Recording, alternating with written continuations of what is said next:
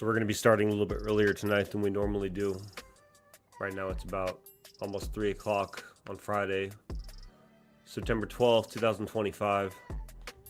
I'm going to have some background music kind of playing. I'm going to keep it kind of low. So let me know in the comments if it's too loud or not. I'm coming today with a little bit of a heavy heart, as we all know, and it's not for any political reasons. It's because I'm a human, right? And because no matter who it is in this world, and it's across the board. When someone passes away, man, like what my brain does is I think about the families, I think about the friends, I think about especially the children. That's the biggest part for me, to be honest, is the children. So I'll be pausing a lot, I'll be pausing a lot to kind of talk here because we need to have this discussion, man. We need to have this discussion. I'm gonna probably go full screen because I need to not be distracted by comments when they come through. Look, man, like let's talk for a second because when I signed up for the military about 2010, I did it because I wanted to do something bigger than myself, right? Like that was where that line was drawn, is I wanted to do something bigger than myself, because I didn't know who I was. I wanted to draw myself closer to something bigger than me. And and when you sign those dotted lines on that contract, you tell the world that you're willing to give it all. That no matter what it is, you're willing to put your life on the line and you're willing to die for this country, right? And so that's where I was in 2010. Like I signed up to to wear this American flag on my shoulder and to say that no matter what the situation was, I was going to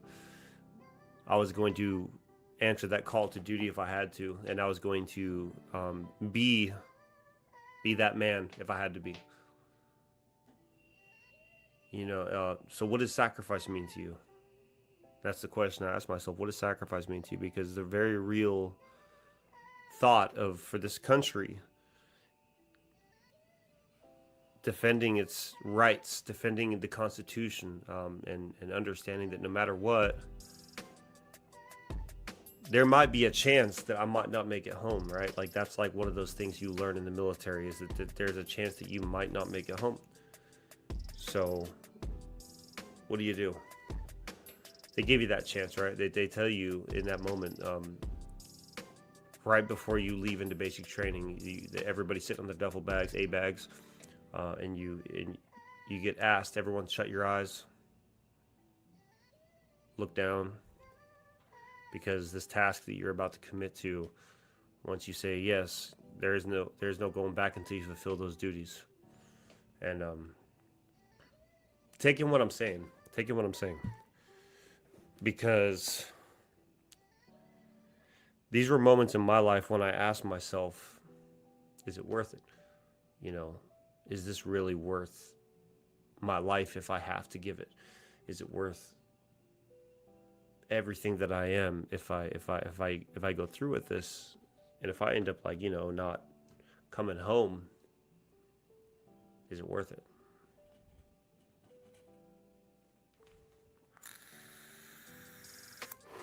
So I'll ask you, what is your thoughts on what life's about? Because today, in today's day and age, like it don't seem like a lot of people care what the meaning of life is, as long as it aligns with what their beliefs are, whether it be left or right, up, down, triangle, square, X, circle, whatever, like what are we supposed to do? What are we as people supposed to do when it comes to what's right and what's wrong? Because like when I joined, the hovering thoughts of like, what if this isn't for the right reasons? What if joining the military is not for the right reasons? What if me going and serving this country and being called to duty is not for the right reasons? Like, those are thoughts you ask yourself. right, wrong, or indifferent. That was the choice I made in 2010, was to raise my right hand and swear upon the Constitution to defend it, against all enemies, foreign and domestic. And, and you ask yourself in that moment, is this really what I'm called to do? And, I remember sitting on those A bags at 30th AG, Fort Benning, Georgia, and they gave you a second where you look down, close your eyes, and they said, "Hey, man, we're not going to hate on you, but today's the day where you make that decision. Are you going to stick with us? Are you going to ride for the flag, or this is your last chance? If you don't want to do this, you need to go. You need to get out. You need to go." And I remember closing my eyes, putting my head down, and in that brief moment at 20 years old, I was like, do I want to do this? It's that one moment where you ask yourself, is this really worth what I'm doing? Is this really worth it? Is what I'm about to sign up for really worth what could happen after the fact, right? Because you ask yourself, joining the military, and like I said, I'm just speaking on personal perspective. When you join, you know that there's a chance that you might get put somewhere. And luckily I was never, but put somewhere in a position where you might have to pay that ultimate sacrifice, right? For what's right, honestly. For what you see is right. What you believe in your heart and soul and what you're doing is right. That's what you're doing, right? And so I did that. I joined, raised my right hand. And to that point, when I'm sitting there being told this is your last chance, follow through or go home. Follow through or go home. And I heard a lot of people stood up and walked away. And I think that happens every cycle and every basic training.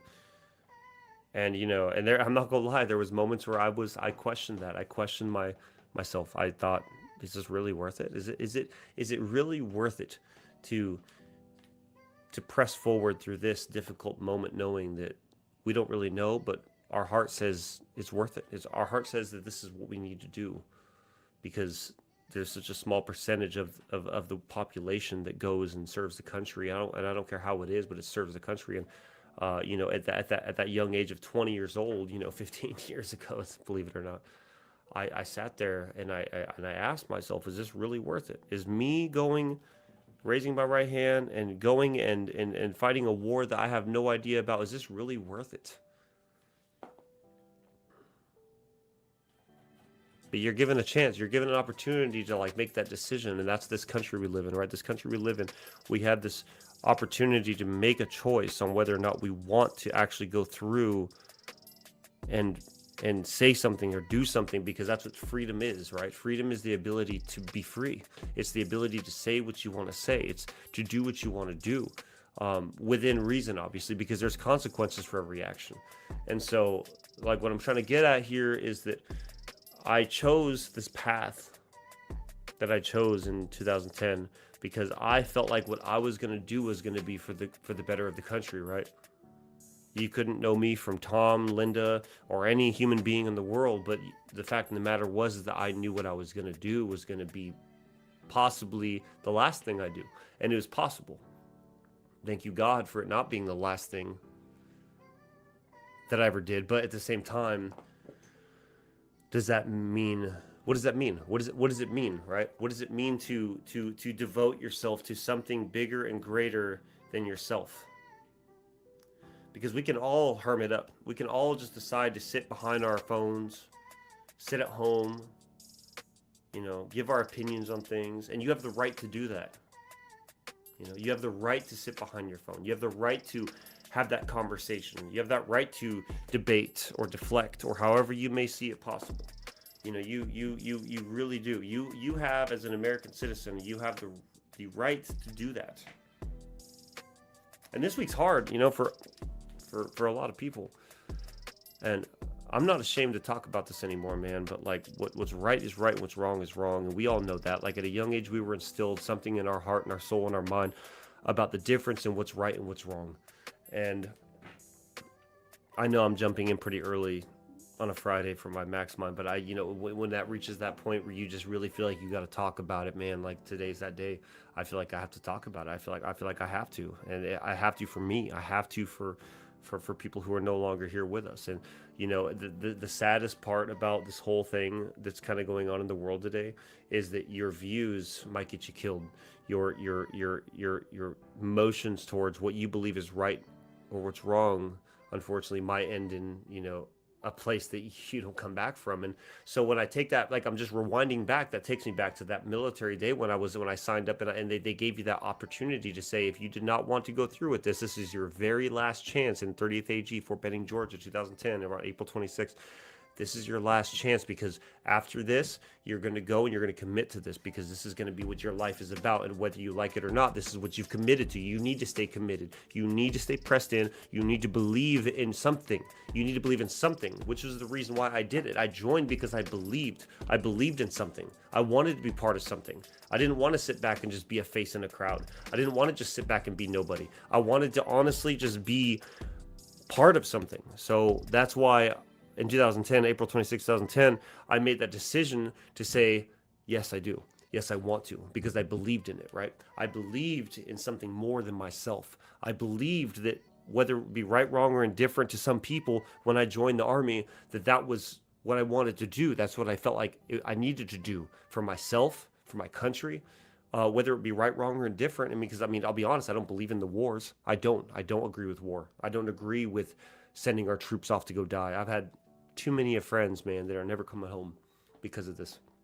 And it makes you wonder, why not me? Why is it that he had to? Why is it that she had to? Why is it that these people that I know personally, that we all joined with the same intentions of doing something bigger and better than ourselves, why is it that now we sit here and some of them aren't home with us? Some of them are gone, some of them are no longer with us.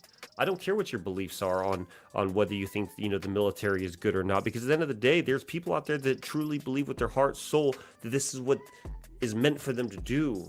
And unfortunately, some of them aren't going to come home. And when I signed up, I fully accepted the fact that I might not come home from the military. And here I am, though. But there's a little bit of guilt that comes with that, because I have way too many friends that I know that didn't come home. When you believe in something, when it's your passion, when it's something you feel you're called to do, are we supposed to just look for approval from social media? Are we supposed to look for approval from people that we don't even know? Or are we going to look in the mirror and ask ourselves, like, if this is what you're called to do, then do it. Do it.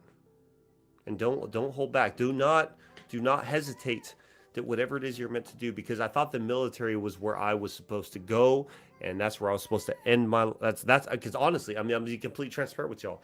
When I joined in 2010, I fully joined with the idea of, what, maybe my life will be worth talking about if I die for this country. And that was literally the entire reason why I joined, because I wanted to be relevant. I wanted to be somebody. I wanted to put myself out there to be something greater than myself.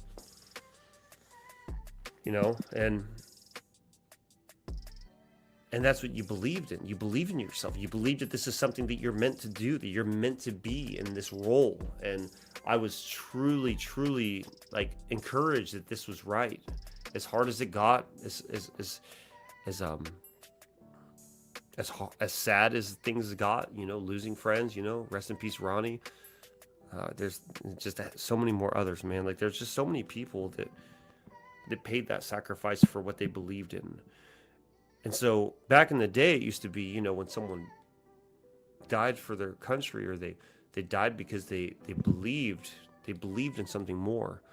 Why are we so quick to jump on somebody's decisions and scrutinize them for who they were and who they stood for, and enjoy seeing their death? Because I asked myself, if I would have died for this country, which I wanted to die for this country. That was the whole idea. If I died for this country, would anyone have cared? But it didn't matter, though, because why would it matter? Why would it matter what anybody else thinks? Why is it that we are so driven through this idea of acceptance through other people? Why do we have to sit here and feel like we need to answer to the population of people in social media that approve or disapprove of things, man? And I'll be honest, like I'm shaking right now. I'm shaking. I'm not going to sit here and say what my political beliefs are because they don't matter. Honestly, politics do not matter. What matters is that we are people. You, me, your family, my family, we are all people. We all matter. We all were given a chance on this life to do something. If I like playing PS2 or PS4 and you like playing Xbox 360, why does that make you better than me? Why does that make me better than you? Let that sink in for a second, man. If I'm a PlayStation person and you're an Xbox person, does my life matter less to you? Does your life matter less to me? Just because we have separate, we have a difference, we have something else that is, we have something that's not in common. Maybe we don't fully understand. Maybe there's something about you I don't understand. Maybe there's something about me you don't understand. But why can't we have a discussion about it? Why does it got to resort to somebody taking a bullet to the throat or a knife to the throat or any of this? I'm not sitting here trying to be just an activist for a certain thing. I'm just saying enough is enough. I've been watching these things happen for so long, and I'm just done with the Boston Marathon bombing, 9/11. I mean, hell, I was 11 years old when I watched these towers fall. I didn't understand it at the time, but seeing the anger in my dad and seeing the country so upset and sad, like, it hurts, man. It hurts. It really hurts because, like, everybody deserves a chance at life. We're all here together. Just because somebody believes in something and someone believes in something else, who the fuck cares? So it's okay to laugh at them when they die? It's okay to make a joke about it when they die? What's the first thing you think of when someone dies? Go find the coolest picture of them you can and put a meme in there of something? Are you kidding me right now? That's what we are now? Yeah, it makes me mad. And it would be the same if it was roles reversed. If there was somebody on the left, I don't care. I don't, because I'm not going to sit here and talk about what political side, because it's a life. At the end of the day, that's a father. That's a sister. That's a mother. That's a son. That's, man, where are we going with this country right now? I can't believe it, dude. What do we got to do? What's the solutions? Because the solutions aren't making memes about somebody who died, right? The memes aren't about sitting there saying F around and find out. Like, what? Talking? Having a view? That determines one's quality of life? That means you're allowed to live or not live? Is that what this is about? If I don't agree with you and you don't agree with me, that means I got to watch out because you might shank me in the back? You might shoot me in the throat? You might come for my family? Because of what? My beliefs? My beliefs are in God, man. My beliefs are in God and God's plan for me and for you and for your family and my family, because I believe we're all able to come together if we tried. If we really put in some effort and we tried to come together and we tried to just make this life thing work, because trust me, none of us get it. None of us truly understand what this life thing's about. And I think that's the most frustrating thing, is that we are all so frustrated because we don't understand what this life thing is about. Because you think you know it because of your come up. We all have different come ups, whether you're from the hood, whether you're from the suburbs, whether you're from the islands, whether you're from the desert. It doesn't matter. We're all from different places. But does that make you right or wrong? Or does that make me right or wrong? No, none of us are right or wrong. What we are is we're human. We're fucking human, man. I challenge everybody who watches this to look in the mirror a little bit, man. I don't care if you love Charlie or hated Charlie. I don't care if you love Biden or hate Biden. I don't care if you love the left or love the right. I don't fucking care. I don't. Because what I care about is you. I care about you because you're a person, right? Because you're a son, you're a daughter. You might be a father or a mother. You're definitely a son or a daughter to someone.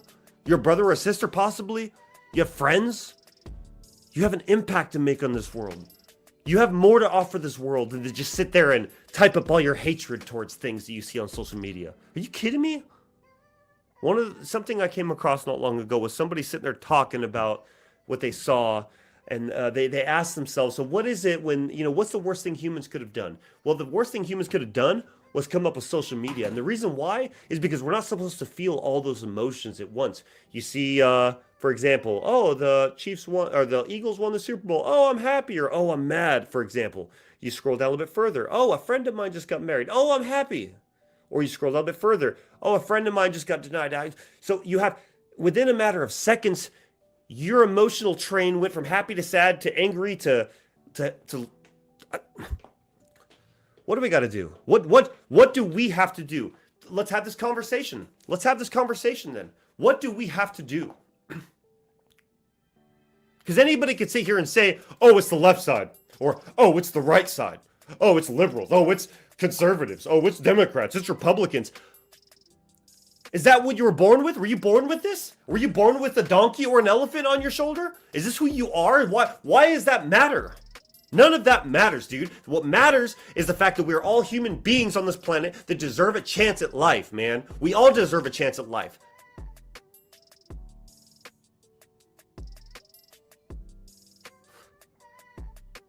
I don't care who's the president. I don't care who's the vice president. I don't care who's the governor, the mayor. I don't care, dude. I don't care. Because does it affect me? No. What affects me is what I do, the decisions I make. That's what matters to me. My family, my children, my woman, my dad, my mom, my dog, my animals. Like that's what matters to me. But we can't even open up social media without seeing people laughing and hating and mocking somebody that dies. Making it a joke or getting defensive, saying, see, he's Republican. See, he's Republican. See what? Why does that fucking matter? Who he is. The killer. Or whatever. In any situation, man. And I get so bent out of shape because at the end of the day, we all deserve life. We all deserve a chance. If you like the color purple and I like green, and you don't like green, are you going to kill me? Is that what you're going to do? Is that what you want to do? You want to kill me because of my favorite color? Or because I like rap music and you like country? Are you going to kill me because of my disagreement with you? Because that's what it seems like we're going after, man. And I'm really, really hurt by this because, like, we can all just find out how to kind of figure it out together because that's what we had to do in the beginning. And now here we are trying to figure out what? Who's right and who's wrong? What's funny, what's not? Why does any of that matter? Right now, we know there's plenty of people that every single day, I'm not just saying because he's famous, I'm saying because it hits a little bit harder because I listen. As a man of God, I listened to somebody who talked about God. Whether right, because I didn't agree with everything Charlie said. No, I did not. I did not agree with everything he said. But I also didn't agree with everything Biden said, or my neighbor said, or this, that, or the third. Doesn't matter. Because it doesn't mean that that makes their quality of life or their family less deserving of that person being in their life.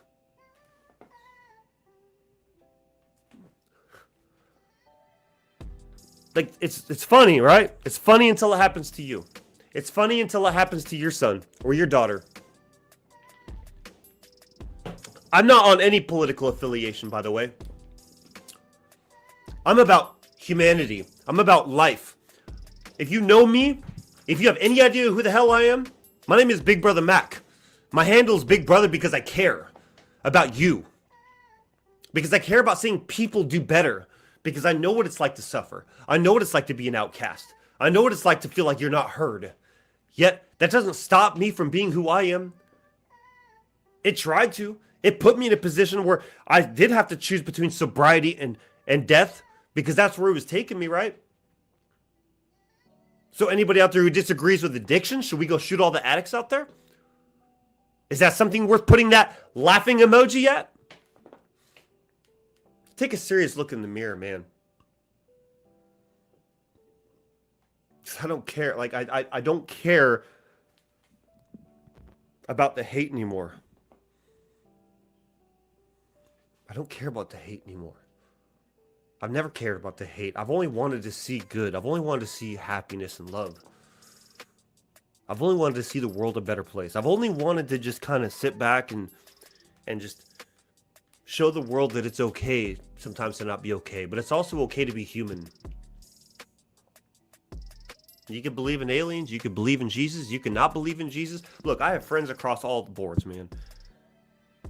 I love Jesus. I love God. Without a shame, without a doubt. And I have people out there who don't believe. They believe in science. Is their life less worthy than mine?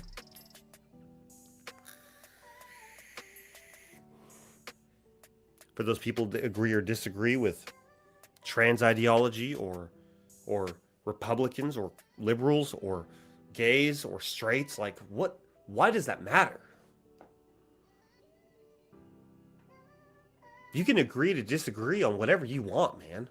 That's what it is to be free. I'm full circling back to what I talked about before, because what it really comes down to, it, when I was in the military, there was no color, there was no political party. You were an individual, part of a unit. And when one chain in that link breaks, the whole chain unravels. United we stand, divided we fall, right? I am a patriot. I'm a proud patriot. But I'm also a child of God, and I love this country. I love you. I love you and your family. You don't have to believe me. I don't care if you believe me. But I love you and your family too. That's why I make music. That's why I could have just got sober, been any kind of rapper, cussed, talked about dumb things, signed a record deal that I was offered years ago, and went and found my way a whole nother way, but I didn't, because I wanted to keep the movement right. The movement here to stay is about making sure everybody knows that you are all equal. We're all in this together. We're all in this fight. This is not the end. It does not have to be the end. So why does it seem like everything is just coming unglued? I made a post on Facebook the other day just because all I said was in my post, life is life, and this needs to stop. This violence, this craziness, this evil, it needs to stop. Let me read you some of the comments that I got from that. If you haven't seen it, let me just show you. And I'm not affiliating with any political party. I'm just saying life is a life, right? And I've been feeling this way, from that Ukrainian that got stabbed in the neck in Charlotte, to Charlie Kirk getting shot in the neck, to, anybody and everybody, it doesn't matter. Life is life, right? That's what I said. Life is life. Let me read you the comments without telling you names. Shut the F up. His political views has helped stop legislation to prevent this, that, and the third. Miss me with that fake wannabe life is a life thing. This is sick and pathetic. I didn't say who I believe in. Doesn't matter. Life is a life. Even when I said life is a life, someone else said, if a trans woman was shot to death, you wouldn't be saying this. But since the tables are turned, it's only about politics, apparently. I never said nothing about politics. He didn't value the lives of blacks or women. I didn't say who I was talking about. You would probably say the same thing about Hitler. Who am I?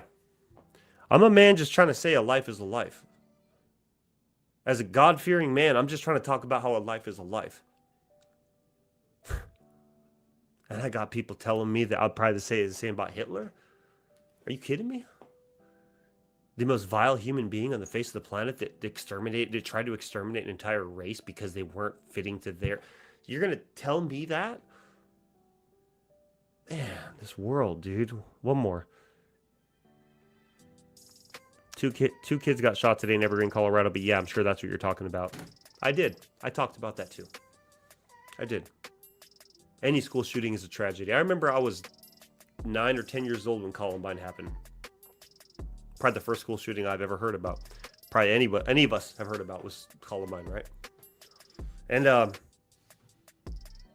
they were a little older than me, obviously, because it's high school and I was only like elementary. But like that type of thing, it never leaves you. It never leaves you to think that you couldn't be safe in school. Like, for all this hate, like I said, I'm not sitting here saying I love the right or the left. I'm just saying I'm a person. I'm a human. Like, look at me as Big Brother Mac. Look at me as Connor. Like, I'm just here to help bring love into this world. Should I worry about catching a bullet now? Just because some people may want hate in this world, some people want evil in this world, and because I want love, because I want God in the home, because I'm not sitting here talking about abortion, I'm not talking about trans, none of that, because like I said, I accept everybody for who they are. Just be a good person. Even if you're not a good person, I'll pray for you. I've met a lot of bad people that I've prayed for, man. I don't want to sit here and act like it's just like okay to just have one side to an agreement. The only one side I am on is with God. I do believe in God. My own relationship with God is my relationship, and I pray every single day. I need to pray more, but I pray every day for people, including my family, people that need to hear his voice, people who are in addiction, people who are in unstable homes with abusive spouses or things of that sort. I pray for people because I want to see the best in people, man. And it's pretty sad that I had to like read these. And you know, I'm a tough dude. I'm not gonna sit here and act like it didn't bother me, but it's not gonna destroy me. But there are some people out there that just really, really like, they find a thrill in just being evil to people, or they're just so lost on their own. And you know what the thing is, though? I'm gonna pray for them too. Because to have that much hate built up in your heart, the first thing that you need to respond to is you have like this in the pocket response that you want to reply to people about. You want to say a certain thing to somebody. Well, if that's what makes you feel better, but it's sad. It's really sad. It's really sad if you feel like that's what you need to resort to. It is. I've done this whole live so far without going and checking anything with. I don't know if anybody's commenting or not, because I'm gonna go check right now. I'm gonna go take a look. I would like to see. I'm gonna go check to see if anybody's been watching right now, because I care. Like, you know what I mean? Like, I truly care. And I have not been looking at comments. I see I have a lot of comments in here right now. Let me go and check these. Speak that truth in. You've been standing on. Hold on. Let me turn this down. I don't want this to interrupt. Look. There we go. I see a lot of love in here. Hold on. Thank you, guys. Thank you. Look, everybody who's out there right now, look, we need to have this conversation for real, though. I'll keep this up in case I see something I want to respond to from you guys. But look, y'all, like, we're at the end of the day, we're in this fight together, right? And I honestly, I couldn't save it until 5 p.m. Pacific time, because as I'm sitting here, it's just eating me up, because we all need to do better. We all do. You know what I mean? And if you're doing everything you can, keep doing it. Keep doing it. Don't allow this hateful world to deter you from who you are and what you are meant to do, what you're meant to be, right? As a child of God, whether you believe in God or not, that's okay. That's okay. Like, I'm not even going to sit here and persecute you or tell you that you don't deserve this life just because you don't believe in God. I'm not going to do that, because that's not who I am. I understand we all have difference in personalities. We have difference in the things that we love. And I need everyone to just know, like, look, in this world full of hate, I'm a man of solutions. I'm a man that wants to see the best in things. I want to see everybody on my timeline. I want to see everybody in my life take a second to just reflect about what the meaning of life is to you right now. What does it mean to be alive? What does it mean to be alive? Because you can't imagine, and you know what? And I will say this right now, because it's so close to Phoenix. Tomorrow I will go to Turning Point USA here in Phoenix, Arizona, and I will go and put some flowers down for Charlie Kirk. Whether I believed in everything he said or not, he was a man who had a family. He was a man that had kids. Anybody else, I'd do the same. Anybody else, I'll do the same, because at the end of the day, what matters is the decisions that we make on a day-to-day basis.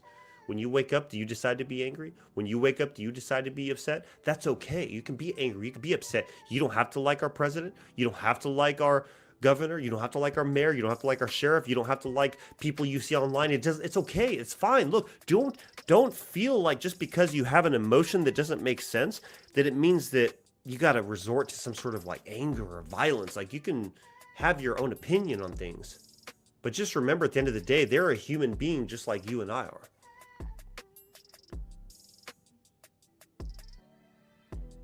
And at the end of the day, there's someone out there that loves you. Just someone out there that loves me, you know? So what do we do? So do we just resort to civil war, like I keep seeing?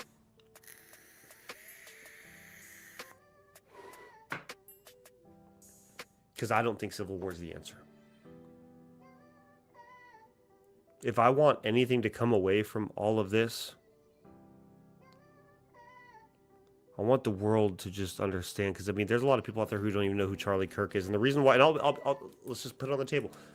The reason why I respected Charlie so much and why this hit so hard and hurt so much is not because he's famous, because I don't care about if you're famous or not. It's not because he's a Republican, because I don't care if you're a Republican. I have a lot of friends that are liberal. I have a lot of friends that are conservative. I have a lot of friends that are Republican, Democratic. I have friends that have no political ties at all. I have friends that are artists. I have friends that are not artists. I have friends that are on the streets. I have friends that are addicts. I have friends across the board, because at the end of the day, it's not what your title is that defines you. It's you that defines you.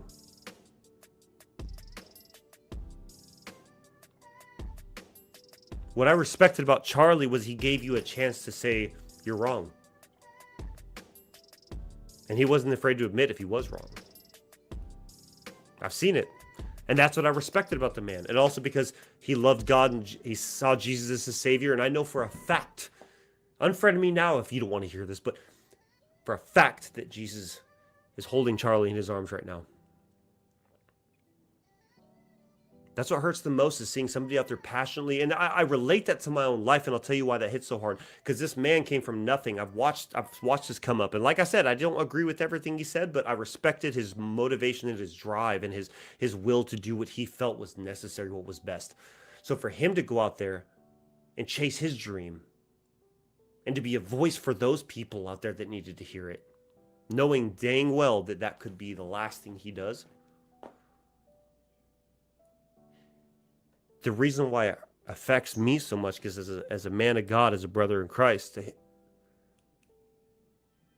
should I be afraid of going on stage and preaching the good word that somebody in the crowd's going to pull a gun out and shoot me? And don't say it can't happen, because it can happen. But like, that's things I have to fear now, because when people don't agree with you now, rather than talking about it, it looks like we got to take a bullet. Hey, let that sink in for a second. What if that was your brother? What if that was your father? What if that was your son?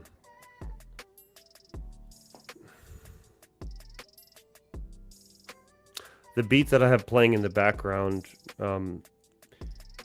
is actually a song I already have out right now, and I just wanted to play it on rotation because the song reminds me of what self-love is and how to cure the anger in the world, you know. I don't know the answers.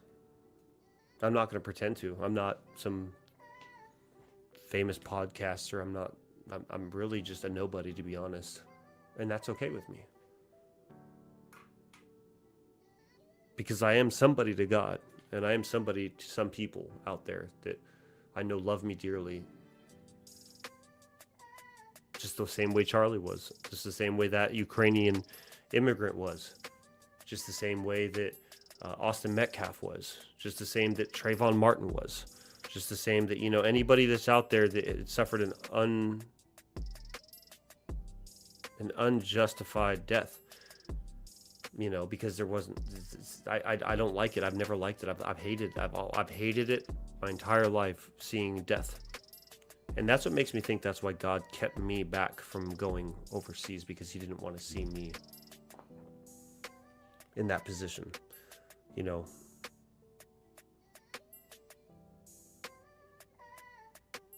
we're not perfect in this world.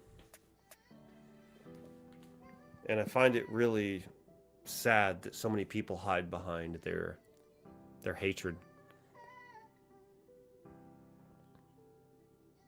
I have a problem with talking in public. I have a problem with trying to get out what I'm trying to say sometimes, and so I keep rambling, and I just need to remember sometimes I need to slow down and just think. But I'm just full of emotion. I'm full of just so much sadness, so much discomfort.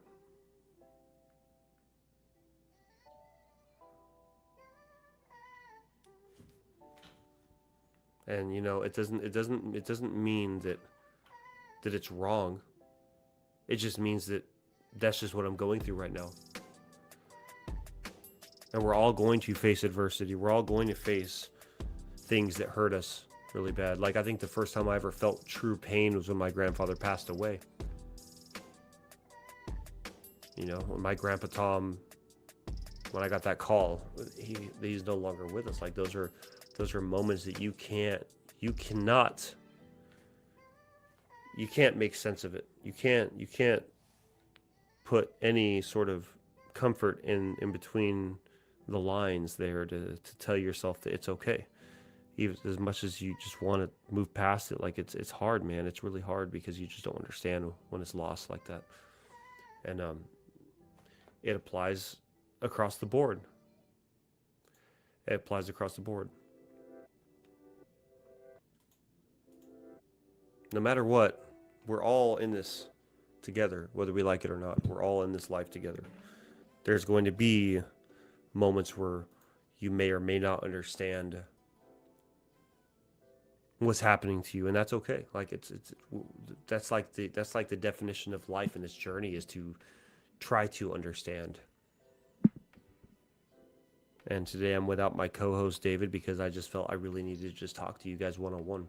I needed to just come across to you guys with my own thoughts, my own feelings on the world today. You know, I've held myself back from speaking about a lot of this just due to the fact that, you know, with my platform, with the Here to Stay movement, I didn't want there to be any backlash towards losing fans or any of that over just talking. And now I'm to the point to where my true fans will be here no matter what. My true fans are not going to run away because they disagree with me on something political or however it may be. Because nowadays it's so sad that we're drawn, this line is drawn between all of us. You know, this stupid line is drawn between us, which means you lean left or you lean right. Like, why does that matter? Why is it such a thing to where it matters so much that what your beliefs are? You know, I'm not going to sit here and talk about my beliefs, because honestly, my true beliefs that matter are in life and in God, in hope, prosperity, and unity. You know, I didn't join the military to be the best ever. I joined the military when I joined to be a part of something, to be a team, to be somebody that was included, you know? And so I don't care what your political party is. I don't care what your vote was. I don't care about anything other than the fact that if you're with me and you're on this planet and you're doing your best every day to wake up and make your ends meet and just be the best version of you, that's all I want. I just want to see everybody okay. Like I truly do. I just want to see everybody okay, as y'all know.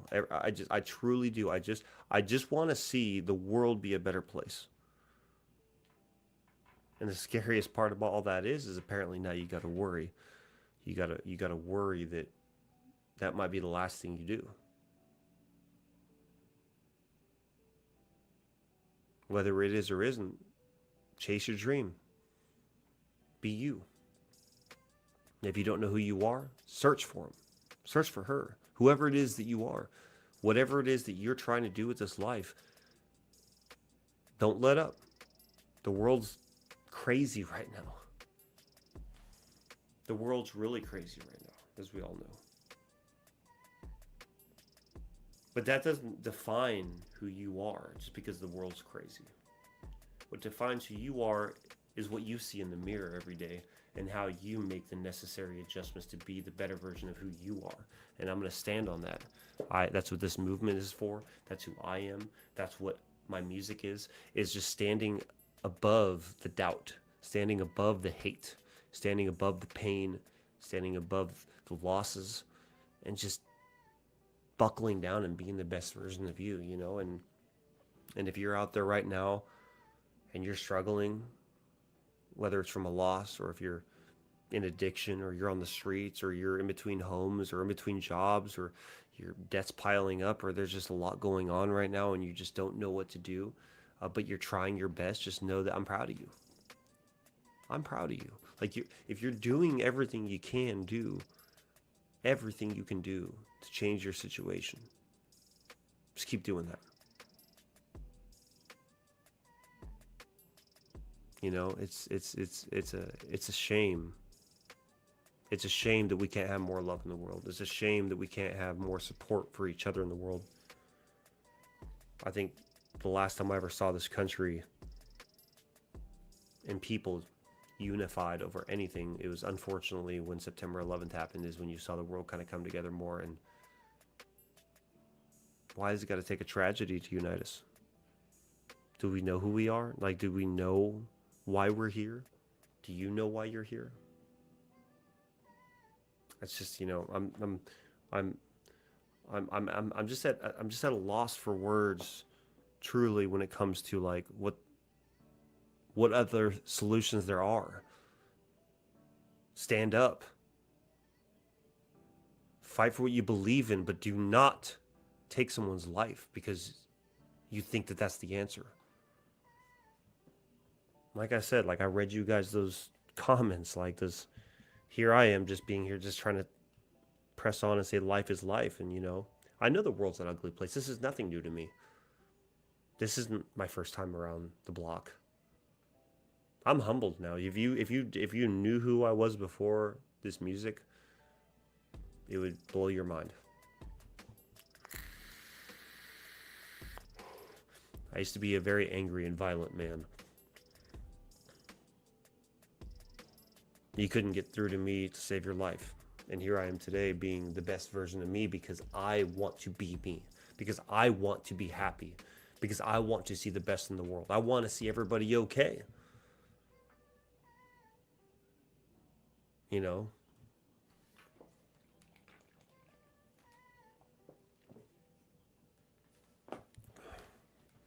And there's like a fire that's been lit inside of me now more than ever because of who Charlie was, what he stood for, everything that he is, everything that he would have been. And you don't really think about it at the time. You don't really truly grasp how short life is until it just hits you. Like, I thought the same about my late friend Michael, Michael the Third, the reason I have this tattoo. Another person who is ahead of his time. The same way Charlie was ahead of his time, Michael was ahead of his time, no doubt. And we're only here for a moment. And that moment comes and goes quicker than you know. This moment that we're in can truly impact others' lives or determine the outcome of a situation that you're in.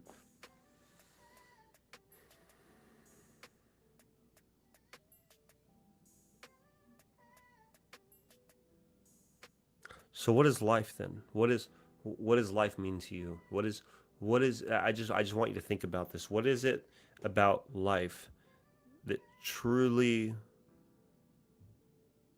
makes you happy? Most times you'll hear family, friends, my animals.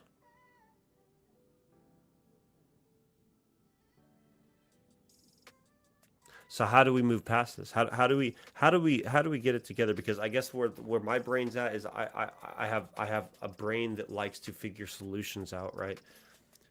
So where we are today as a country, as a person, what do we do? What do we do, right? Because I'll be honest, laughing at emojis and people's posts about death is not the answer. And if you think that's the answer, leave now. Really, leave. I'll pray for you, but leave. Because this is not a joke. That's somebody's father, that's somebody's daughter, that's somebody's brother, sister, grandfather, grandmother, son, friend, neighbor. It doesn't matter. Like, we're all in this together. We all have a right to have an opinion on something. We all have a right to be here. We all have a right to be here right now and have whatever conversation we want to have. Artists, motivational speakers, entrepreneurs, introverts, extroverts, we all have a right to feel how we feel and to say what we feel. But that doesn't mean you got to die for it. Like I said, and the reason it hurts in my own way is because it's like I'm chasing my dream. I'm doing what I believe is right. I'm following God's plan for me. God's plan for me is to grow up.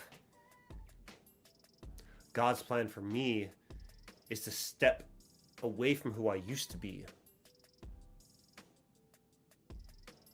and be strong and be passionate and have love in my heart and to care, to have empathy, to have forgiveness in my heart. And so why I stand where I stand today is because of that. And so, is that right or wrong of me to do, right? Is it right or wrong of me to do, to follow my God's plan and to be the best version of me I could possibly be? I'm not provocative. My music is real, it's raw, it's straightforward, it's to the point. But when are they gonna, and I'm not saying they as in a certain political party, so stop before we even get to that. When are they going to realize that the real threat in the world is social media and it's the internet? Like, truthfully, when you really kind of break it down,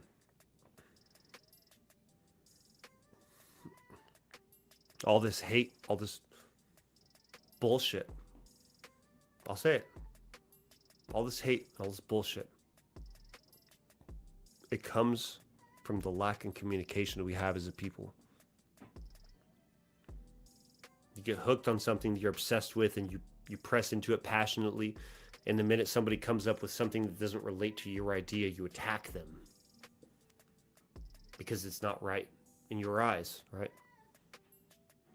I'm just so sick of politics, man. I really am. Like, if there's any way in the world that we could just get rid of politics and just come together as people, like, I call me what you will, but I'm a man that believes in peace. I'm a man that believes in love. I'm a man that believes that we as a people can come together and unite if we choose to do so. But in order to do that, as you know, through my recovery as a recovering addict, what I wanted to do is I wanted to figure out who I was, because I didn't know who I was.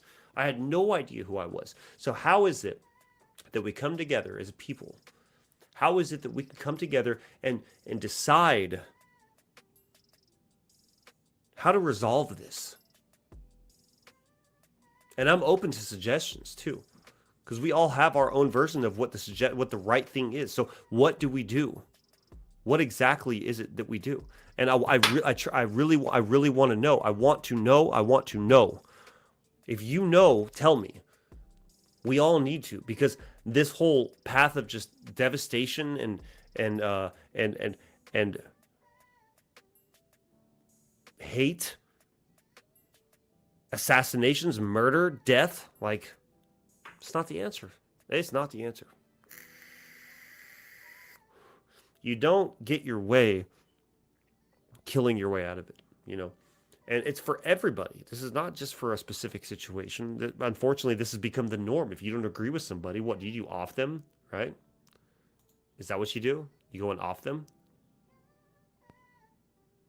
Because I cannot understand for the life of me. I can't. I've tried to understand it, and it's just nothing is truthfully clicking in my brain on how to solve this issue. And I want us all as a people to discuss it. How can we put our differences aside? How can we just find a way to just come to terms with each other and be okay if it doesn't go our way? Really, can we as a people come together on terms that we don't always agree with, but we respect the other person if it goes that way? Like I said, I don't have answers, okay? I'm not here with the answers. I'm not here with nothing more than just an opinion and a thought. I'm just a human being, just like you are. You know, I'm not some icon, I'm not some celebrity, and nor do I ever want to be any of those. I'm just a dude. And I want my voice to be heard. I want it to be known that in this cold, dark world full of so much hate and so many people justifying certain actions of left-wing politics, right-wing politics, Republicans, Democrats, whatever. I don't care. I'm done. I'm done. I'm done. I'm done. I'm so done. Because how much more blood has to be shed to get your point across that you disagree? So because I stand for something in my movement, do I have to be afraid that someone's going to gun me down at a show?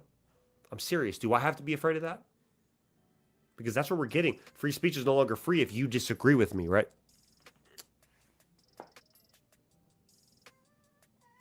You know, I'm at a loss for words, man. Like, I signed up to do this country to serve this country in 2010 because I wanted to be a change. I wanted to do something bigger than myself. I wanted to be somebody. And the further in the military I got, the more I realized the war is not the answer. You know, you signed up thinking you're going to go and be Private Ryan and do your country a do your country, good service, and you learn down the road that the true answer is peace. The true answer is not war; it's peace. Right. So, what drives somebody to feel the need to take away somebody just because they don't agree with them? That's just like that's the one thing that my brain is having the hardest time trying to wrap around, because the same thing happened. If y'all have, I mean, obviously y'all haven't forgotten, but Martin Luther King, John F. Kennedy, people that had their own thoughts and views on the world that became powerful, and now they're dead. They died before they should have. And I'm not just talking popular figures. I'm just talking about people that we kind of know because of what they stood for. They got killed over, you know. I'm not talking about the dozens a day of murders that are unnecessary, because there's so many people every single day that sit there and they've lost their child, they've lost their mom, their dad, their uncle, auntie, family member, friend, neighbor, whoever. They've lost it to unnecessary violence. So what are we going to do, people? What is it that we're going to do? And I've still been waiting. I'm waiting to see if anybody has something to say. Like, I'd really like to know what the answer is, because I can't figure it out. I cannot figure out how we are supposed to, as a people, be better. I have my own ideas, right? So I have my own ideas, but I want to hear y'all's thoughts too. I really want to hear y'all's thoughts. But the one thing I don't want to hear is, oh, well, if Democrats stop doing this, or, oh, if Republicans stop doing this, or, oh, Elon this, or Trump this, or Biden this, or Harris this, or whatever. I don't care. That's not what I'm asking you, okay? The question I'm asking you to kind of dive into and to think about is, what are we as a people supposed to do? Because in my personal opinion, we need to stop paying attention so heavily and being influenced by what you're seeing on TV or on your phone. And you need to focus on you. And get mad all you want. Get mad all you want. If you want to stop paying attention, if you don't want to stop paying attention to that because you feel like that's the only way you're going to get by in life is by feeding yourself with all this weird, biased news outlet corruption, then that's your choice. But it fuels some hatred in your soul. It's just like, it's not healthy for you, man. It's not. It's not healthy for you to be so pressed into a specific observation of what you see, you know.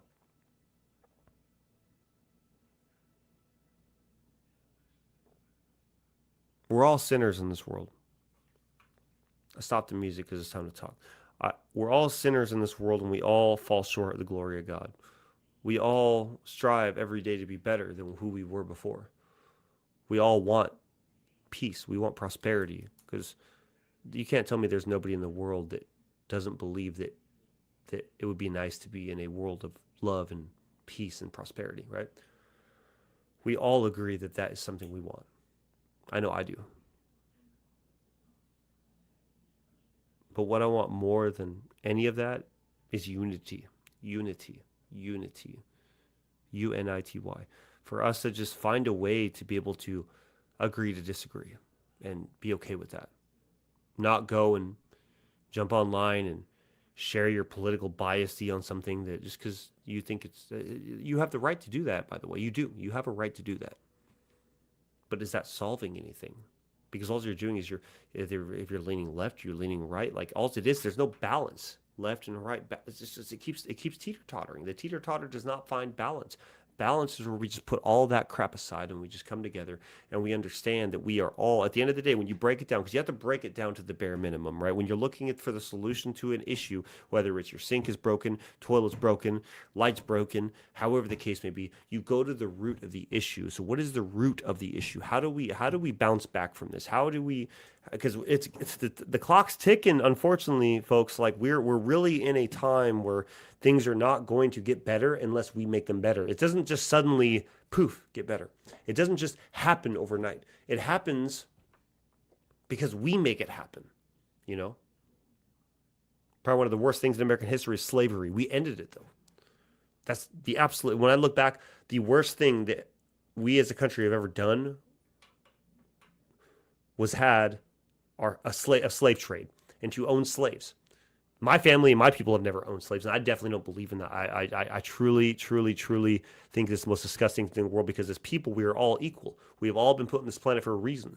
There is a specific purpose. If you believe, if you have divine intervention, if you believe, there's a reason for all of us to be here on this earth.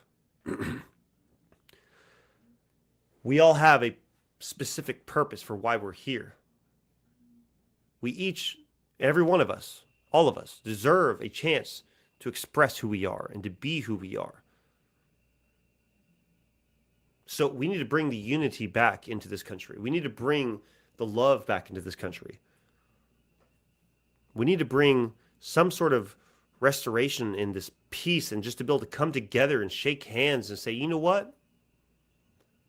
All views aside, I'm happy you're here. Is somebody's life measured on their belief? Somebody's father, someone's mother, child, uncle, aunt, grandfather, grandchild. Like, does that only matter if you believe in the same, if they believe in the same thing you believe in?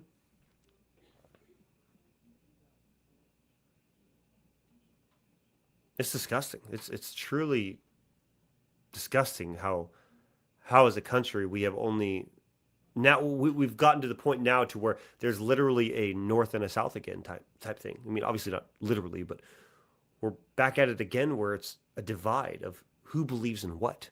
And if you don't believe in that, then you're wrong. You're wrong.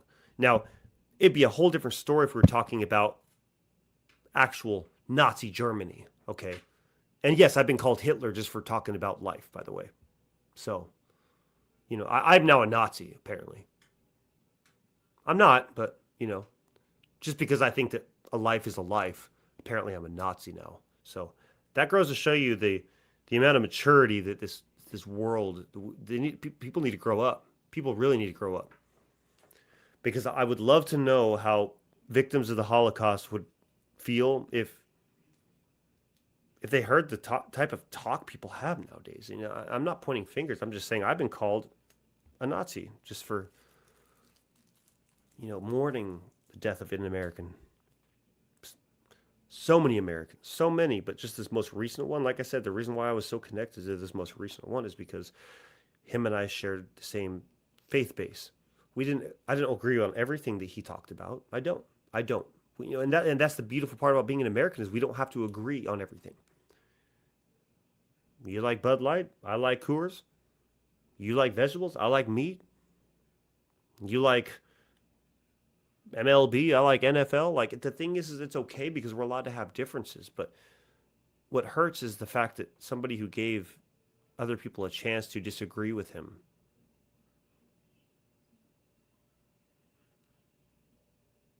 think what you want, man, but be a human. Just be a human. Just for a second. Just step away from all this rhetoric that you hear from all these left and right corners of the world, and stop. Just stop. Just for a second. Like I said, I challenge you. I challenge anybody who gets this far in this video, whether you're watching live or whether you're watching this post-date archive, take a second right now. I challenge you. You don't have to. Obviously, it's a challenge. It's not an order. We don't live in that type of country. This is not an order. This is just the question. Can you sit back for just a second? Put yourself in the shoes of somebody who was just assassinated,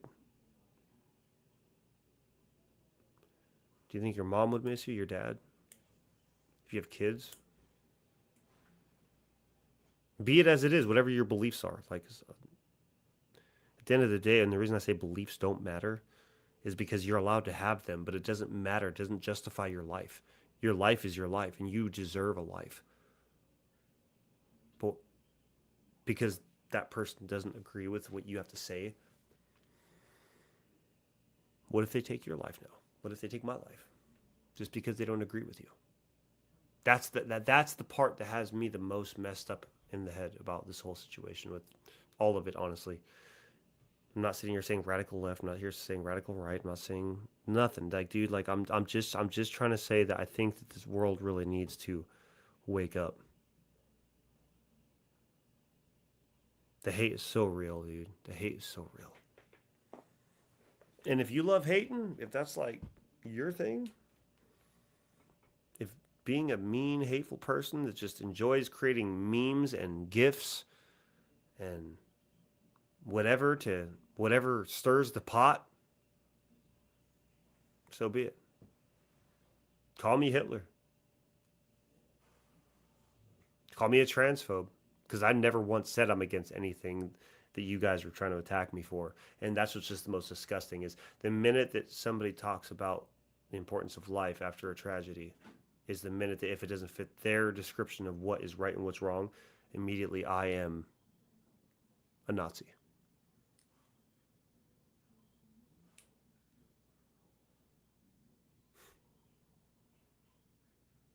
I'm a Nazi, apparently, right? I'm a Nazi.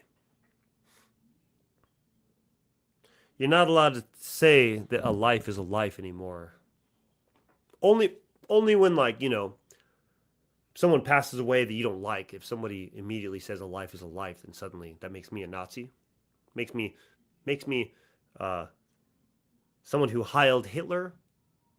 Are you fucking kidding me? I can't say I'm surprised because this world is so bad right now, but it's like some people just have like a reaction to just something that they disagree with. Immediately they have all these names they want to call you. I've never called someone a name. Like ever since I've come out of addiction and I've put myself on my feet and God has given me purpose, I just want to see people be okay. And if you know me for more than 2 minutes, you know that's facts because that's just who I am. I would love to just see the world be a better place due to the circumstances we're in. You know, I have so many Democratic friends. I have so many Republican friends. I have so many people that don't give a shit because I see you as who you are. I see your soul. I see your. If you are in my circle, it's because I see some good in you that I love about you, and you're a friend, you're a dear friend of mine, or family, or whatever the case may be, that I've taken a liking to wanting to involve you in my life because of who you are. Not because of who you voted for, not because of who you watch on YouTube, not because of any of that. But unfortunately, nowadays, it seems like that whatever you decide to enjoy, if you mourn their loss, that makes you Hitler.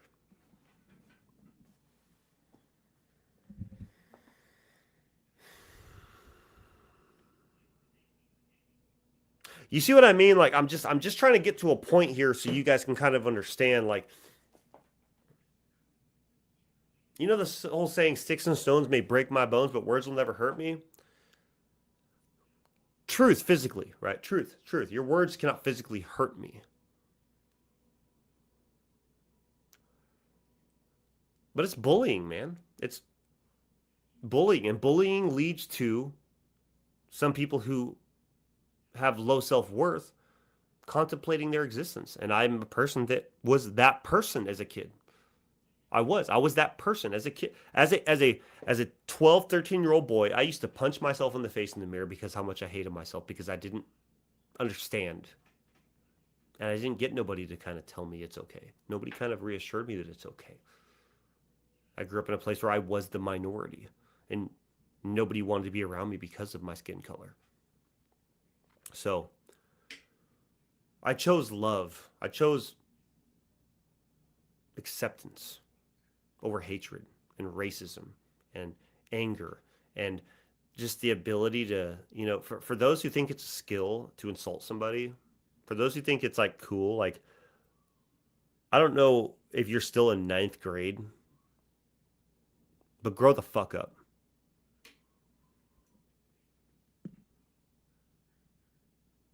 You need to grow up.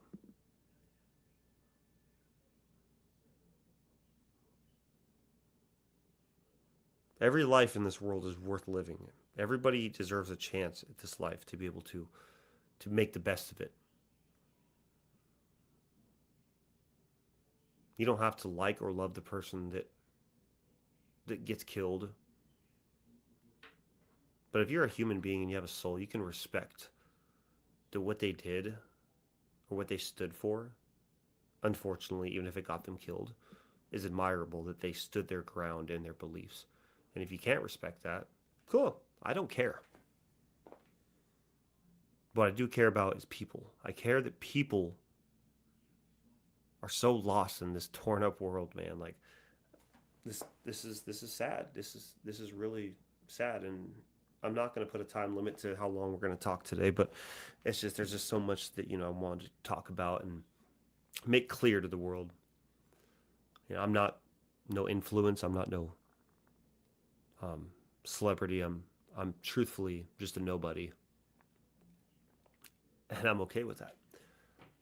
But while being a nobody, I do have a voice, and I am a person. I'm a human. I'm a man. I'm a father. I'm a son. I am a boyfriend to a beautiful woman. I'm a father to a biological son and a boy that looks up to me like a father, that I would more than happily be willing to have him call me dad. A friend to many. Several siblings. Like, I'm just a man. I'm just a human being. I'm here. But I have a voice, and so do you. And even if I don't agree with what you have to say about life, I can promise you one for sure thing about me. You can disagree with everything that I stand for, whether it be my music, my movement, who I am as a man, who I am as a person. You can disagree with all that, but I promise you for a fact, I'll never put you in my crosshairs, and I'll never kill you. That's not who I am. And I can't understand the evil of the world. And it's crazy because, like, I signed up to be in the infantry, and I was infantry. To this day, I'm still infantry because the infantry never die. But now it makes sense why that wasn't my forever job, because I had to wake up and realize that violence is not the answer. Hatred is not the answer.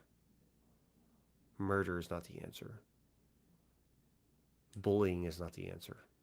I mean, that's one thing I've always stood on, is I do not believe in bullying. I don't believe in making fun of somebody because they lack in something or because they're different. I'll proudly be the outcast. I'll proudly be who I am. And nobody can take that from me. There's not a soul in this world that could take away who I am, what I stand for.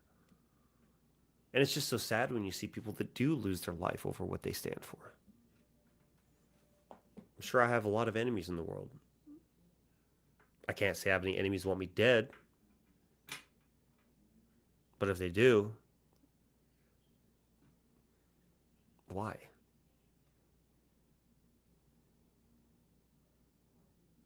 I'm just trying to figure it out still, just like the rest of you.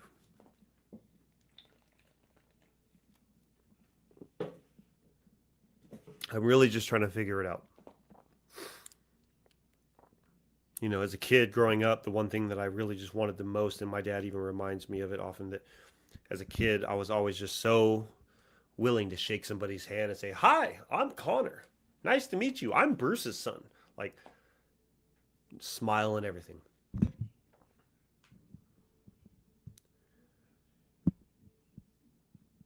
And I never really knew what to stand for.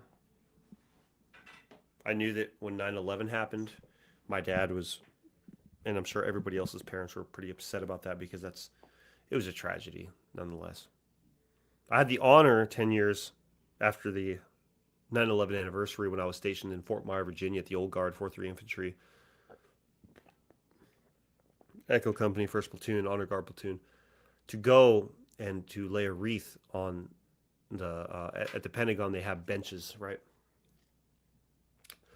The benches that are like curved like this, so it like starts here, curves around and faces that way, were people who were in the Pentagon, and then the benches that face like that face the Pentagon were from the people in the plane, and there was just rows and rows and rows of that.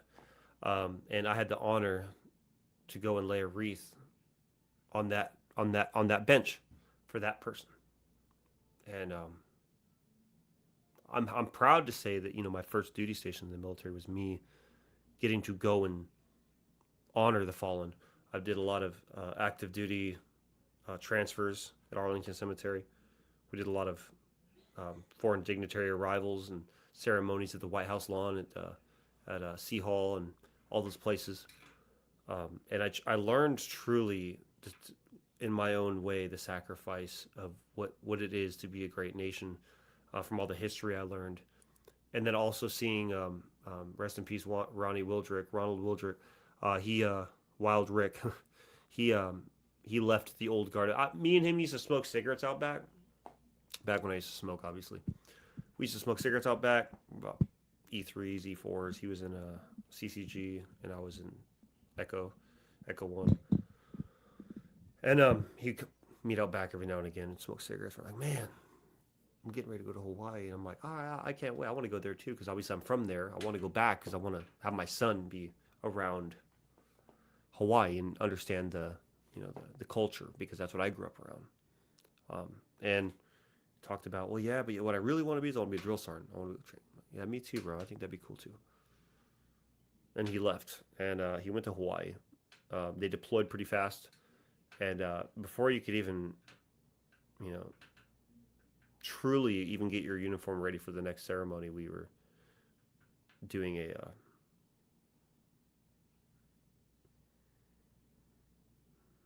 a dignified transfer for Ronnie, and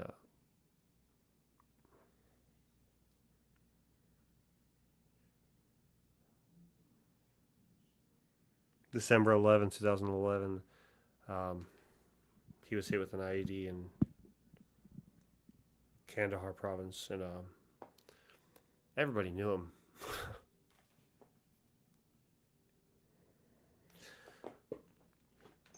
It's just like the point of what I'm trying to say, man, is that I'm sure there's a lot of people out there. We had a lot of Westboro Baptists try to come out and protest the funerals stuff.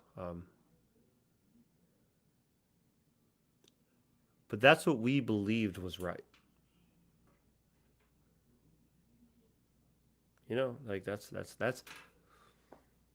what we believed was right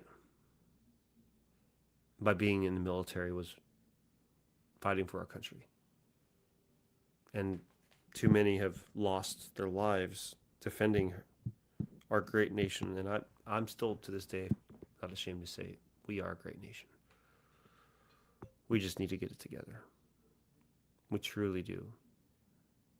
I'm not going to insult anybody. I'm not going to poke the bear. I'm not going to say anybody's right or wrong.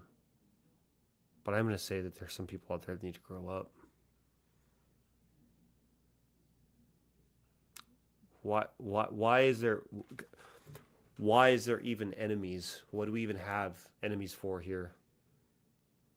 Nobody's threatening. I mean, there's bad people in this country. I'll say that. There are bad people in this country.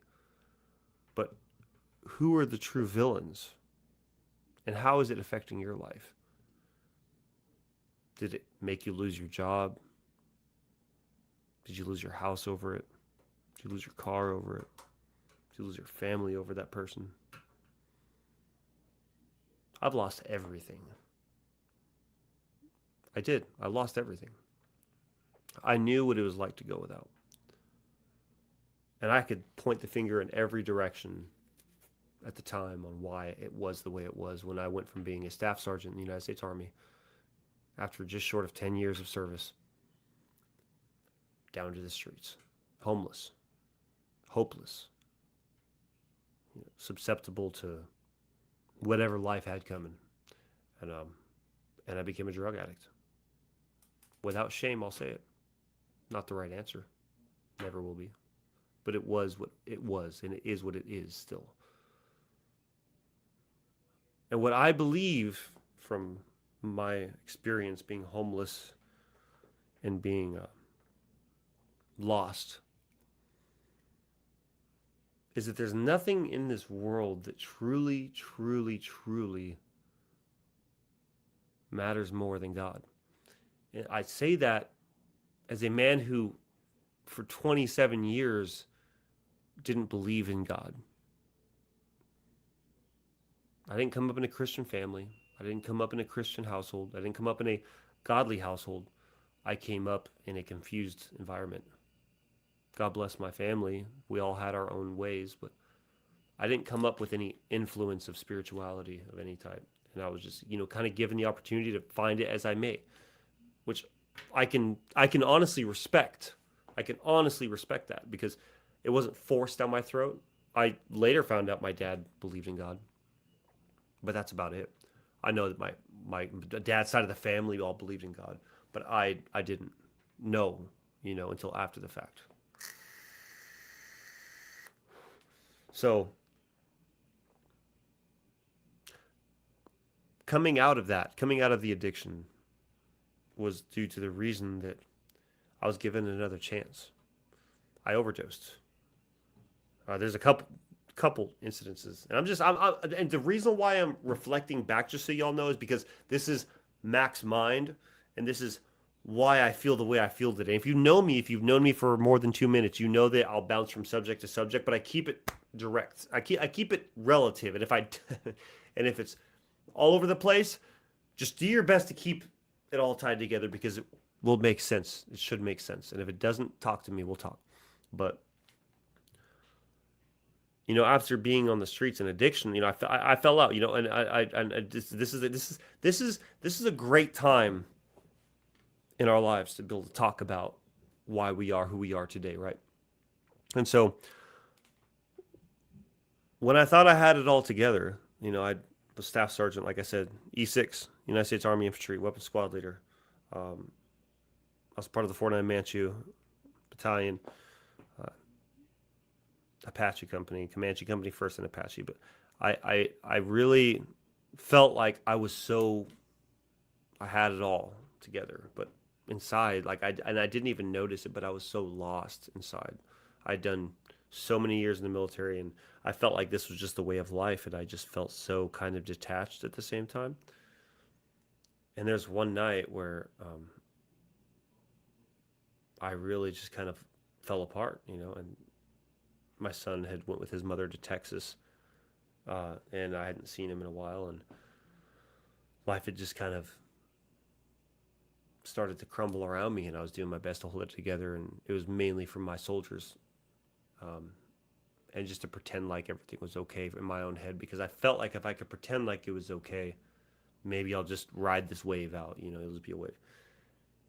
And so I fell out. I did. I put a gun in my head and I pulled the trigger, and by the grace of God, even though I was a weapons expert and I had my weapon clean, and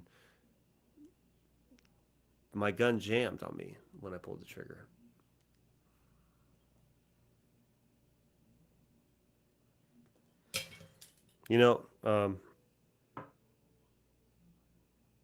That's kind of where you feel like is the start of where everything kind of started to make sense to me.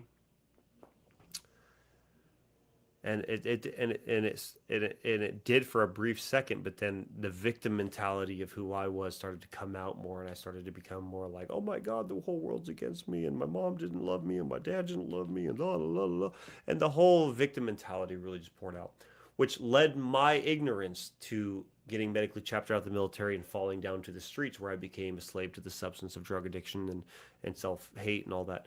And it was really, really hard for me to really wrap my head around the fact that this was my reality at the time. So I had to find a purpose. We're circling back. When I got clean after I overdosed, right? I know I'm bouncing.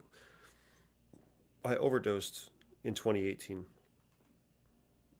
I'd the drugs I was doing wasn't enough, so I went for the thing I never said I would never do, and I did anyway. And I started smoking heroin. Died, literally, like died.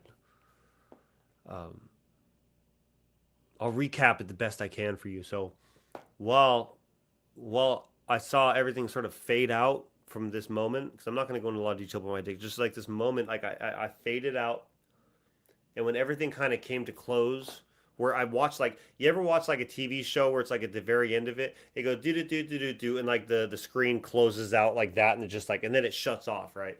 And that's how it felt. I was laying on the bathroom floor, and I literally watched the toilet and the sink and the bathtub all like slowly zip out into nothing.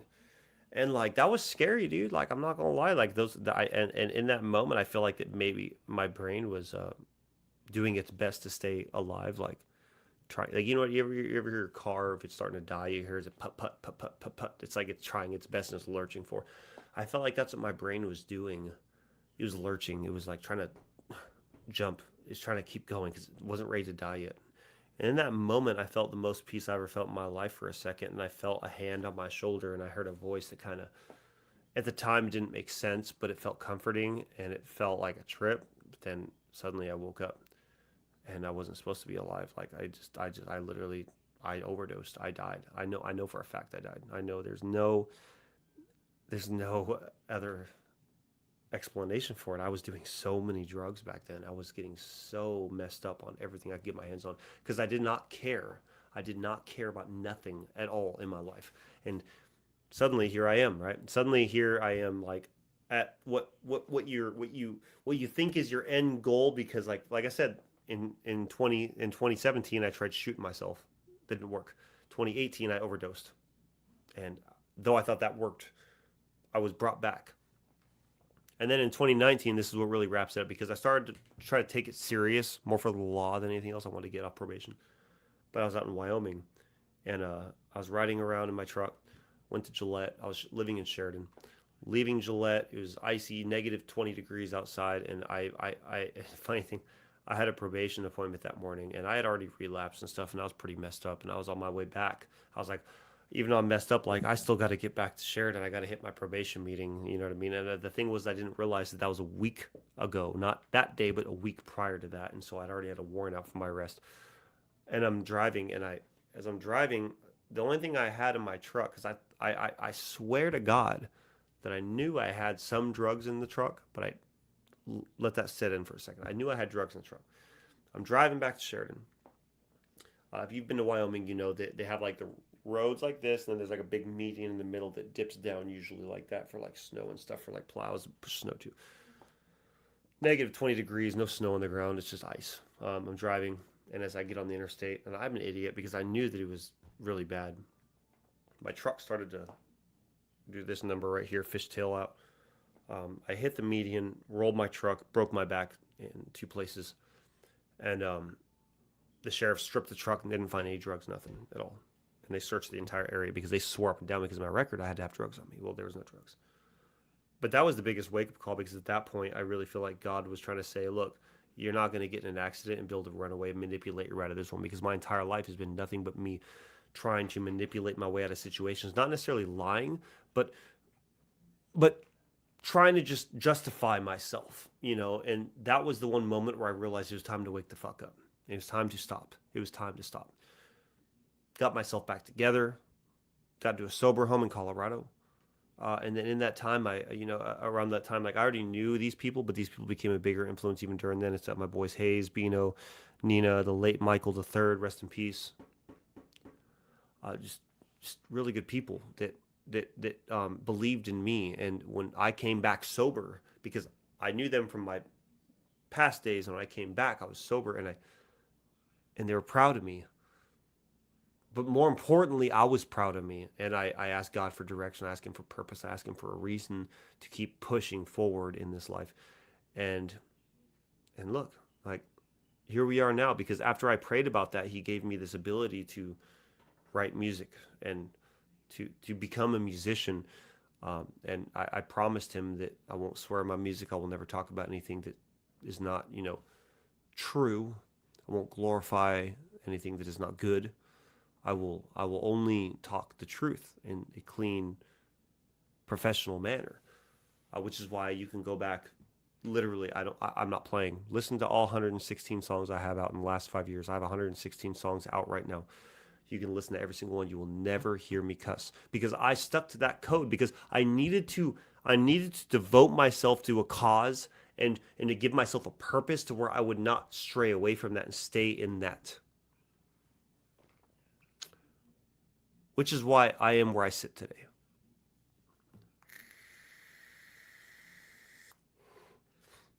And now I know, now I know where I belong. I know exactly where I belong.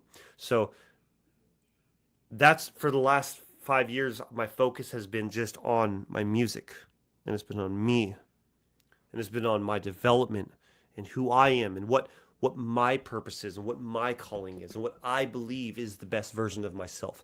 Even if it took cutting off people, even if it took saying goodbye to people, family or not, that were not good for me. I had to. I had to. There was no ifs, ands, or buts about it. I had to, because I was so used to living a life of wanting to see everybody else's approval and to see everybody else saying it's okay, that I couldn't even look in the mirror and say that it was okay or that I did approve of it, because I wanted everybody else's approval.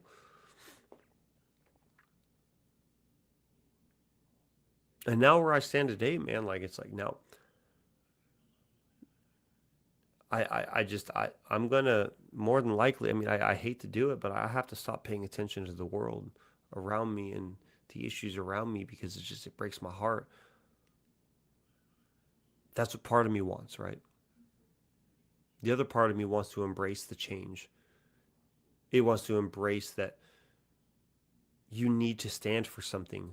You need to believe in yourself. You need to, no matter what, in the face of adversity, you need to stand tall, and you need to be strong, and you need to just be you. And if you don't know who you are, it's not impossible to find who you are. The biggest thing we all struggle with is identity crisis, right? Until you find yourself. And when I mean that, I mean in your own insecurities, in your own disbeliefs, in your own intrusive thoughts. All those things, there are things that try to break you as a person, to try to deflect what's reality, and it tries to compromise progress, and it's trying to compromise who you are. But you need to stay strong, because that's not who you are. Who you are is a strong person. You're somebody who's worth more than you give yourself credit for. You need to just allow yourself to step away from those thoughts that tell you you're not, to try to find reasons and answers to deflect you from reaching your fullest potential. And that's real. It don't get more real than that, man. I mean that.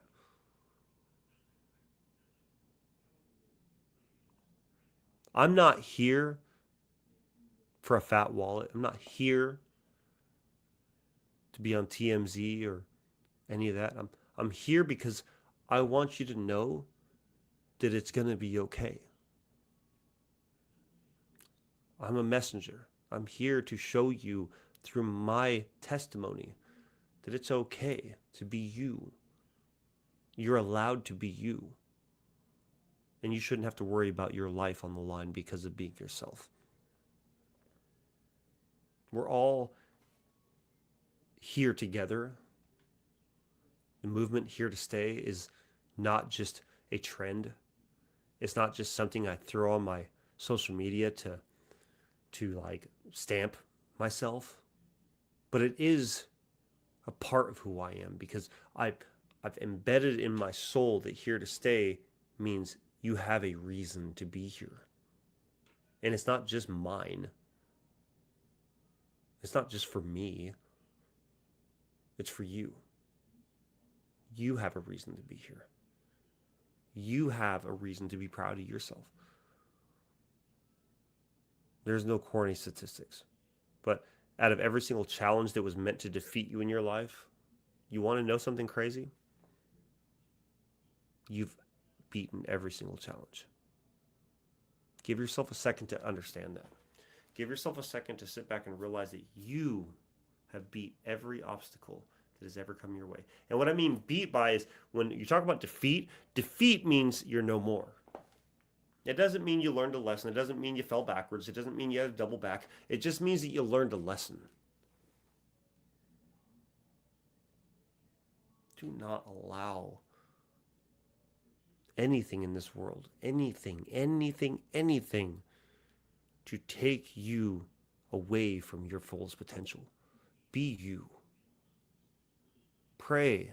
Talk to God. And I'm just telling, like I said, look, man, I haven't always been a godly man. Like I've been a lost man. I've been a person that didn't know any better. But I'm here today because I believe I was saved. And believing is faith. And faith is the only thing God asks of you, is to be a faithful, good servant to him. Not servant like, let me bring you water, or let me bring you a dish, or yes, master, no, master. No, a servant as in you obey his word. And at first I thought, as a kid, I was like, oh, that's pretty demanding to follow your way of life. I thought we were free-willed. You are. You are free-willed. You can choose what you want to do with your life. But if you want the type of happiness that I'm a living testimony, I promise you, if you knew me 5 years ago, you would not know who I was, because I'm not the same person that I used to be. By the grace of God, I was saved. By the Lamb of God, I was saved. By Jesus and his sacrifice, I was saved. And I mean that. Like it's easy. It's easy to say, because I have finally come to terms that my life is worth living. I am worth it. I got news for you too, though. Whether you want to believe it or not, and that's okay. Like I said, the freedom to believe and to not believe is yours, because we're in a country where you're allowed to believe what you want to believe. You're allowed to worship what you want to worship. But there are consequences for actions that you take. If I don't wake up for work and I don't go to work, I get fired. I have the choice not to go to work. If I choose not to, I don't have a job. If I break into someone's house, if I'm in their house and they come home and I'm there, I go to jail. I get stripped from my family for breaking into someone's home. It's a choice. It's just a consequence. It doesn't make me a bad person. It just means I got to get corrected, right?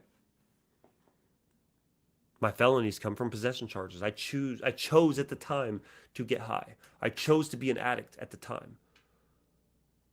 Stop victimizing yourself and embrace that you are a sinner, that you have fallen short, and it's time to turn your cheeks away from who you used to be and to embrace yourself now.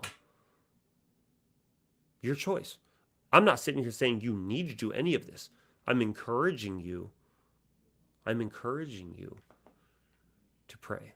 I'm encouraging you to ask God for help. We are in a world where I think we need God more than ever. There's too much hate. There's too much violence, too much divide between people. There's just too much evil. And I stand before you today just as a man, just as a dude. I'm just here. I'm here.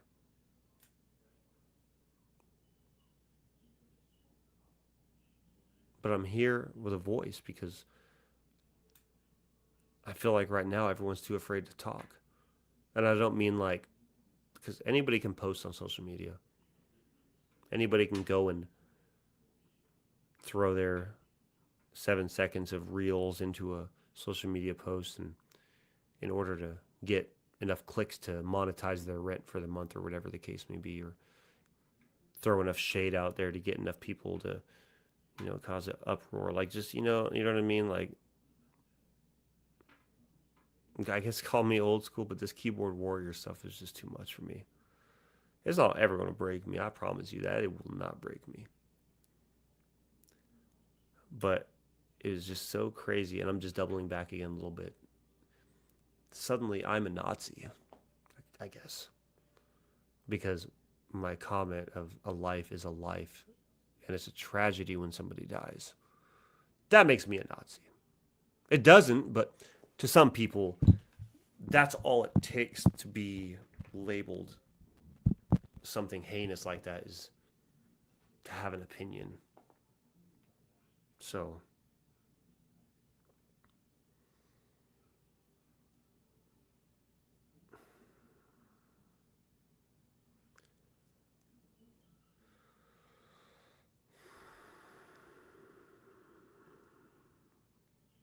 there's just there's a lot we all have to learn in this life, and I'm doing my best as well as a human being to just be calm in some situations, to be reserved in some situations, while at the same time I'm human and I'm not afraid to admit that.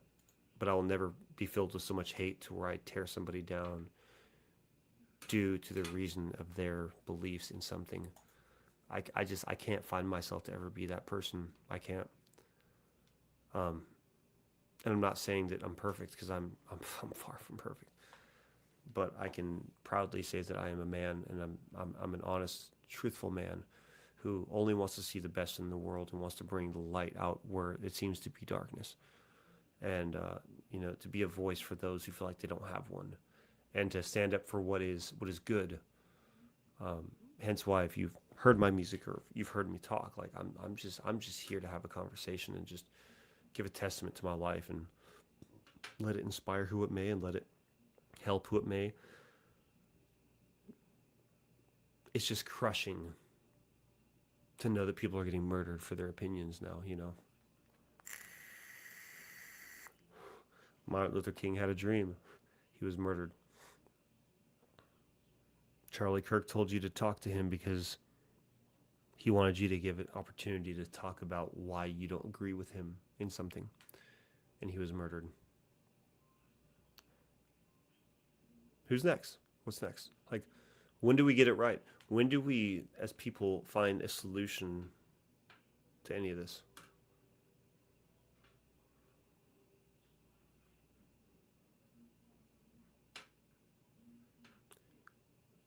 There's so many people out there just uniting, while at the same time there's just a lot of evil out there. And I truly believe that there is evil, and there's demonic presences that that flood the world. And I don't mean all people are evil, because you're not born evil. You're not born evil. But the choices you make and the paths that you walk can dictate the outcome of who you are as a person. And it's sad. It's sad because everybody deserves a chance at life. Everybody deserves a chance to be heard. Everyone deserves a chance to feel love. Everyone deserves a chance to feel accepted. Um, because none of us chose to be here, but we are here. And we are here together. And so either we're going to figure it out or we're not. That's a choice. I could have chose, even after God called me twice, after my broken back and also my overdose, to just keep going down the route I was going and be hateful and be spiteful. And I chose not to, because something inside me said I wanted more. I wanted better for me. I wanted to be something more than what I was giving myself the benefit of the doubt for, because there was no benefit of the doubt. There's no benefit of the doubt of just being so miserable and rotten and just feeling so victimized in this world. Like, none of us here deserve to feel so cold and isolated. But I'll say what you do deserve. You deserve a chance.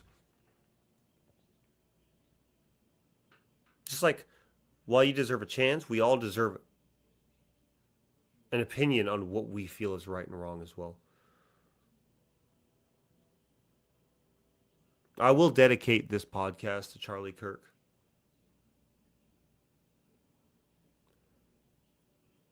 I will,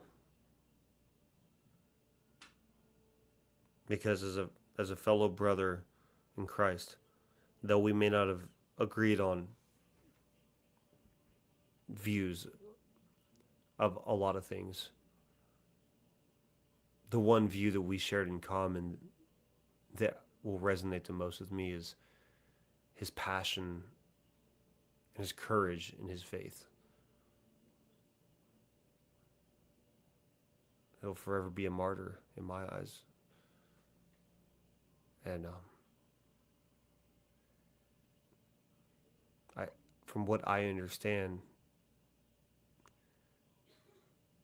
hate it or love it, he just wanted to see this country a better place, as do I.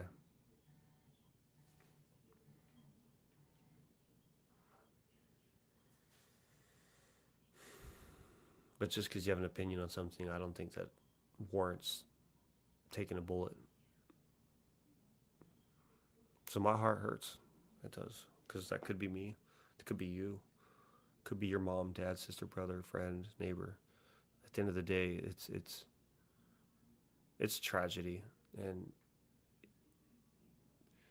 as a human being, you have to you have to just really be a whole different kind of person if you don't feel in your heart for his kids and his wife for the senseless death. Like, I'm not condemning anybody. I'm just saying personally, because imagine with my movement here to stay and speaking the truth, my life, my imagine somebody disagreeing with how much I pushed loving yourself and loving God. The same way that people pushed against his views on things. Does that mean I deserve to die? It's like those are the things that circulate my mind. Is like we're in a position where now we need to fear.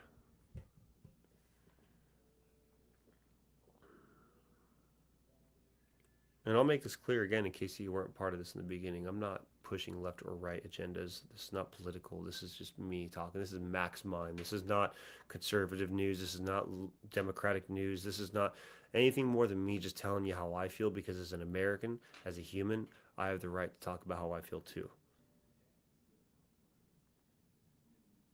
And it's just sad because how many more people got to die just because they don't agree with someone? Are we really at that stage of our lives now in this country where disagreements lead to death? It's not funny. I'm chuckling with just how just dumb this whole thing is.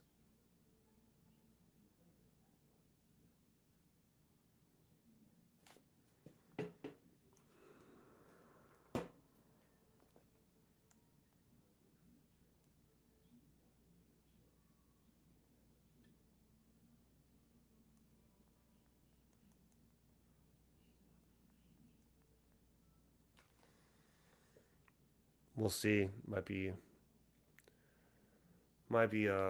having my co-host jump in a second as well. I really needed these last 2 hours to really just kind of talk one on one with you guys, because it's in my own opinion, as a human, as a man, as an American, that we need some sort of change. And I'm sick and tired of hearing all the biases from political parties. This is not about politics. Unfortunately, I think the deaths are about politics. It's about views and thoughts, but the rhetoric needs to calm down on every angle, every which way. People really, really need to watch what they say, because words are like bullets. Like I said, they say back in the day, sticks and stones may break my bones, but words will never hurt me.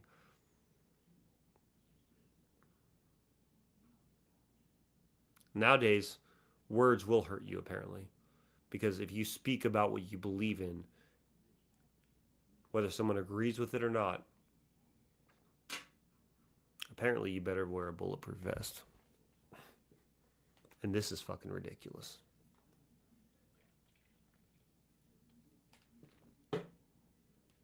Like, just break it down. Break it down to what it is.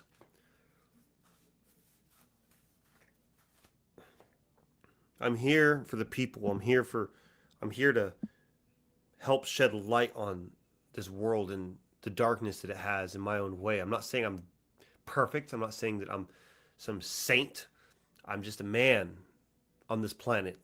I'm just a human breathing in this life who's just giving my own experience on this.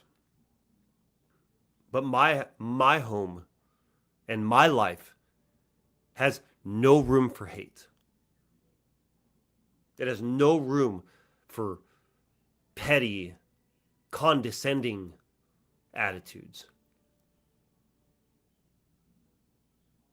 My movement is here to stay, and I'm drawing the line now, though. For anyone out there that finds death funny, for anyone out there that mocks the loss of a life, and it started last year when Austin Metcalf got stabbed. Like, we don't know the situation, but when people were sharing that thing saying effed around and found out,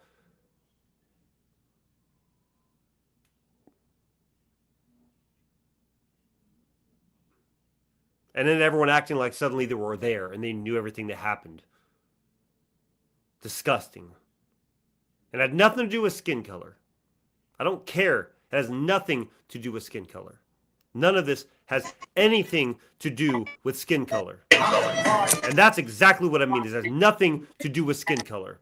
And the more that people keep pushing that these things are racially driven, the more that people keep pushing these racially biased agendas or acting like it's okay to go and talk a bunch of smack or try to desensitize somebody's life because of their character, I need you to get out of my life and walk away from my movement. And that's facts. Because I am done. I've had it. I'm here for love.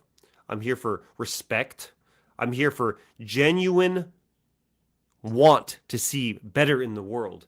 And I don't care if you are left, right, up, down, triangle, square, straight, triangular, different. I don't care.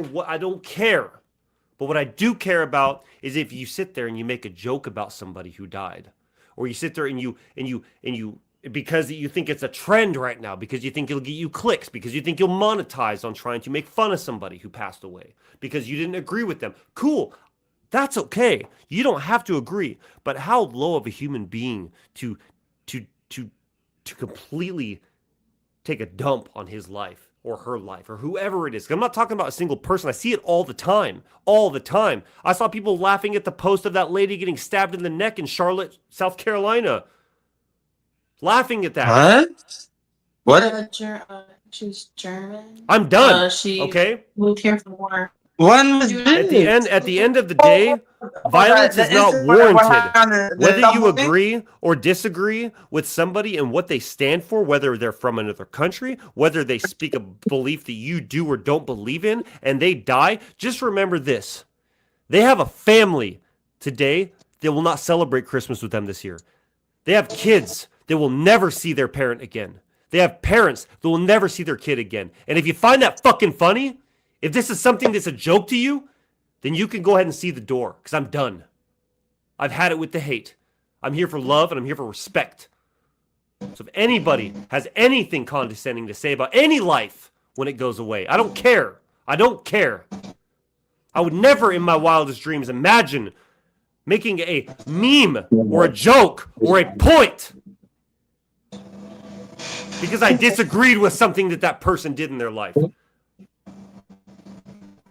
And if I get called, and just know this too, for anybody out there who decides that it's okay to call me Hitler or to call me a fascist or a Nazi just because I have a fucking soul,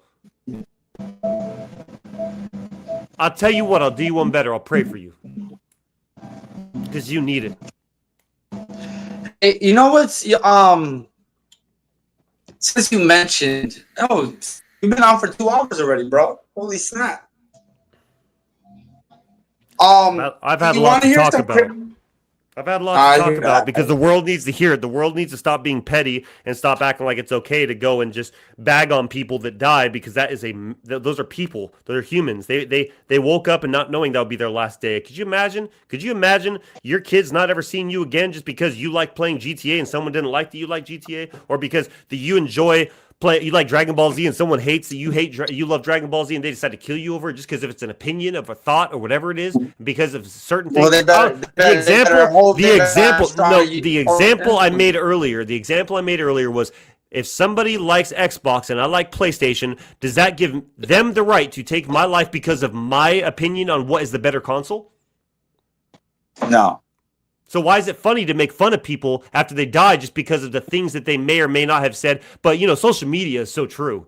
Yeah, social media is so true, because what you see someone else share means that it's okay to share that too, because that must make sense, because that fits your agenda. But that takes away from the fact that is a father or a mother or a son or a daughter or a grandpa or a grandma or a grandchild of somebody, because it's okay to make fun of their death because they're no longer living. But here you are. Not you, but yoking it up, having a good old time, because as long as your followers hit that like button because you met their agenda, because people are so consumed by what everybody else likes, because this world is so consumed by what everybody else is on a trend for, they forget that we're fucking human beings. We are human beings in this world. I'm not just talking about Charlie Kirk. I'm talking about all the senseless deaths that keep happening for no fucking reason. And I'll cuss on my podcast because I've had it. I have had it with this. This is so sad that we have to live in a world where people make jokes of somebody's death as if they were an actual martyr. I got called a Nazi, David. Did you know that? You got called a Nazi? I got called a Nazi because I said a life is a life, and it's a tragedy what has been happening in this world. And someone said, yeah, well, I bet you'd say the same about Hitler, you Nazi. Yeah, I got people saying that to me too, because this world is so consumed by hatred that that's what they feel is right. That's what they feel is okay. It's just to go ahead and to call names. I don't care. I know what I am, what I'm not. But how sick of a world is it that I am a patriot who served this country? I was part of the 2%, the 1% of the 2%. And I got called a Nazi because I mourned Charlie Kirk's death. But I'm a Nazi, right? That's people are dumb. About that Nazi comment. So I was at work, not last night, the night before, and I was just, doing some soul searching on the computer and whatnot.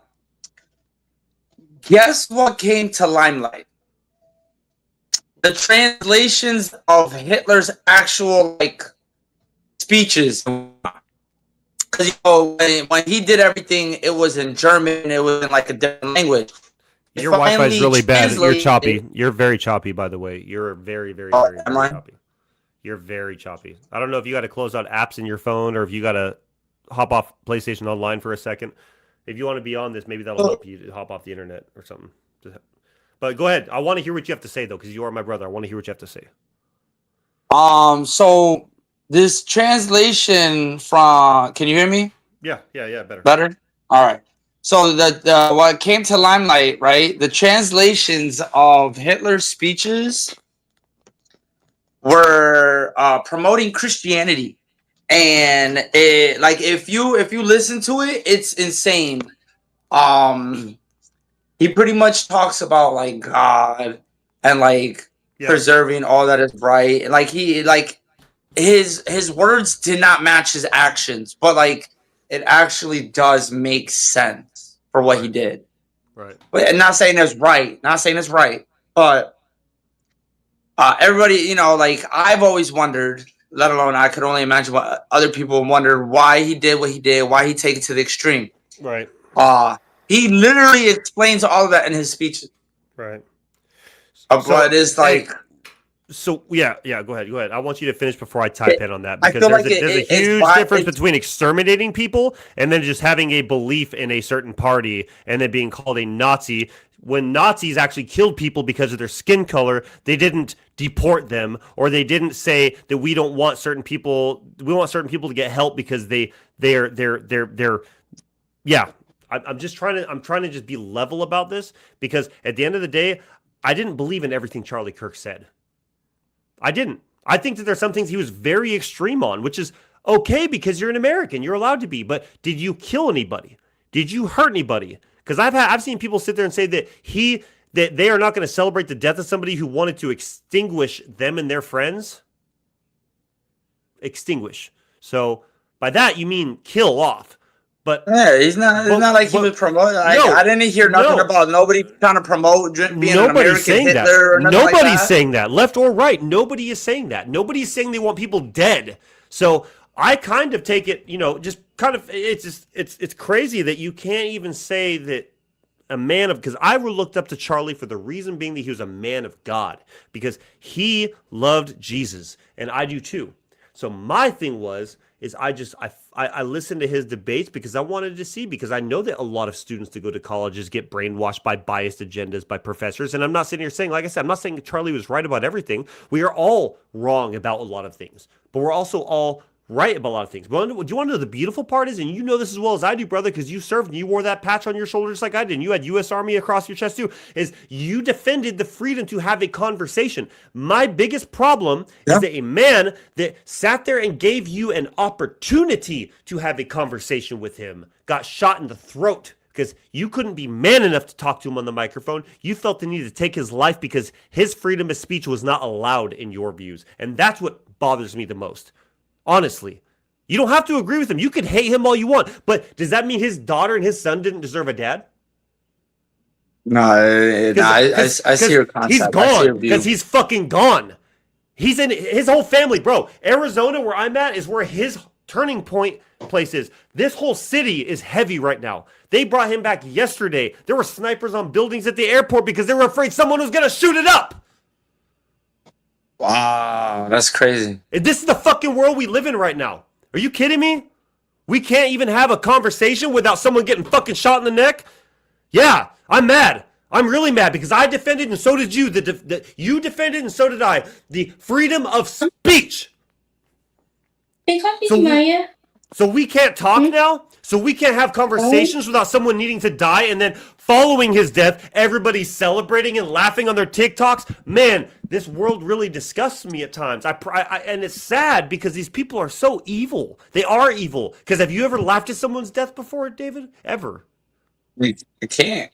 No, you It's not even if I didn't, like, let's say I'm gonna give. Did you cheer when Osama bin Laden died? Did you cheer and jump up and down and say, yeah? No, it's still somebody's death that benefits other people, but it didn't benefit me.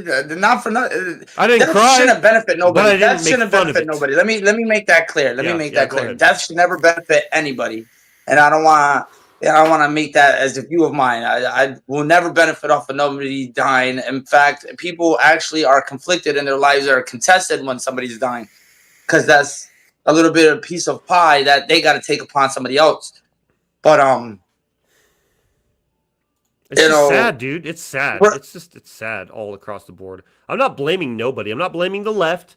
I'm not blaming the right. I'm not sitting here pointing fingers. This is the thing that I have the biggest problem with, is when people sit here and blame certain people for it, or they sit here and they act like it's a political thing. Because yes, was it a political assassination? It was, because this man was an influence on the conservative right wing, but he was a man before any of that. He was a father before any of that. He was a husband before any of that.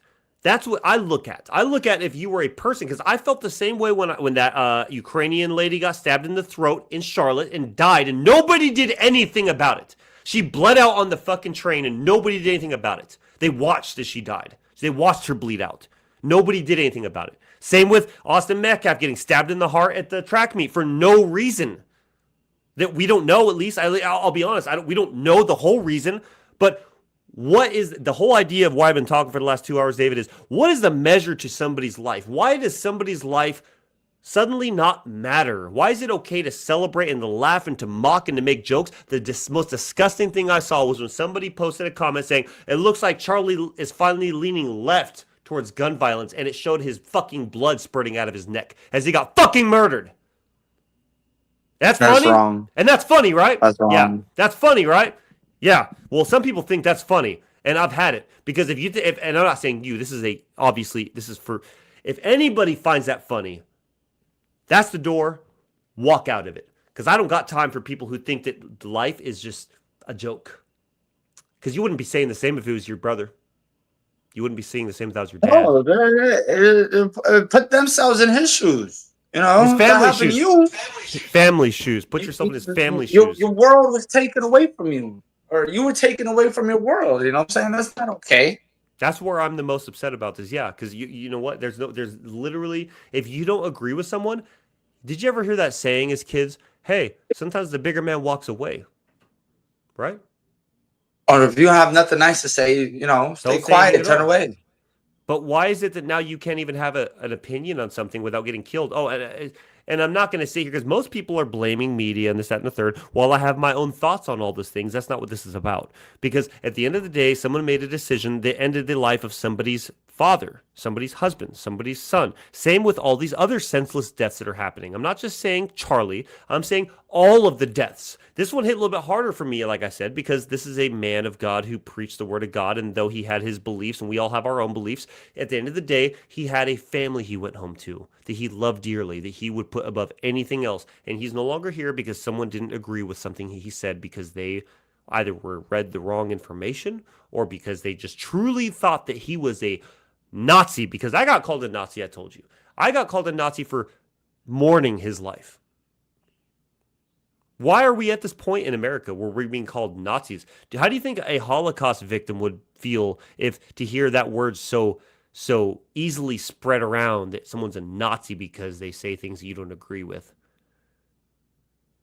That could put them in a terror. Where's the extermination happening? Where are people getting murdered by the masses and put into camps where they're dying and being tested and experimented on?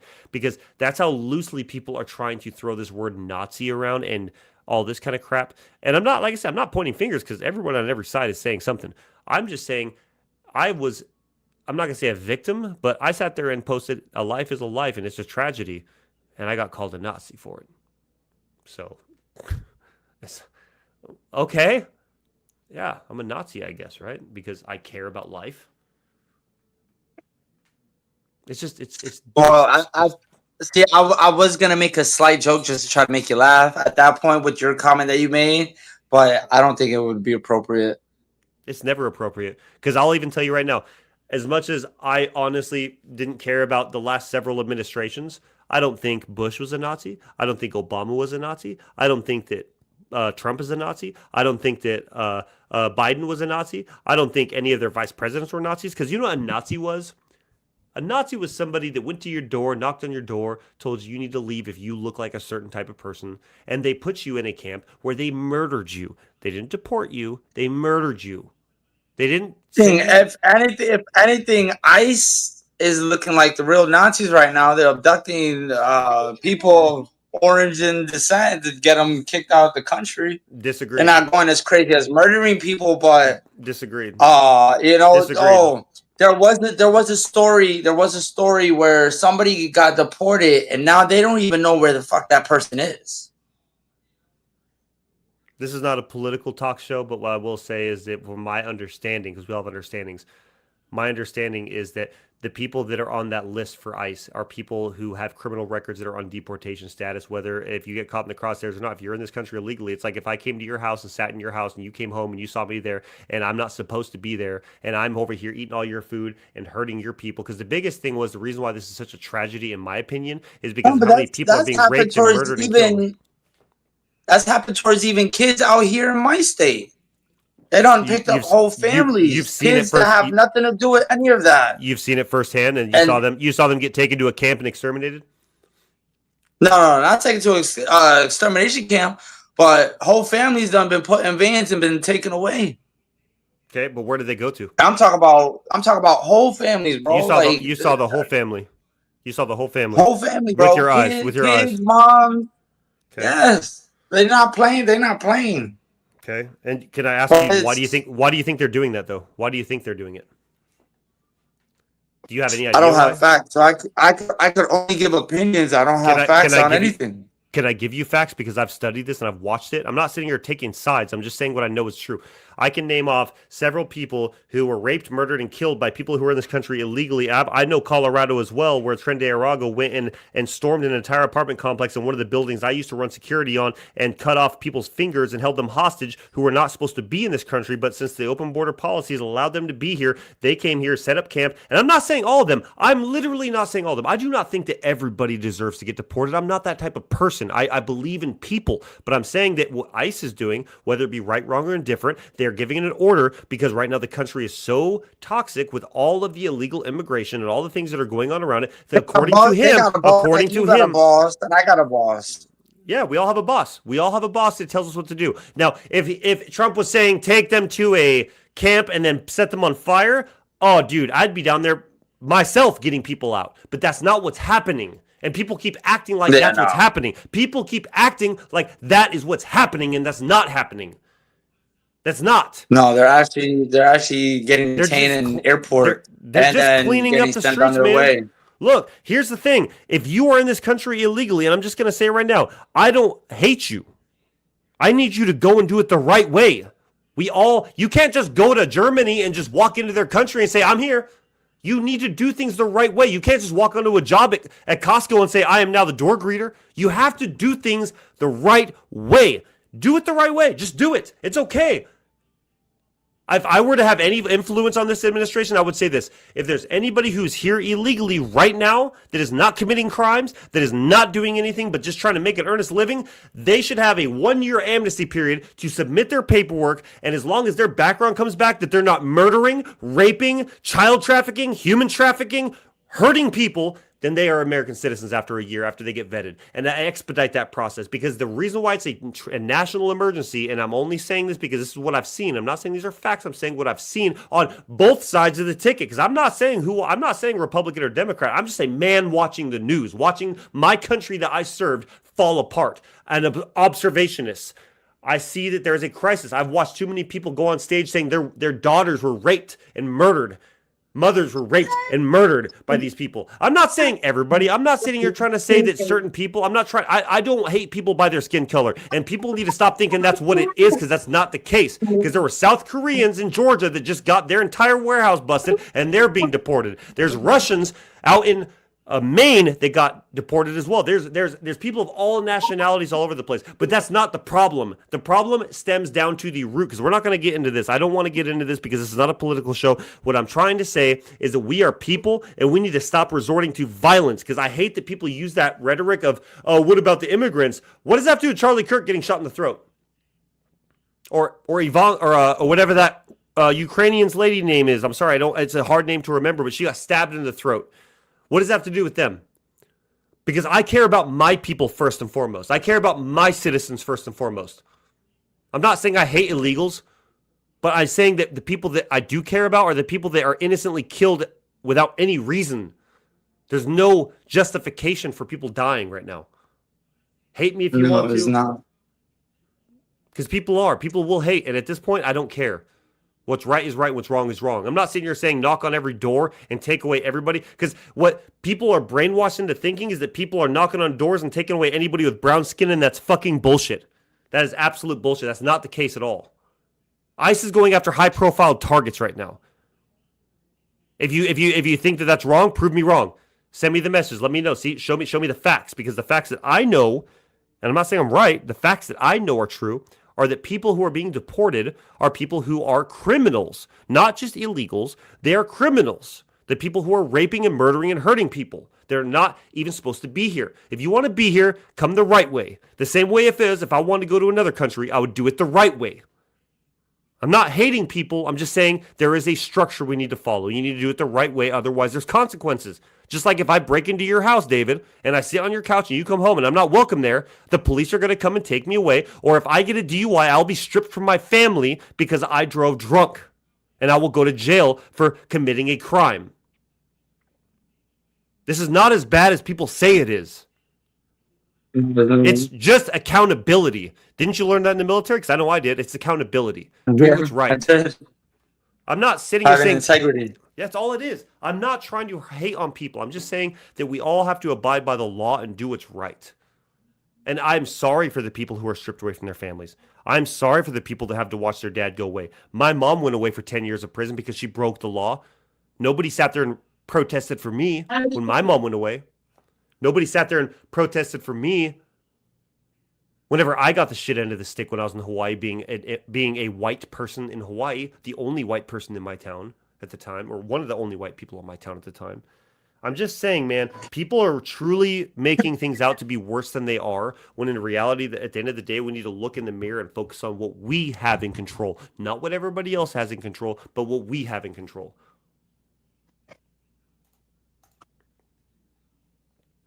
That's all, you know? That's all. I'm sick of the hurt. I'm sick of the hate. People are dying because they don't agree with what someone says, and that's truly at the end of the day what matters, and that's what hurts the most, is seeing people getting killed over their opinion on something. What happened to Martin Luther King? Murdered for his belief, right? Murdered for what he was saying. Yeah. What about JFK?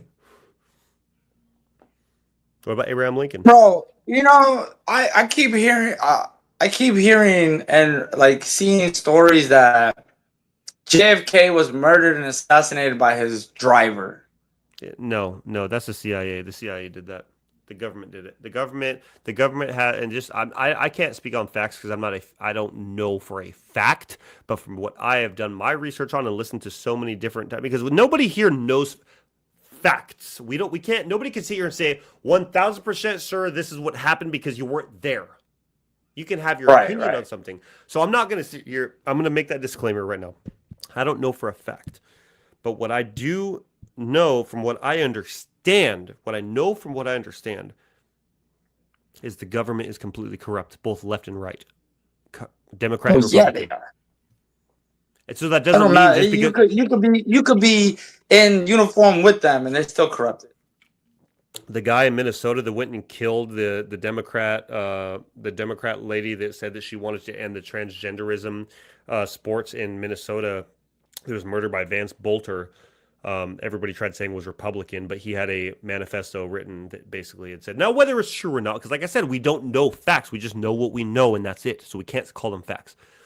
For him to sit there and say he was ordered by his governor to do it, and he was paid to do it, and they have all the evidence backing it up and saying that he did it because he was told to do it, so that way whenever Governor Walz gets taken out of his seat, he'll have a place in whatever the case may be. There's just so much corruption on both sides of the ticket. I'm not just saying Democrats. I'm not saying Republicans. I'm saying everybody. This whole country is so disgusting right now, dude.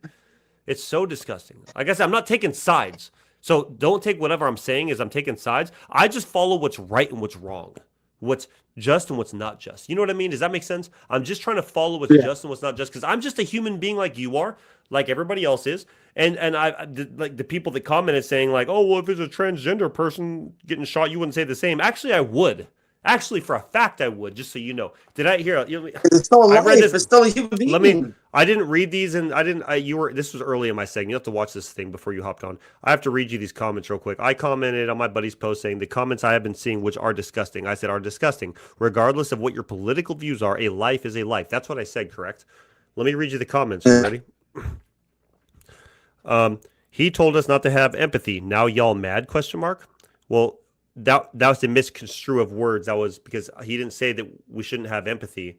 He told us that it's becoming such a normal thing for there to be empathy for certain things that it's becoming a twisted narrative. They're, instead of being empathizing towards a certain thing, he's saying that they want you to empathize people based off of their views, not based off of what your heart tells you to empathize, which is whatever. That's not the worst comment. The other one was his political views helped stop legislation to prevent this and has led to kids being shot in school. Miss me with the fake outrage and pearl clutching. This is sick and pathetic. So I'm being told that's sick and pathetic for me. And I'm not even taking sides, by the way. I was just saying life is a life.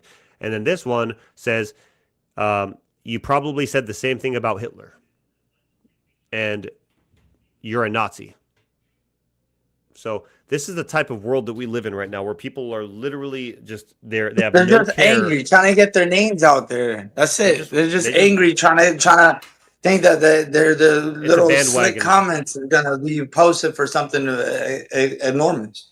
it's a bandwagon thing. Everybody's on a bandwagon. Whatever sounds coolest, whatever sounds like the gravy train to be on. At the end of the day, what I truly want to see from the world is I want to see people okay. Like I said, I'm not trying to hate on people for their political views because I don't hate people for their views. You are allowed to have your views. My biggest issue right now is that people are so divided that they're laughing at the death of somebody who had an opinion. That's what it all circles back to. Because you and I like PlayStation. What if someone murdered us because we like PlayStation and they thought Xbox was better? And I know it sounds stupid, right? Then I hope they get the red rings. I hope they get the red rings of death. Right. Well, but did they deserve it though for saying that? Just because they want us dead over PlayStation and Xbox? Or should there be... We need to find a way to open up the grounds for conversation more to be able to talk. Like you said, you disagreed with what ICE was doing. I told you why I agree with what ICE is doing. We're not hating each other over it. You don't want me dead over that. I don't want you dead over that. We're just people who have different opinions. And that's fine. But that's okay. And that's the whole idea of what Charlie was about. He wanted to give you an opinion and let you talk to him. And just because you didn't agree with him or he didn't agree with you, it didn't make anybody right or wrong. This country was founded on debate. And he gave that opportunity for these kids to talk to him. And somebody decided to take the bullet to him. I have one of my friends saying I'm a total Nazi and that's why we're still friends. In the comments. I could see that. I could see that just being a joke though, obviously, because I'm not going to sit here and defend the left or the right because guess what? I'm Big Bro Mac. I'm not a donkey or an elephant. I'm a goat. So I don't care what side of the ticket you're on, but I am for what's right and what's just. And Charlie Kirk getting shot is not justified. No, it was not. I didn't follow him as much as what you did. So I don't know. He was a good man. I don't know what he really entailed for a lot of his speeches and whatnot. I'll send you some videos that you can watch on your own, and you can determine on your own what kind of man he was. And you could say this dude is a complete idiot, but I know you, David, and you at least say I don't agree with anything he says, but I know that at least he was a good man because he stood on his word. Because that's what you're supposed to do. Stand on your word. Scarface, Tony Montana said it the best. I got two things. I don't break for nobody. Exactly. I'm not gonna repeat it, but it's okay. Yeah, but that's okay though, right? Like you don't have to agree with anybody, bro. You and I could sit here. Do you remember back in the day when it was Skip Bayless and Steve Smith on ESPN debating sports all the time? Like back when they had disagreements on things? I don't. Honestly, I don't. Okay, well that was like back in 2010, 2011 when I was watching sports a lot. But anyway, I was going buck wild in 2010. Exactly. So could you imagine if Stephen A. Smith had somebody to hire to kill whatever, I already forgot his name, Skip Bayless. I don't like Skip Bayless. I don't like Stephen Smith either. I think they're both just jackasses. But the one thing I'm okay with is the fact that they're entitled to their opinion. Just like everybody on each party are entitled to your opinion because we live in what? Oh, a country of free fucking speech. And I'll say it again louder for the people in the back because we are okay to have a conversation. And if you don't agree with me, that's okay. But should I worry about someone coming through my window right now shooting me because of what I just said? I should, right? No, I should. No, I literally should. I should be so afraid because of what my thoughts and opinions are. I should probably be worried that someone's going to come to that window and shooting me because at the end of the day, that's what it's starting to look like is if you have a thought or an opinion on something that someone doesn't agree with, that means that you deserve to die. Because that's what I'm seeing on social media. That'd be the wrong window they jumped in. I'll tell you that much. That'd be the wrong window they jumped in. You're right. You're right. They're going to hop in. You're going to stand up. They're going to be like, sorry, my friend. Sorry, I thought this was friend. I thought this was friend. Sorry. Exactly. look, man, like at the end of the day, this world needs more love. Like, and I mean, when I mean love, is that you will never catch me ever sitting there sharing anything about somebody who died, all their flaws. Because that's my biggest thing is if you're gonna sit there and you're gonna share something negative about somebody after they died just because you want to get some sort of justification why he deserved to die, like it's the same thing. Like no, unless it is Hitler, which by the way, for the record, I'm not Hitler or a Nazi. But for the record, I'm not. But unless it's Hitler who's actually exterminating I people, want to mind some blue eyes. I want to mind some blue eyes. That's all I'm saying. I want to mind some you blue would eyes. look That's ugly with blue eyes, bro. it. But don't shoot me over my opinion. Don't shoot me over my opinion, bro. A Puerto Rican with blue eyes. I just don't know if I could see that. I don't know if I could see that. Hey, hold on. Your niece, your goddaughter, both your goddaughters got colored eyes. So Hazel, is it Hazel? and they're Puerto Rican. Green and like a bluish, What do you think Hazel is? greenish. What do you think Hazel is? Raya's changed. Hold on. Let me ask you another question. You said bluish greenish, right? Yeah, Can you Google what Hazel is? Brown and green. brown and green. It's a mixture. It's either brown, green, blue, green. It don't matter because my dad also has brownish, bluish, greenish eyes. Like it's a combination. Hazel is that combination of that hue of that lighter color with that darker color. So Yo, it's like, crazy. that's yeah. My mom got it. My older sister got it. Wife got it. And now my kids got it. I just want some colored eyes. Hey, all I know is, if me and my lady No, were to no, have no, a baby, from what- that baby would be the gem of the world because, like, with her features and my features to put together, because we both already agreed, just because we both have kids, that where we are in life already, we don't really want any more kids. We have two boys that are teenagers, so we're fine with everything. But if we did, I'm just telling you, if we decide to have a kid, look, our kid would be the most gorgeous thing to kids' ever lay cheekbones upon. would slice somebody. He's Slice, gonna slice turn around, somebody. give somebody a paper cut. Oh, that's funny. But no, so for the first 2 hours of this segment, I didn't tell you because first of all you weren't responding to me, so I figured you were asleep, and that's fine. But the second part was like I was dead to the world. I needed to get on here to just talk my story and my conversation. And I gave my 2 hours of my speech before you hopped on, which is why I told you to hop on when I saw you calling me. But it's because I needed some one-on-one with the audience, with my views.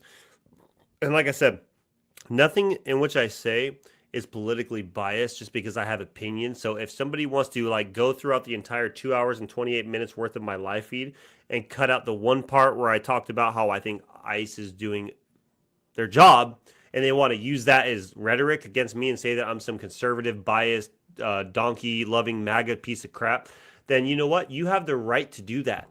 But you don't know me. But you don't know me. At the end of the day, brother, this is called Mack's mind, so everything's opinionated. It's just an opinion. But nowadays, like I said, I've said it like probably 20 times in the show already. I'm not afraid to speak my mind, even though at this day and age, we should be concerned about being killed over our opinion, right? Apparently. I'm not going to say what drives that type of anger in somebody to feel the need to assassinate somebody, but it's a pretty scary world you live in when you think that having an opinion might get you killed. Like I was talking about me being an artist with my Here to Stay movement and with how I believe in God. Because how do we not know that the assassin just wanted to kill him for being a believer in God? I mean, he might have hated him for being a small, like he had a smaller face. Rest in peace, Charlie. But he had a small face, small hands, whatever. But he was a good dude. But he was picked out by his flaws and what someone didn't agree with, and they decided that Erica wouldn't have a husband that day, and that his two beautiful young children, who were 1 year, not even a year, less than a year old, and a 4-year-old, would never have a father ever again because they disagreed with his opinions on something. That's all I'm trying to get at, because I don't know much about the other people who have been assassinated recently. I just don't know. But after following Charlie for a year and really tuning into his religious beliefs and how he perceived his walk with God is what my opinion was, I'm bringing God back into our school and bringing God back into our country. And I will never be ashamed to say that this country does need God back in it. You can believe what you want. That's the beauty of this country. But I believe that God is the answer to everything, and I will never be ashamed to say that on any platform. And if you want to send someone to come put a bullet between my eyes, you better come ready with 2 rounds because I move quick. And trust me, if I get to you before you get a chance to get me first, we'll put it that. We shouldn't be afraid to speak our minds in this country. And we shouldn't be afraid to live the life that we deserve to live without, somebody making fun of our death or going out and sharing our flaws for the world to see because you think that it's okay that after they die. Let me just desensitize his life real quick and show you all the reasons why he deserved to die, apparently. And to me personally, that's the biggest disrespectful thing you can do, and I have no respect for any human. I'm just telling you, I have no respect for any human being out there that wants to desensitize the life of somebody because of what they saw on social media or because of what they think they know about him. And that's it. I will stand my ground. Like I said, I'm done holding my tongue on this, man. I'm done holding my tongue because it's the same thing with me. If I got gunned down for my beliefs, how much you want to bet people are going to share my lyrics and make fun of it because of what I was saying about how I'm living my best life, and someone would probably share a meme saying like, yeah, lived his best life. I just know that's how the world is, and it's disgusting, and the world needs to change. Well, then comments left for later. That'd be a list started. Let's just leave it at that. That'd be a list started. This is just I'd have a new life goal. Yeah. This is just one of those podcasts that I felt the need to start early because I really needed to get out what I needed to get out. And now that I got you on, hey, honey, if you're watching, can you send me some Am I the A-hole Reddits? Because I think that before we close this episode out, we need to discuss some good topics real quick. But I'm glad. Did we get any music reviews this week? For this week? We're not doing it this week. This week was too... I wanted to talk about something serious this week. This week was not jokes and funny. It wasn't about reviewing. This week was literally about me, honestly. And it's not just about Charlie, though we are going tomorrow to go to Turning Point and go and talk. And we're going to go lay a couple flowers at Charlie's Turning Point because he created Turning Point USA. We're going to go and lay flowers at his business tomorrow and go and pay our respects because at the end of the day, regardless of your beliefs, this man had children and a wife and a family. So, well, prayers to you and prayers to everybody that's in Turning Point for this loss. Loss is a loss, regardless. And that's not okay. So hearts crying out to everybody in Turning Point for this man, and God be with you all. That's all. That's all it is, man. Like, as a human being, you don't have to agree with everything he did or anything he did, actually. But at the end of the day, was this man not born into this world like you and I were? Was this man not given an opportunity to go to school, get an education, and do the things? Like I said, I did not agree with everything Charlie said.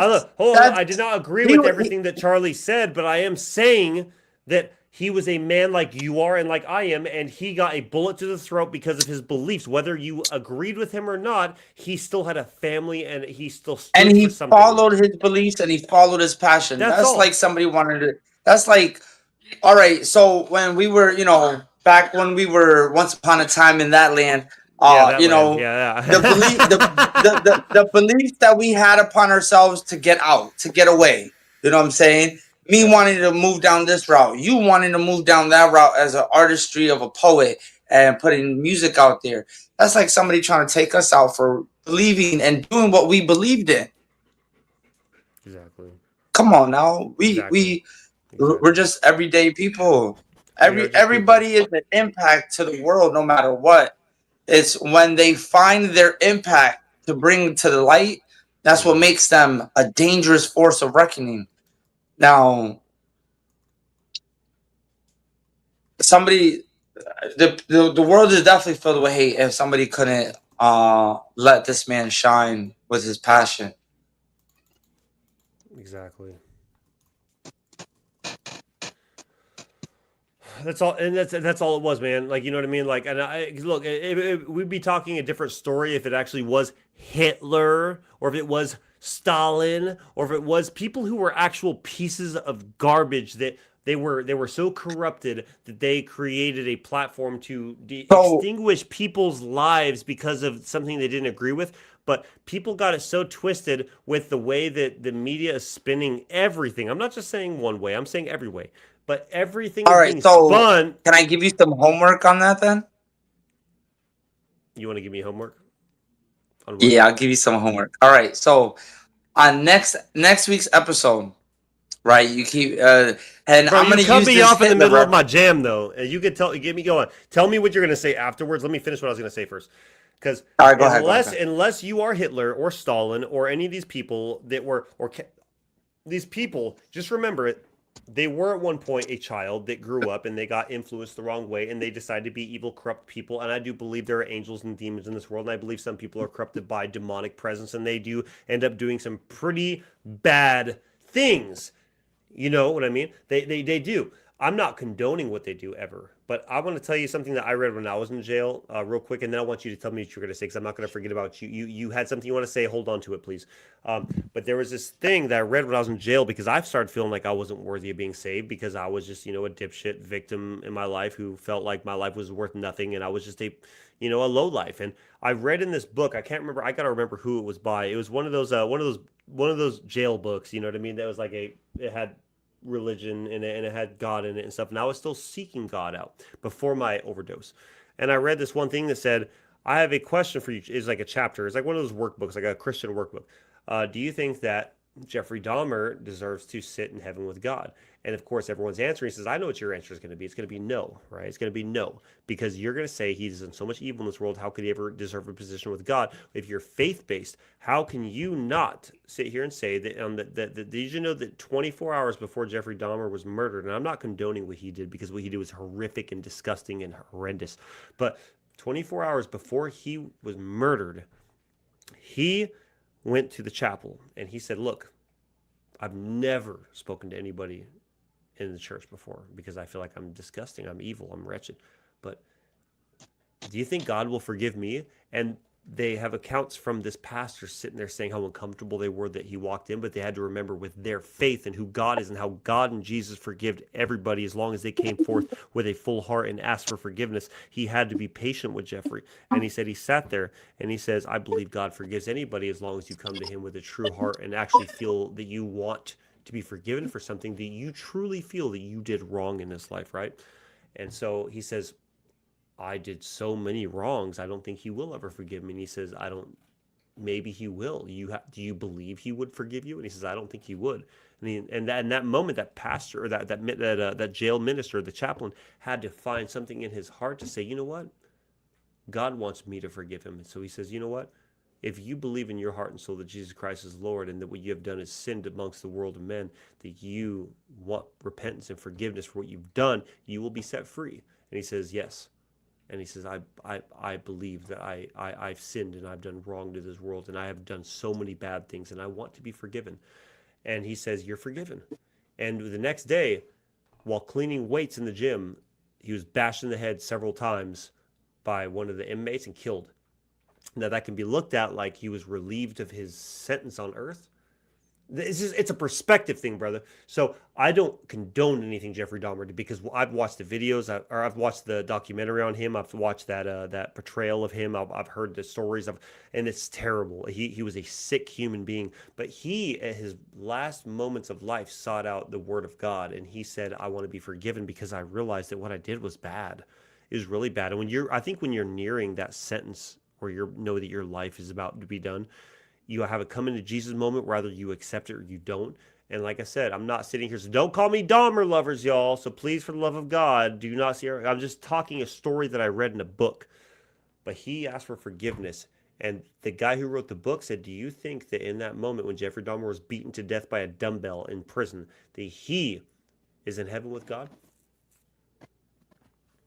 Because he asked for sincere forgiveness. If we believe that he asked for sincere, and the pastor, who is a man of God for 57 years of his life, I believe it was, said that he was so afraid when Dahmer showed up in his chapel, but by the time it was over, he felt like this man truly wanted to be forgiven, and he truly was so sorry for everything he did. have you ever been sorry for something that you've ever done? I'm not saying you've raped and murdered people because I know you haven't, but like if no matter what sin is sin, and if you think that you deserve to be forgiven for Yeah, what you've done, like you just said, sin is a sin. It don't do matter. you think God It don't forgave matter the level of degree. It's still a sin. You know what do I'm you think saying? God Um, forgave Jeffrey Dahmer? I could I say yes. I believe he did. And the reason why I is could say because yes it's the prodigal because son I would story. want It's the him. I would prodigal want son all over him. again. I would want him to forgive me and what I've done. Right. But I seek for forgiveness for myself. You know, regardless what level of the sin is, a sin is still a sin. A sin is a So you sin. Whether know, you lie or it murder, doesn't a matter. sin is It a sin. doesn't matter if you rob a store or you're killing somebody. You know, you're seeking the same level of forgiveness because forgiveness doesn't come in like forgiveness level 1, forgiveness level 2. You know, Right. we Right. don't Good ask. point. I Great point. I Yeah. need forgiveness on level 2 accounts. Like I'm not asking for that. You know, like I ask for one general concept, forgiveness. You know, and uh I can honestly say like I've tried to like take more upon like the beliefs and everything and keep in good structure just so I know I can teach the kids I have here. And not I don't try to act like I'm righteous. Nobody's righteous. You know what I'm No. saying? I have No, my you demons in my can be. closet. You I have can my be righteous, but skeleton. you can be righteous, brother. Do not hold on. Let me stop you right there. You're do not take away from the fact that you can be righteous or you have ways of being righteous, but you are a sinner like I am, like everyone in this world are. We are a world full of sinners and we all fall short of the glory of God, but that does not deter us from being his children. We are all put But on this planet as free will. I Yeah. can Go ahead. teach righteous ways to the kids that need to Yes. learn what they need to Yes. do. Yes, absolutely. By So example. By example. that's it, you know, in order to do that, I gotta show it. Do you know what the prodigal son I is? gotta live it. You know? Do you know what the prodigal son is? No. Okay, let me tell you real quick because when I first and bro, like, so let's just let's clear the fucking history real quick. I'm not gonna pardon my French. This is my podcast, and No, I'm not gonna pardon my French. I'm I like done. that. I'm I like being real. You're gonna no, hear no, never no, because you'll never hear me cussing music, but from here on out, I'm gonna be as real as it comes on this podcast. This is the world I needs. think I think you should be. I think you should be because So if anyone wants a real word from someone who's not trying to be real, yep, because you are a real person, you do you be feel real, it. and you know, You you feel it. should be You feel it. real. You You know what feel I'm it. saying? Like, So and yep, that's how I give off my passion is through verbal dialect. You know what I'm saying? I yep. cuss because I fucking believe in what I'm saying. So I want you to believe in what I'm saying. So you know, that's yeah. All right, so let me tell you the prodigal son real quick because I appreciate that. Like you're my brother, no matter what. At the end of the day, no matter what beliefs you and I may have different, and that's the beautiful part about being an American and being a human is that we can have difference in opinions and views, but at the end of the day, we are human and we love each other because we are brothers. We are family. We are all human. So the prodigal son, I'll just tell you a quick synopsis of what my understanding of the story is without verbatim, because I'm not going to sit here and have people try to tell me that verbatim that's not what it said, but this is what my understanding of it is. So there's a son who was brought up in the world. I'm going to ask you your opinion on this at the end. There's a son who's brought up in the world by his father who had all the riches and everything else, but the son, like any other kid, was super excited to, turn of age so he could leave and start his own kingdom, right? To leave and go do his own thing. Does that make sense? So, like we all, as young ages, we want to, when we turn 18 or whatever the case may be, be turned away from our binds of being in a family and start our own life, start our own life, make our own rules. So this boy left his father's home while his other two brothers stayed, or his other brother, I'll say his brother. I think it was just one brother. One brother stayed home with father, his older brother. His older brother never left home, but he wanted to leave home. So he leaves home. He goes out into the world.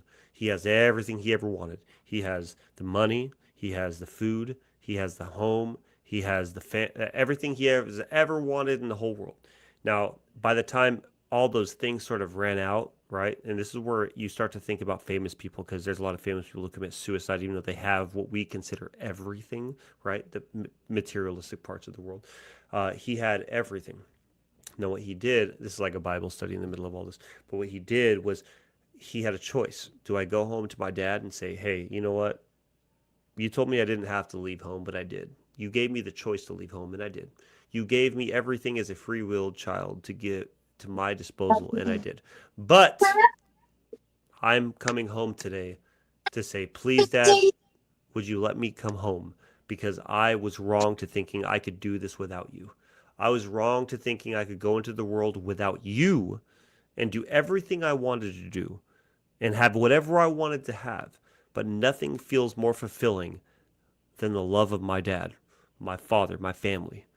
And you know what? So what do you think most parents in this country or this world would sit there and say, no, you decide to leave, you can stay gone, right? That's what a lot of parents would say because you chose that. So sleep in the bed you made, right? What do you think God said to his son when he left? And it's a prodigal son. Jesus told the story, the prodigal son. He said, we're going to throw a party because you came home.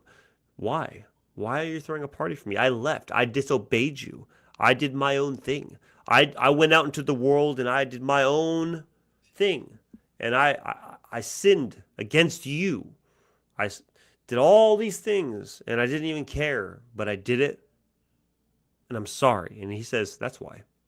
Because in your heart, you came home and you asked me for forgiveness and you asked if I could come back into your life. It's the same way with all of us who are young spirits who have entered this world into all this damnation, and we come back to Jesus at the end of the day and we say, look, I tried this world for 28 years and I realized that this is not the way, that you are the way. Would you let me home with you? And he forgave me for my sins, for my disobedience, for my lack of understanding, for my lack of truth, for my victimization. And he let me back into his home and celebrated me coming home because at the end of the day, the Father doesn't want nothing from you but your fucking heart. He says, I want you to come home. I want you to look up to me. I want you to rely on me. Does that make sense? That's what the prodigal son is that you can stray away as far as you want. It's the same thing with when Jesus has 100 lambs, or a good shepherd has 100 lambs. One of them runs away and he has 99. Does he let that one run away? Or do you think he goes after that one that's behind? Let that sink in. No, he lets it run away. He doesn't let the other one run away. He goes after it. He goes and finds it and brings it home. Even if he has 99 sheep, why do I need another one? Because that one's mine. Because all 100 sheep are mine. Even if one runs away, I'm going to go find it. Let that sink in. That's another story. That's another example. That's a quicker story. You are not too far. And this is my story. This is what I'm saying to all my people on this podcast, and to you and to your family and whoever else can hear on your side of the story or your side of the phone.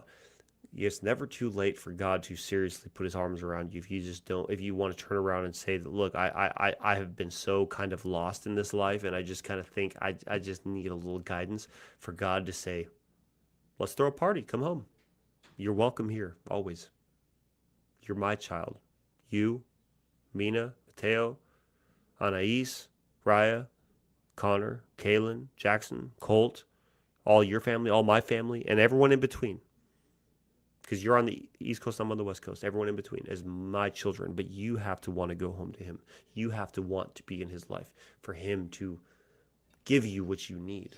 And that's the best way I can describe why God has worked through my life. Because David, you knew me before I knew God. You saw this lostness in me. You saw how like kind of despaired I was before now, obviously, because then after the fact, the last time you saw me in jail, between the last time you saw me in jail and like where we are now, was that flip, right? Yeah. Thoughts. But you did look like pleasantly like happy in jail. I don't know if it was because like we had like when I saw you in jail, like you looked like saved, like you was just happy. You know what I'm saying? Like your energy was not like that. So I was just like, the last time I saw you in I know jail this was is after my overdose. I know. I was like, I know told this you. is a shitty situation, but like he seemed like he's very pleasant with life right now. I died of an overdose and I met God for the first time. When you saw me in jail, the last time you saw me in person, honestly, it's crazy, right? Last time you saw me in person, David, in 2018. Yeah, 2018. 2019-ish. I was... It was late 2019. 2019. Because I left... Early. Early 2019. Early 19 because I left mid 19.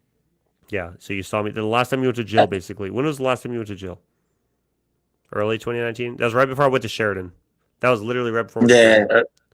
late 18, early 19. No, that was okay because I went to Sheridan in March of 2019. So that was right around that time that you saw me there because you were in G2, I was in G1. Anyway, that was the last time that you saw me in person. But you said that of all the other times you saw me, that was the first time that you ever saw light in my eyes, right?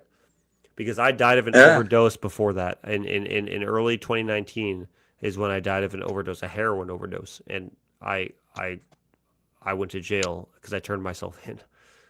I asked God for help, and he told me to call 911. It was so crazy. When I died of a heroin overdose, David, I think I've told you this before, and if not, I'll refresh you.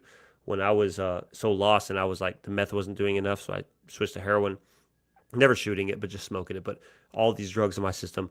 I was in the bathroom at my friend's house, and I fell to the floor, and I hit my head on the way down. And I was laying on the floor, feeling my blood trickle out of my head, looking at the toilet as I was laying there, watching like everything kind of like close out. And in that moment, like right when everything went dark is when I felt the most alone in my life because I was like, wow, this really is sad, dude. You and like every memory and every thought of like wanting to help myself rushed me. Like, why is it you led yourself to this specific point where there is no coming back? Like, there's no ambulance nearby, there is no friend nearby. You're literally on the floor in a bathroom at a friend's house who's also tweaked out in another room, who doesn't even know what's going on the floor, dying, and you're making no noises because you're just laying there, kind of accepting it. Like, and those thoughts race through my head while I'm laying on that floor. And then suddenly there was a like as my eyes are closed, because when you die, everything's dark, and it felt like my eyes were closed. I felt this really warm, like when when you step outside and the sun is shining and it's like in your face, like right in the side. I felt this Like warm. a glare. I felt this warm shield across my face, and then I heard someone say Connor, and then they said my name in three different languages after that because it was like Connor, and then Kanolu, and like there's so many different other languages. It was like trying to speak to me so I could hear him properly. And they said, "You're mine." And then I opened my eyes and I was on the phone with 911, and they said, "We're on the way." I don't ever remember picking up the phone, but I just remember laying there and feeling somebody's hand on my face saying, "You're mine." And then like next thing you know, that hand on my face was my hand holding the phone to my ear. Like they said, "You said your address is this," and I said, "Yeah." And I was like, "Wait, what?" And they said, "We're on the way. We're sending an ambulance your way." I'm like, "Wait, what do you mean?" They're like, "We'll be there in a minute, sir." And they like Damn. let that take chills down your spine. That was You ain't never told me that. That you ain't never told me that, and it kind of. God had me call 911 myself. When I asked them at the hospital, because I had a warrant, so I went to jail afterwards. But when I asked at the hospital, like I don't remember that call, and they said, "You said on the call, hi, my name is Connor McCauley. I'm at this address, and I'm having an extremely bad reaction to a substance I just took, but I need help because I want to live. I don't want to die." And they sent someone there to get me. And when they ran toxicities, there was no drugs in my system. When they ran my blood, I had no drugs in my system. I smoked at least an 8 ball of meth that day, and I did at least 2 or 3 foilies of heroin, and I probably popped a couple of ecstasy pills that day too because I was really trying to do a number on myself. Jesus. And I should have been dead. And they said that when the toxicity reports came back, there was nothing in my system. They said there was nothing there. They don't know what I'm talking about. Let that kind of say what it Like is. every time I took a new way, I always pop clean, even though I know I was high when I took the piss. They didn't even run the IV through me yet. They didn't even saline my body yet. They took a blood draw right away. But like I was so confused for so long. So when I saw you in jail, I had that light in my eyes because I think for the first time in my life, I felt like something needed to change. You know, something needed to change because this wasn't working. So Yeah, yeah, so you were. that's why. Yeah, that was from when I saw you before that, you definitely didn't have that. Like you were like, I was sad, huh? I don't I know. was doubtful. It wasn't. I felt like you were more disappointed. My soul was, yeah. Like you were battling yourself. You were disappointed at yourself, but you were disappointed about like just society and everything else. Like you know, Give me 2 seconds, David. I've been on here for 3 hours and I have to use the restroom. Talk to the people. Give me 2 seconds. who I'll be you right. telling? I gotta use the restroom my damn self. All right, we're gonna take an intermission, folks. We'll be back in 2 seconds. I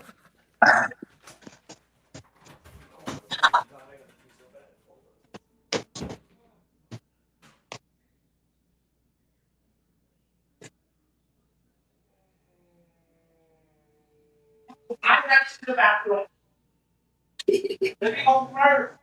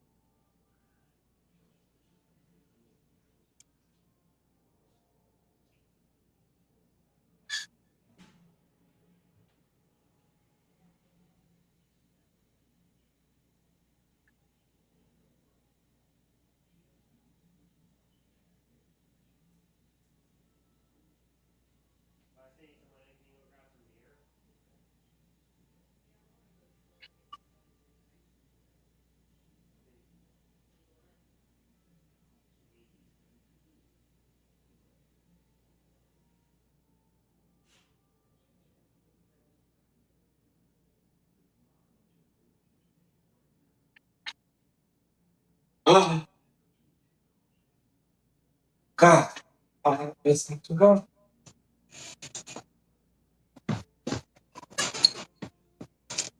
What's this?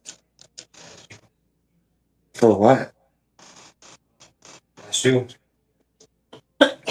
For what? That's you. Put up for gas. No. That's you. That's you. Well, I stayed this morning with a girl. That's you. Don't matter, papi. Take it. Take it. One hand, wash another. Take it. It's not too much, but something. Gracias. All right, I guess I beat Connor. I'm the winner.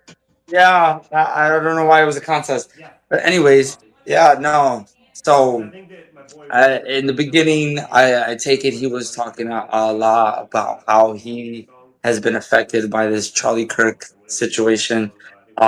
This man's really his passion has really grown, and like we were just talking about with the light from when I saw him in jail. It definitely that was a positive switch to him, and I'm not gonna Hold lie, on a second. Let it me add him definitely to the was stage. great. Hey Ray, enter the studio. All right, I had to do this. I had to do this. Everybody, let me give you guys real quick a huge warm welcome to one of my really, really, really good friends and battle buddies in arms, as well as David, because David's also former Army. This is called a jarhead. No. Oh shit! I didn't know it was connected already. Hey, there's my That boy right bullshit. there. Hold on. Yeah, you're good, brother. Hey, ladies and gentlemen, I just want to give you guys, I want to give a warm welcome to one of my really, really good friends. This is Richard. This is one of my boys. A huge shout out to you, Richard, real quick, man. This album that you just dropped recently, are you here with me yet? Are you good to hear? Are you good to listen? Yeah, I can hear you guys. All right, so I just wanted to give a Hey, huge I shout want to out to give a you. huge shout out because I've listened to the album and man, you got some skills, bro. You threw down. Yeah. I'm not gonna lie. I'm not gonna lie. From me to me really hits on a whole soul base. Yes, sir. And I'm gonna just say, clock it on that one, bro. You did your big one with that one. I love that. Good looking out. Good looking out. That's actually what I've been waiting No to hear from problem. you for a long time, bro. That's actually what I've been waiting to hear from you for a long time because you've always had the ability to bring energy to your music, which a lot of artists out there. One thing that artists that make you successful is the energy that you bring. But when you can really bring like that true raw you to you self, which is what you did, that's where it separates you from being a rapper to being an artist, in my An artist. personal Yep. opinion. So that's That's what why, thank you yeah. guys. Go ahead. That's Go how ahead. I say too. Like anyone can. A lot of people can sit there and say they're rappers type shit, which is Yep. rap is rhythm and poetry. So Hmm. as long as you got some rhythm over a beat, like you are a rapper type shit. But Yeah. what separates you from being a rapper, which a SoundCloud rapper, they don't say a SoundCloud artist. They say a SoundCloud rapper for a reason. Because Yeah. Yeah. when you Yeah. when you actually start doing art, it's I call it like the Mona Lisas and shit. It's actually art. It's actually like taking a story and the pain that's inside of you and putting it on a canvas, putting it on Yeah. that MP3, putting it on that WAV, putting it on that goddamn EP or that album. That's Yeah. what that art is. And I don't know if you ever Yeah, noticed, but your own version of a canvas. yeah, I don't know if you noticed, Mac, but my first album, I think it was before we met. It was 12/2/1991, That's which the is my first thing I ever heard by you, and that's why I asked you to be on that song with me when I did my yeah. EP. I was That like, was "Yeah, let's get you on a track, bro." And like, that yeah, was my first album. So I went from 12/2/1991 to Destinations to From You to Me. So all three of my albums are painting a picture in themselves, yep, showing you how how I started, how I was born. Yeah, man. How I started, how I was born, and all that shit. And then the destinations, the Marine Corps, Afghanistan, Lakers camp, basketball fucking camp, all over the place. And then from where I am now, that from me to me. So 100% glad y'all fuck with it. It yeah. was 2.5, 3 years in the making. So definitely was an album I worked my fucking ass off for, and I'm not Yes, you done did. promoting. Yes, you did. Got shows in the works. I've been talking to Black P and shit. It definitely got some bangers in there, and some I don't know if I seen you hopped on one of my gaming streamings. Yeah, I I know game I stream had to too. update my my game streaming playlist, and I had to throw some Ray's going man. Some Ray Good shit. songs just brought the vibes out there. Good shit, bro. Hold on. I don't take a shot on camera. I just got home. Richard, real quick. We've been friends for a long time.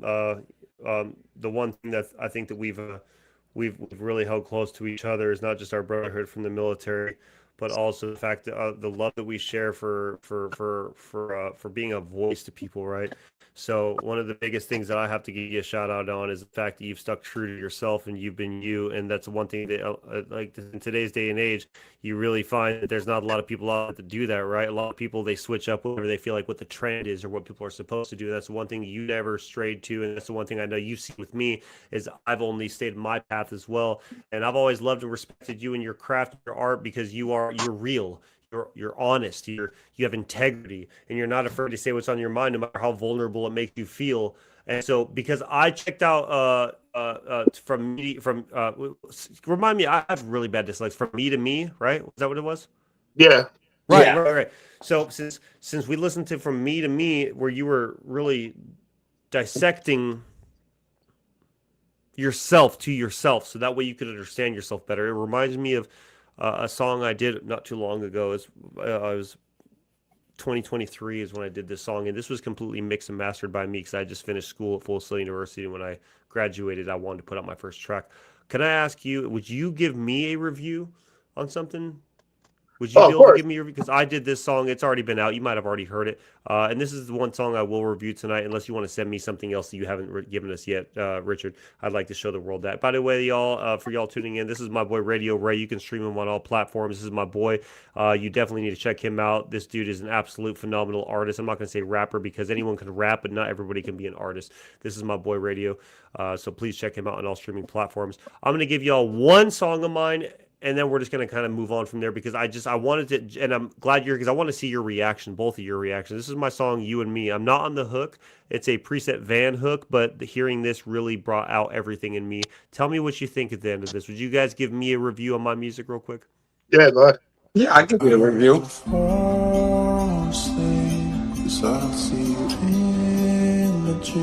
I'm going to mute myself.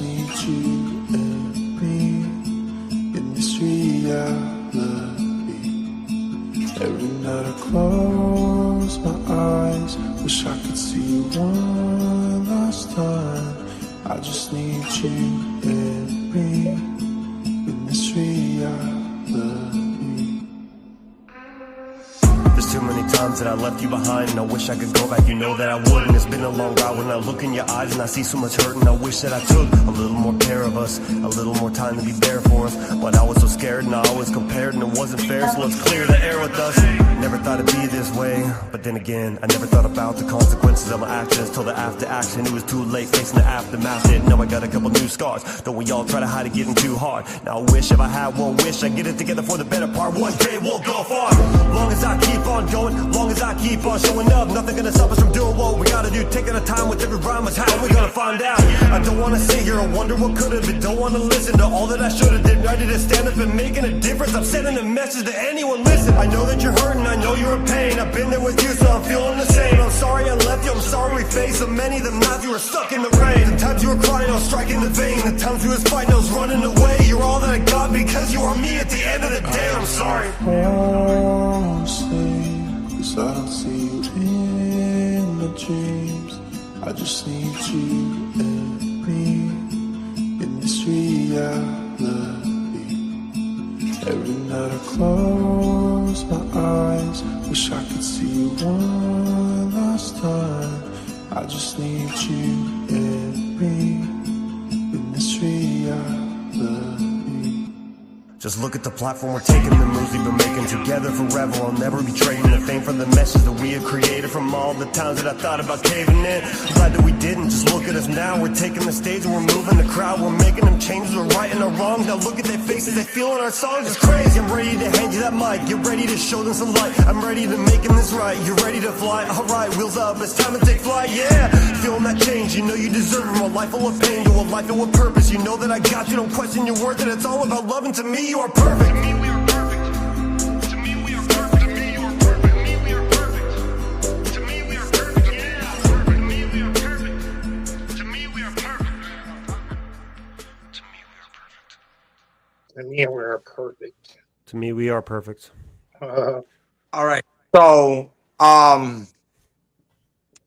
Ray, you want to take lead on this one? I still want to get my checks in order.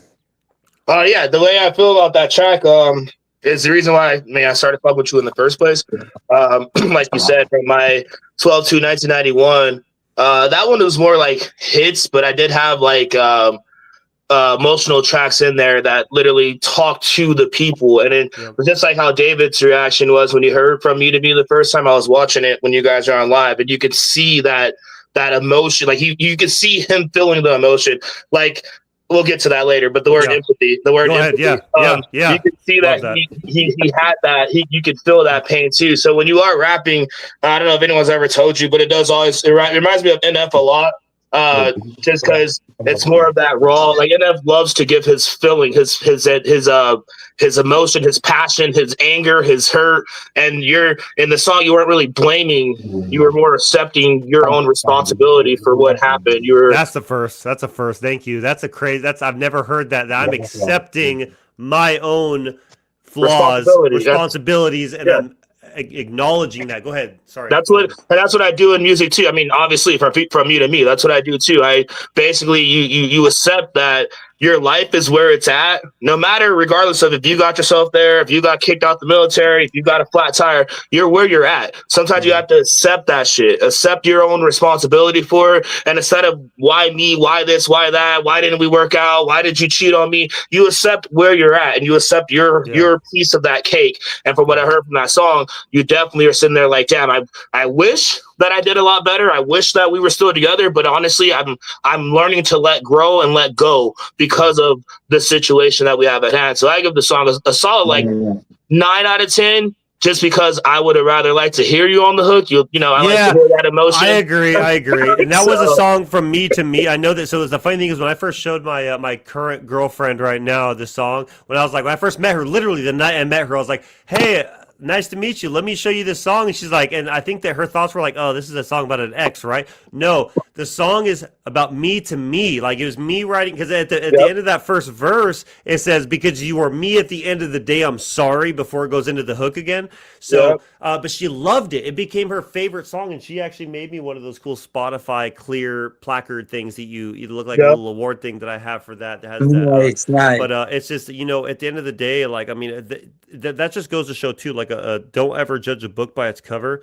You know, listen and take it in and apply it, because everything that we do as artists, though it's for us, if you listen with an open mind to what the song is about, you can find ways that it can apply to you in your life and find a way that you can connect and relate. And that's what makes an artist, is that we have connections to you through a certain struggle, or even if I'm saying something that I may feel a certain way, but you feel a certain way, or it's different, but at the same time it connects. That's what makes that song so perfect, though, is because you took away from it your own prerogative of what that song had to say. All right, now I need to give my input on it. Yeah. I love the song no matter what, but I'm gonna give it the same, a rating 9 out of 10, because I feel like you could have slowed it down and explained so much more. The hook, yeah, the hook could have been a lot You more know, unique. like, are you, because you know how I am when I start like really like putting myself into the music, and I've done this with Ray's music. I'll animate everything. You know what I'm saying? And it's the creativity of imagination.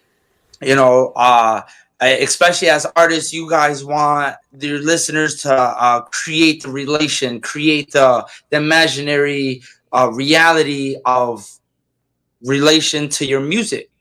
That's how I do it. I animate it, and I can get the tune. And as I'm animating your song, I'm noticing a lot of fast travel, which is not wrong, but I feel like if you slowed it down, you can make you can make a whole album for this type of sound. You could feel But like because I that's didn't have a place in the hook, because I didn't have a place in my hook, and I'm just assuming, I'm not putting words in your mouth, but what I'm taking from you is because I didn't have a place in the hook, it felt like I was just giving sections in someone else's song as opposed to having my own beginning to end bass song. But this was also back before I could write hooks. I wasn't ever good at writing hooks, in my opinion. So I was not confident in it. Not So. solidifying that hook definitely plays a part, but so if you listen to it, right, let's say you like take a time for yourself, listen to it, but like close your eyes and like animate it. Oh yeah. And as you're rapping, you're animating into like a smaller version, then a teenager version, then you jump past all the way to like the adult version, right? And then you're just like, now you're in the end game to where you got the mic, and it's like you're jumping a lot of factors. And I know you got it in there. I know you got it in there to where you can pop that out. Right. So it's that's what I mean by what I mean by the slowing it down. Like you fast traveled. I probably could have did 3 verses on that. Red Dead Redemption. Yeah. I probably could have did three verses on that.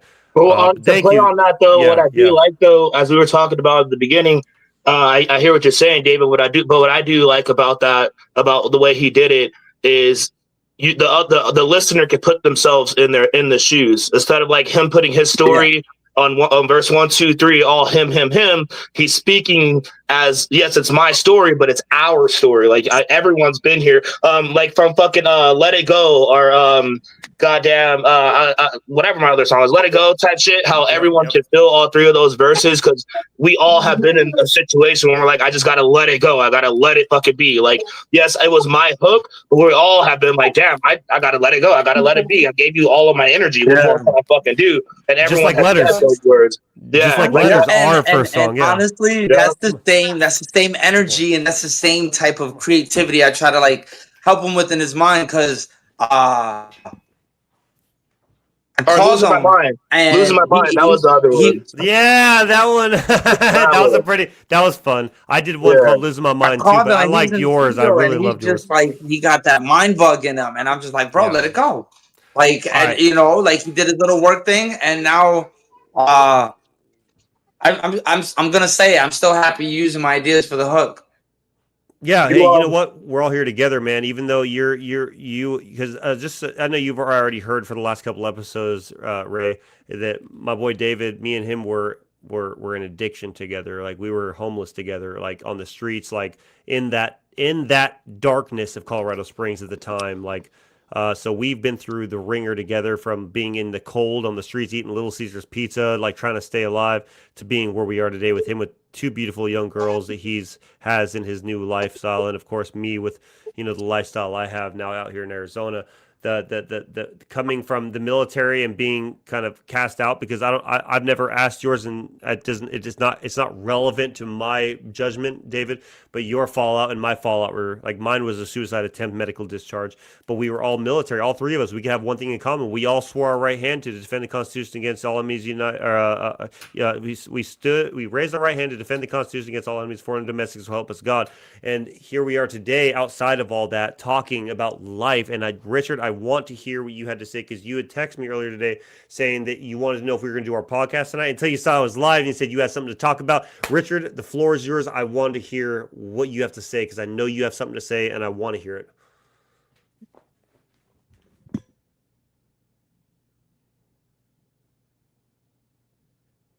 Oh, Too much oomph? Too much oomph? That was too much power. That's too much power. He was about to say something crazy, and no. Richard, it's like it felt the vibration and it froze. It knew it was powerful. He'll be back. I'm sure he can still hear See, us. Whitefield Yeti jumped in, tapped in with us. What up, Whitefield? There we go. Yeah, because I jumped on way earlier than I said I was going to. So I gave that little sneak preview of what I was wanting to say earlier. Oh, what's up, Whitefield? So whenever Ray gets back on, we'll let's see. Ray entered. Okay, here we go. It looks like he's entering right now. All right, let me get rid of the old one. So did you hear anything I was saying at the very end, brother, or no? Oh yeah, I heard it all. All right, go ahead. What's going on? Can you? I can hear you now. I did something wrong. I'm echoing, so one second. I know this is. You were just there. All right, we'll try this again. Oh my! That brings me back to our first episode. This is what happened. Are we in long enough to where we can say that? It brings me back to the first episode when we were having our technical difficulties. Dude, today marks a month of Mack's Mind. Today marks a month of Mack's Mind. All right, here we go. He's entering back in. Let's add him to the stage. Here we go. There you go. All right, there you go. Third time's the charm. Everything was echoing way too much, and I can't do echo. Yeah, you're good, brother. You're good. I did. I heard everything you were saying. But I did send you a track real fast. Just wanted to send you one. See if it went to your email. Yeah. Let me go find it. I'll go find it real quick. Because Facebook wasn't working. Yeah, because I know you were saying that you had some stuff you wanted to talk about today, and I would absolutely love to hear. Just because I like to talk to people who are neutral as well and can fucking. Because I've been trying to get answers, put it that way, or not answers, but I've been trying to get information. Like you were saying earlier, everything we're reading isn't facts. It's just what we're reading. It's not 100% facts. But everybody I've been talking to, right or left side, they just get mad instead of answering the fucking question. Like you said, we're all military people. I was in the fucking Marine Corps. I was green. I wasn't black. My bros weren't white. We all were fucking green. Too. We're all so green. I don't. I try to get facts and try to get, information types. I got my family in LA, saying if you support this, then fuck you. And I got my military family saying if you support this, then fuck you. And I'm like, man, fuck both of y'all. I'm just trying to see, what's I support what's right and what's wrong. I don't support what's right and what's left or whatever the fuck. Yeah, I agree. What's right and what's fucking wrong. But we'll get into that after the song right quick, because yeah, I got you. I'm waiting for that one to come in still real quick. Let me refresh. MacksMusicReview@gmail.com, right? Yeah, I know you had that. I haven't gotten it yet. Yeah, let me see where it's at. Cause it's just been box or something. Is Whitefield Yeti still in here? Yeah, Whitefield Yeti. Okay, I got his. Mac made music at gmail.com. Oh, you sent it to that one. Okay, let me go to that. Hold on. Yeah, let me go to that one. You have my personal email, so that's YouTube. I need MP3s. I can't stream YouTube onto here. Yeah, send me your MP3 on that one. Got you. So, but yeah, I'd love to hear what you have to say, because I agree with you, brother, and I know that David can too. Like, at the end of the day, we are all green. Like, we were not, when we got in the military, we were not told you could be black, white, Asian, polka dot, stripe, don't fucking matter. At the end of the day, we are all a team, and the sooner you get that through your head, the sooner we can work. But if you have a bias towards a certain political view or a certain gender or a certain race, you are not going to be you don't fit. You're not part of this. And that's the way we all viewed it in the military, was we had to work cohesively as a unit, no matter what the case was. And if you couldn't, you were outcasted because of it, because you were not part of the unit. Small guys, because us small guys got a lot done. Just say, have you ever looked at your old photos, like when you first joined? I looked at them the other day. Baby face. Oh my gosh. I was this the Steve Rogers of the group. I saw our group photo. I legit looked so freaking puny.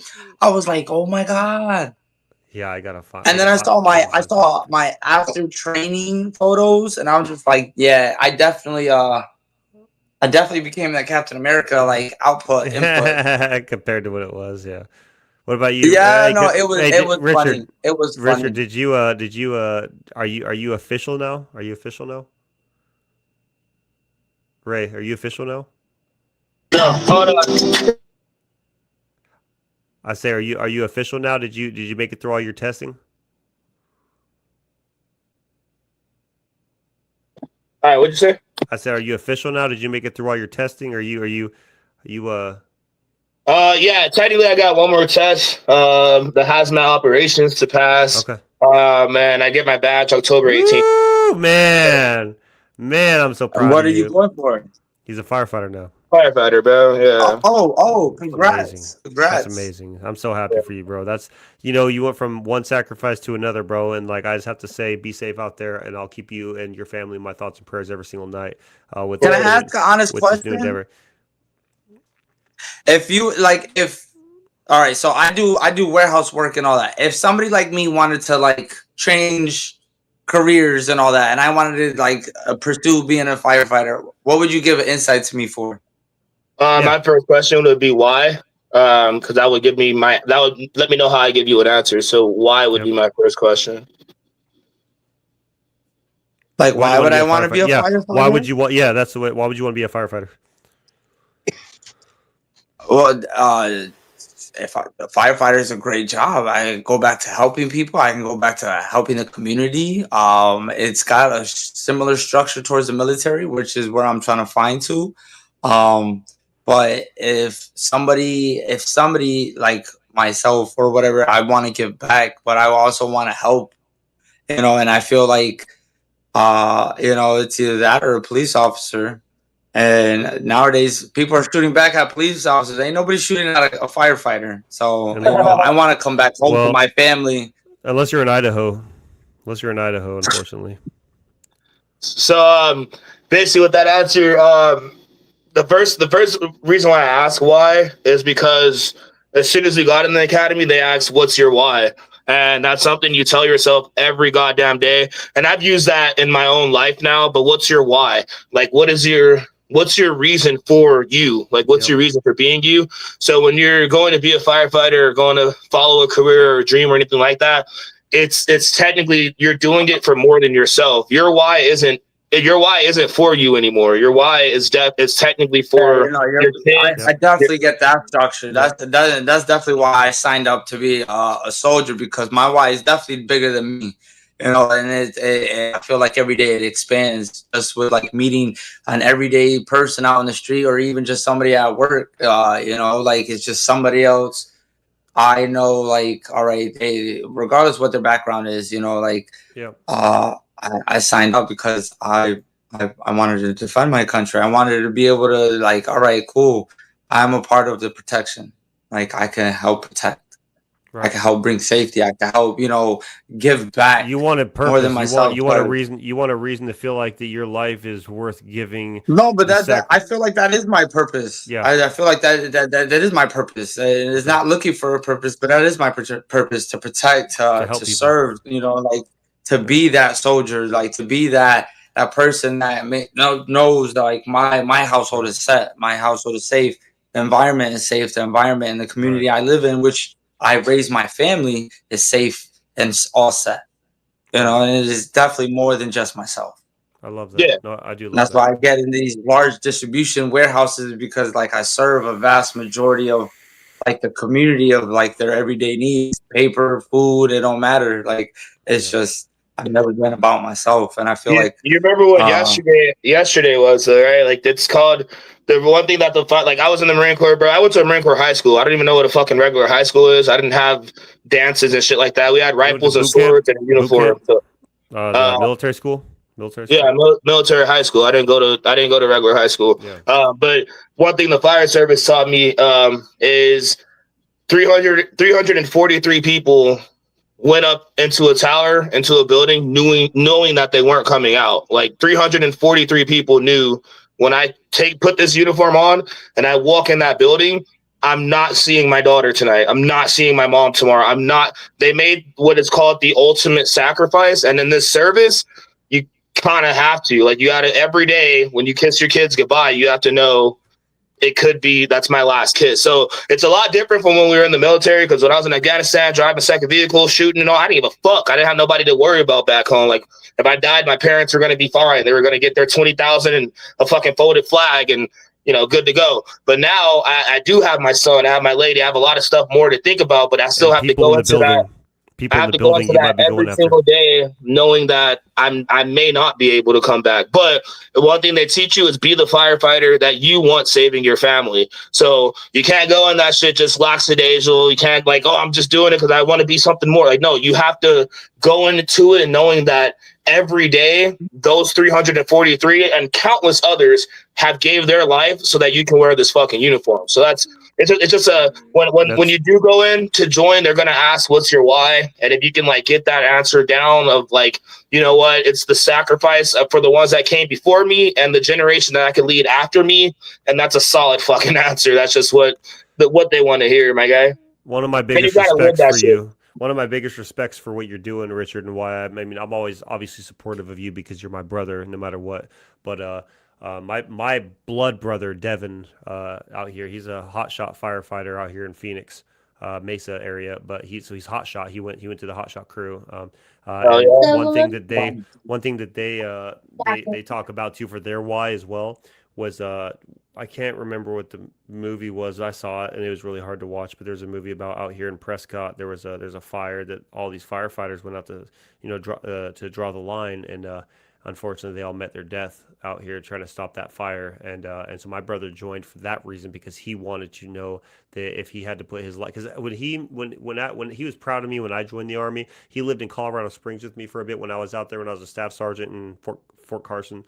And he was living with me, and he looked up to me and what I did. And so I told him, if you want to do something honorable, find something other than the military at the time, because it was just really, I said, if you had something you could do for the community, it would be better. And within a few years, he joined the firefighting department. Now, as we're speaking, he's in Oregon fighting fires. So my younger brother. Oh, yeah, salute. So I have nothing but respect for people that put their life on the line for others. And that's why, like, kind of the beginning of this entire podcast, 3 hours and 27 minutes ago, my talk was, why is it that people feel like when you chase your dream, when you chase your passion, that your life is worth less than others if they don't agree with what you're doing? You know what I mean? So if you are, because Ray, like you said, you want to go in there and you want to help people. And if there's a fire, you know that they're looking for that man to come to that door wearing that coat, coming to grab you. What if people don't believe in what you're doing? Do you deserve to die over your passion for wanting to help people because what you see is right? You know what I mean?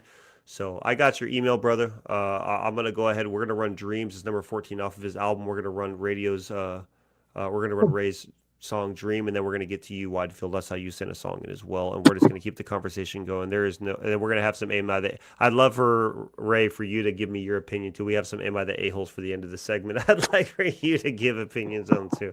So let's run with Dreams real quick. This is Ray.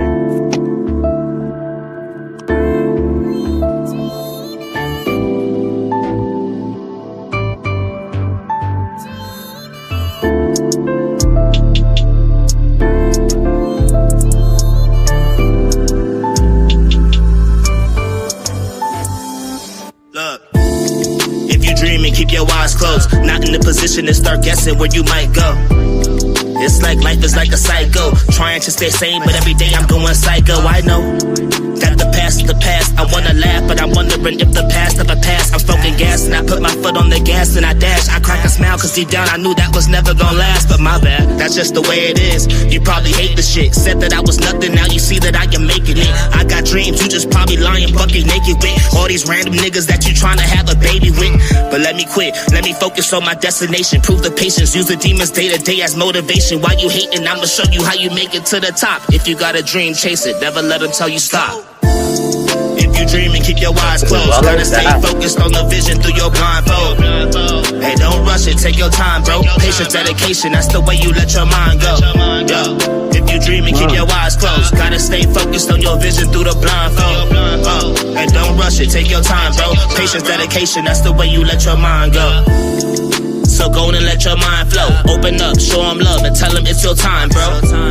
But don't rush it, take your time, though. Give your all for nothing. If it's nothing, wasting time, bro. But this life I'm living now, getting better with these dreams and these things I figured out. Thought I had it figured out, but then I took a different route. Switched the lane, I had to change. I'm not the same, I get it now. It's like a miracle.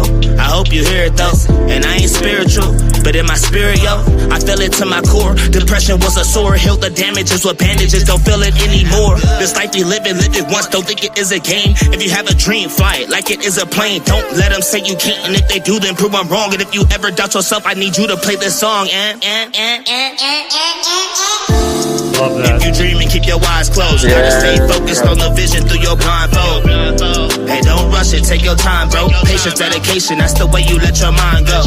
Yo, if you dream and keep your eyes closed, gotta stay focused on your vision through the blindfold. And don't rush it, take your time, bro. Patience, dedication, that's the way you let your mind go.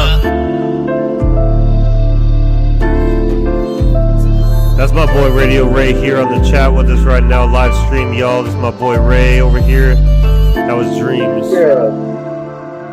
Big shout out to Ray. Big shout out to Ray. My 12/2/1991 album, and that was my parents on it at the end. So, but that was a rough edit that I just found in the email. But yeah, Hey, like I said, it's just one of those, like, you know, if you're dreaming, you got to keep the eyes closed and stay focused on your dream. I like that metaphor too, because like sometimes you can't like look like right now, even on social media. Every time I get on, I want to get the fuck off because sometimes you can't see too much. And if you see too much, you won't be focused on your dream. If you see all this shit that's supposed to make you mad, supposed to make you divide, supposed to make you compare, supposed to make you hate yourself, hate life, hate others, then you're not focused on your dream. And every dream of not just people, but of Americans, of all of us, our dreams should literally be to live a life happy and treat others with the same amount of respect. The others, their kids, their family, with the same amount of respect that you want. Like, you know, that's just, you know, if you're dreaming, keep that. And then honestly, 12/2/1991, if you listen to it from start to finish, I have Martin Luther King's dream speech in there. So I have it, I think, 4 times in there, part of his speech. And it's like within, you know, every 2-3 tracks is another piece of his speech. And that's the last track off the album is Dreams. And it's basically my parents telling me to keep following my dreams, keep chasing my dreams, keep, you know, being the man that they raised type shit. But I have Martin Luther King in there because that was one of my fucking idols growing up. And that's why I ended it with Dreams, because he did have that dream. He had that dream to where us 3 different races can be on a fucking camera right now. Literally. Well, white boy, Puerto Rican, and a black guy all on the screen, like, bro. We're all here as a family. It's all a family right here. This don't matter. This don't matter right now. This matters. This is what matters, honestly. And the world needs to pay the fuck attention, because this right here is what gets you places. This right here is what causes war, and it causes hate and causes rage. Getting off of this once in a while is what's going to help you. Yes. That's what I say. You don't dream with your eyes open. You don't dream with your eyes open. Your dreams come from inside. So replicate that. I mean, that's just it too, bro. Like when I first met you, Ray, actually when I first met David, we was in the barracks. I was on my way. I was getting my out process paperwork from my medical chapter. And I was sitting there in the barracks. It's my last day because I got told on your last day, like, we got to keep an eye on you because you're. It became a biohazard.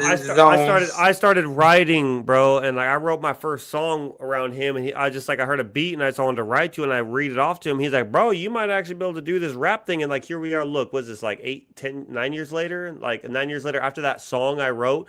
But now professionally doing it, like, chase your dream. And that's what this movement's about. That's what I'm about. That's what Ray's about. That's what we're all about, is just whatever it is you got in your life that you want to do, you need to just do it and not worry about what John or Jill has to say, or mom and dad have to say, or anyone else that has negativity in your life. And I'm not saying that everybody does, but I'm saying the naysayers are naysayers for a reason, homie.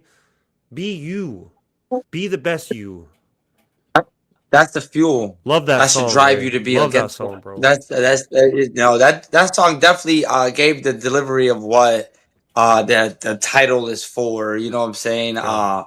I definitely clocked that for a 10 out of 10. The hands down, that was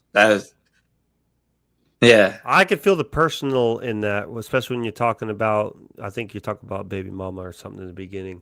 Because I've been around you for a while, Ray, and I know your situation from where it was at that point to where you are now, and you know, I've seen the live streams during that time when you were waiting for the police to show up and stuff. Like I've been around for a while, so I know what you've been through to an extent, and you know, being here for you as a brother, and I have to say I'm proud of you, bro, because you didn't. Most people would fold after the shit that you've been through. Same with all three of us, but as I'm speaking to you, Ray, as our guest, my brother, like you had many opportunities to fold, but you chose not to, and you're here and you're doing what you got to do beyond the music too. The music's always there, but now putting yourself in harm's way for the people that need you when all else seems gone, like you're going to be that man that comes to that door. I trust you to come in my house to get me if I needed it. I would know for a fact if it was you coming to that call, I wouldn't worry.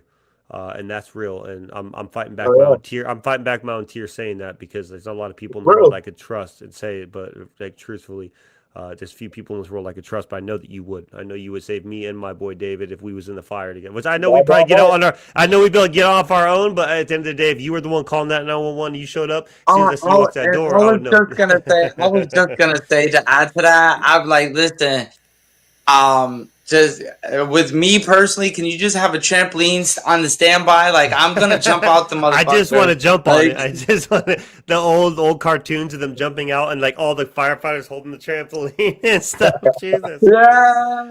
Hey, one more round of applause for Ray. Not only that, like Yeah, really. That was a great. I want to see if I'm fat or not. We have one of our other favorites that dropped a track in here too, my boy. By the way, too, Ray, I'll be out there. I think I told you we'll be out there. I wish David could. He's in Connecticut right now, but I'll be out there in November performing at the Loft in Old Colorado City. So, regardless if you can make the show or not, I'd like to catch up with you. Regardless, Yeah, so I'll let you know when I get to town. So we're gonna run in. If anyone's watching this right now, you got a song to submit. I wasn't gonna do a music review tonight, but we might as well run a couple tracks before we do the Am I the A-hole? I can't wait for that, because that's just, I feel like at the end of the show, I think the Am I the A-hole will be a fun thing for us all to discuss. But so we do have because it's just because if y'all are just tuning in now, please tune in for the first 2 hours of this. Go back, rewatch, because I really just kind of got real and raw with you guys about my thoughts and feelings on the world we're in right now. I'm not going to get into it right now because obviously I exclaimed it in the beginning of this at 3 o'clock when I started my time, which was 3.5 hours ago. But I really just wanted to let the world know my own thoughts and opinions on. I was still waking up at that time. Yeah, Jeez. yeah, third shifter. But it's just a synopsis before we get into Widefield Yeti's track. It was just me just talking about, look, man, the world, no matter what, it's what you make it. So there could be all this hate in the world, but you decide at the end of the day whether or not you want to react to somebody's death with a laughing emoji, or if you want to comment something heinous. You can choose to make that decision, right or wrong, however you feel it is. But just because there are some things you agree or disagree with in the world doesn't mean you need to feed it your energy. Your energy is yours, and you need to feed it in the way you think suits best on your journey. And anyone that wants to call me a Nazi, I'd love for you to please come over here and tell me to my face I'm a Nazi for wanting to see better in people in life. So that's just a promise that I want to see the world be a better place.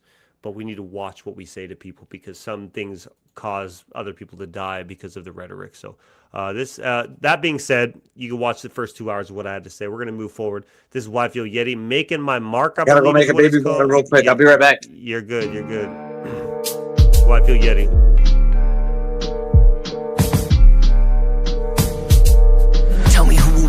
It's mechanized malice, push to a cyber limit, not amused by the gimmicks. I'm throwing rocks at your palace. Will the temperature plummet? See, I live at the summit.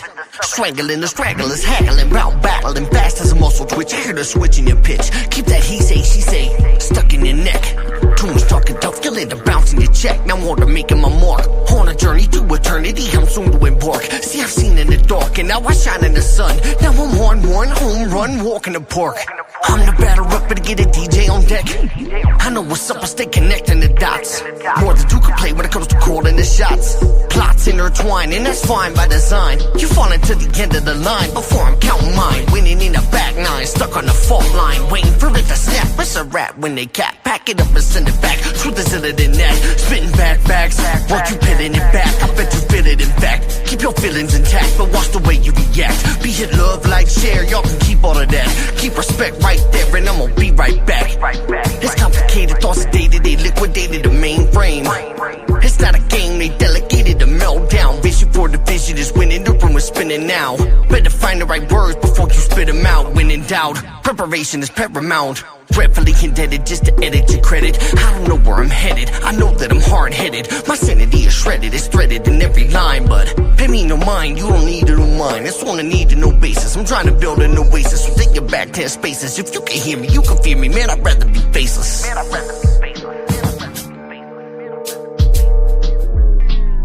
There we go. All right, I like that. I always like hearing Widefield Yeti because he really brings back that old school sort of boom bap type of rap, which is really good because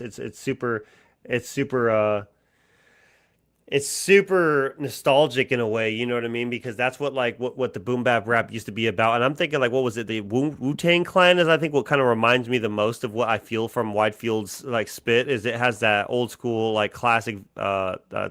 Go ahead, Ray. I want to hear your opinion because I'm stumbling on my words here and what I'm trying to say, but I want to hear your review on that.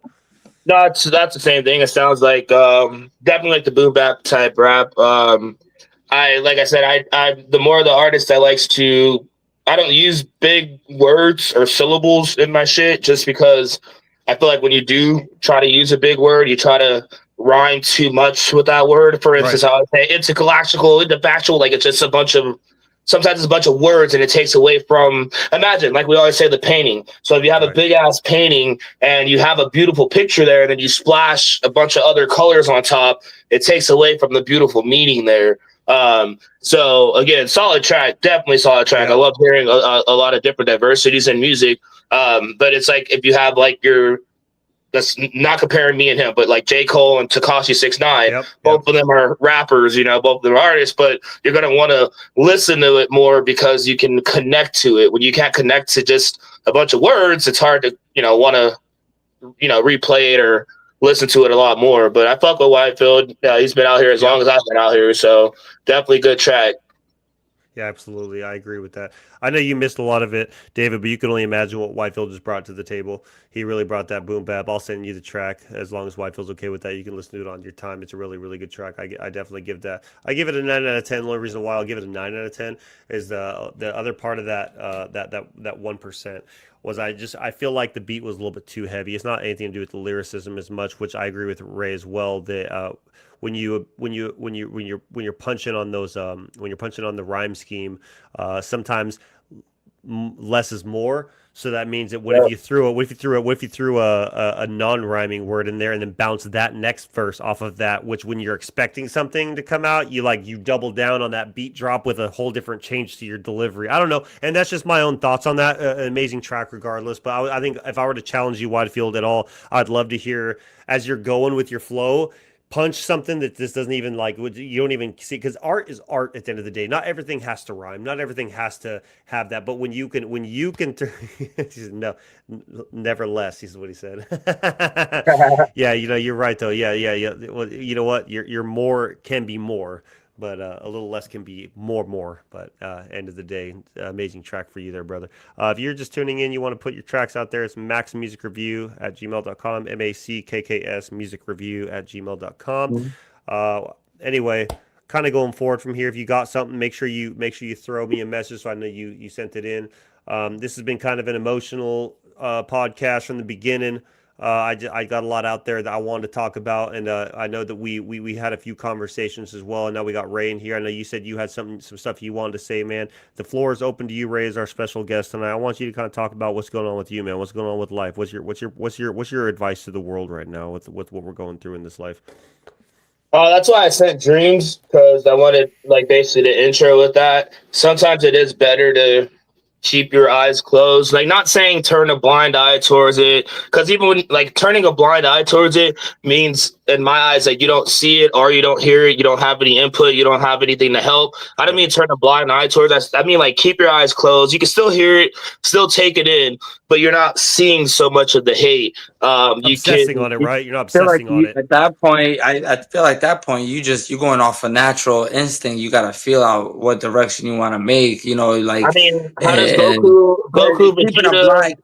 keeping a Goku blind eye Vegeta? is actually not a bad concept though. You say because Goku then, Vegeta? you know, I was gonna say Goku, Vegeta, fucking Monkey D. Luffy. How do all of them? When do they actually become stronger? They don't become stronger by looking at the enemy they want to face. They go to the hyperbolic time chamber. Luffy eats his ass off and takes a fucking nap. Like they basically tone themselves out from the bullshit. Like they tone themselves out from what's out there from their surroundings, and they're in a fucking chamber thinking of it, hearing, they know what it is, they know what the bullshit is out there, but they know when they go back into it, they're gonna face that bullshit with their own their own strength, their own power, their own, virtue towards what it is. So with everything going on, from, like you said, I don't know how to pronounce her name, but from the blonde girl that was the Ukrainian that was killed on the fucking I can't pronounce her name either. On the train, the stabbing in the neck, down the Kirk, down to everything that's going on. Like you said, I went to Marine Corps High School. I didn't have the most race shit I had growing up was black versus Mexican in California and Long Beach and shit. Yeah. So I didn't have all my friends are Mexican, all my friends are white, all my friends, my family, all my cousins, everyone's black, Yeah. So you love everybody. Yeah. Yeah. I didn't care about what you look like. I care about how you were as a person. My mom was a cop for LBPD. My uncle's been a cop for 32 years. He's still a cop for Los Angeles Police Department. So I do have cops in my family. I don't ever say fuck cops. I even have a song called Hands Up, Don't Shoot. And that one, I don't know why, but right now it's going viral as fuck. It has 3,000 plays in the past few weeks. And that's been out for 7-8 years now. But I don't ever, even in that song, I didn't say fuck police. I don't say fuck cops. I don't say anything like that. I'm basically just preaching that and this was around everything that was going on at BLM. Yeah. But I was basically preaching that if I, as a Marine, a firefighter, a dad, anything, if I put my hands up, can you not shoot too? Can you see me the same? Now, as a kid, even my son right now, he's 3 years old, about to be 4, and I don't know how it's programmed. He's so handsome, Ray. He's so handsome. I remember when I remember seeing pictures when you first held him in your arms, bro. I've loved watching your journey, by the way, Ray. Yeah, really. He's so handsome. Even at their young, uninfluenced mind, he's been raised with me and all that, but even in their young mind, they know when they see on TV, unfortunately the black guy is bad, they know that's the bad guy, that's the good guy. And I don't know how that's programmed into kids' brains, but my son doesn't. He was never taught that, but somehow that you just know that's the bad guy, that's the good guy. So with one thing I'm trying to, that's why I say, with your dreaming, keep your eyes closed. One thing I'm trying to get people to realize is sometimes if you don't have influences, you learn to think for yourself. You learn to be your own person. If you don't have so much of, because right now, even with everything going on with Kirk, you, me, anyone, we're only getting the information we can get off of online. We're only getting what we can get from, sites or sources and shit like that. Yeah. Not saying anyone's right, anyone's wrong. I think anyone promoting death is wrong. Anyone promoting goddamn someone getting assassinated, murdered in front of their kid is wrong. But the reason why I wanted to come on as a black vet and all that, a firefighter and everything, is not to say and not to justify anything at all, but I think I said to my girlfriend, the reason why people are so upset and the anger that they have off of Kirk is the reason why people have been rioting for so long. Yes, you guys feel his fucking pain. You feel you feel the hurt for the family, everything, but this is why people have been rioting for so long. That's why I don't look at right or left. I don't say this is why Democrats have been rioting. No, there was Republicans out there rioting too. And everybody has their opinions. Yeah. Not every protest turns into a riot. And I hate the fact that the left or right, whatever, the Republicans, I call them Republicans and fucking Democrats. That's how I grew up. But I hate the fact that Republicans are making it seem like black people or Democrats just riot. No, we don't just riot. We protest Yeah. And then the protests turn into more because of the actions throughout the protest. Yeah. Are the protests Because fucking there's a good couple all the bad time? eggs. There's a couple bad eggs in every batch, which means that though 99% of the people out there who are just wanting to exercise their right to have a freedom of speech, the other bad Yeah. eggs who are out there because they love destruction and violence. They Just take start it shit. upon Yeah. themselves that the cops are distracted. Let's start burning things. And that's what makes everybody look bad at that point. Look, Exactly. you have a right, and all three of us, I will say, this is, let everybody who's watching this know, you have a white man, a Puerto Rican man, and a black man all here sitting here saying the same thing. Spread love. Get rid of this hate because we do not need this in this world right now. We need to unite. I don't care if you're a donkey or an elephant. I don't care if you're a Republican or a Democrat. I don't care if you're a left or a right. I care that you're a human being and that you are seeking out answers right now. Because if you're watching Mack's Mind of all places, that must mean that you know who I am and what I stand for. And especially if you know who David is, and especially if you're one of Ray's fans and you don't know who we are yet, we are all people. I don't care that I'm white. I don't care he's black. I don't care that he's Puerto Rican. I don't care none of that. At the end of the day, we are all human beings who are all on the same journey together, just trying to make the best of our small time we have on this planet, man. And the less hate and the more understanding, the better we are. Turn the news off. Get off your phone. Spend time with your family. Make a song. Exactly. Draw a picture. Be you. Go ahead, David. I know you want to say something. I see you get ready to want to say something. I Say something. agree It's with real, you. I agree man. with It's you. real. I agree with you. It's real. Oh man. It's just love, man. We just need to spread love. Like there's too much hate already. Like what's the point of fueling the fire when what's the outcome going to be? More fire, right? You don't add fire to fire or kerosene to fire. You extinguish the fire. Ain't that right, Ray? Is that what you do? That's what you're supposed. That's definitely what you're supposed to do. Smother that shit or extinguish it. You know, take out one of the sources that make it a fire. But then also what I was going to say too is a lot of the division I'm seeing right now is because of the lack of facts. You know what I'm saying? Like I said earlier, we're all getting what we can from the information we're looking up type shit. But put it this way, on my girlfriend's Instagram, all she sees is cats or goddamn folding clothes or a new chopping machine for vegetables. If you go on my Instagram, for some reason, it's bitches twerking and shit or landscape or so. Basically, what I'm getting at is Republicans are looking up things on their phone, on their algorithm to justify why they're right. Democrats are looking up on their phone, on their algorithm, why they're right. Of course, your phone is going to show you what you're already searching. If I said fucking monkey balls right now and I went 2 hours from now and scrolled on my phone, Facebook will have an ad for monkey balls. They'll be like, hey, you want some monkey balls? Like it listens to what you're talking about. It listens to what you type. Up recognition. Spend more time away from your phone and spend more time with your family. And you know what's keep crazy? your eyes closed. You don't even need to type it. You don't even need to type it in. The fact that we're all on a live stream right now, the fact that we could be talking about something, right? They're listening. You mentioned Dragon Ball Z. I talk a lot about Dragon Ball Z, especially. I knew you were going to love that. I knew you were going to love that. What do you got there? Show us, Ray. What is now, that? Show us, Ray. I get a lot of advertisement on Dragon Ball Z stuff. I love that. It's Goku, Piccolo, Majin Vegeta, and Teen Gohan. I got them right here. Those are my strength right there.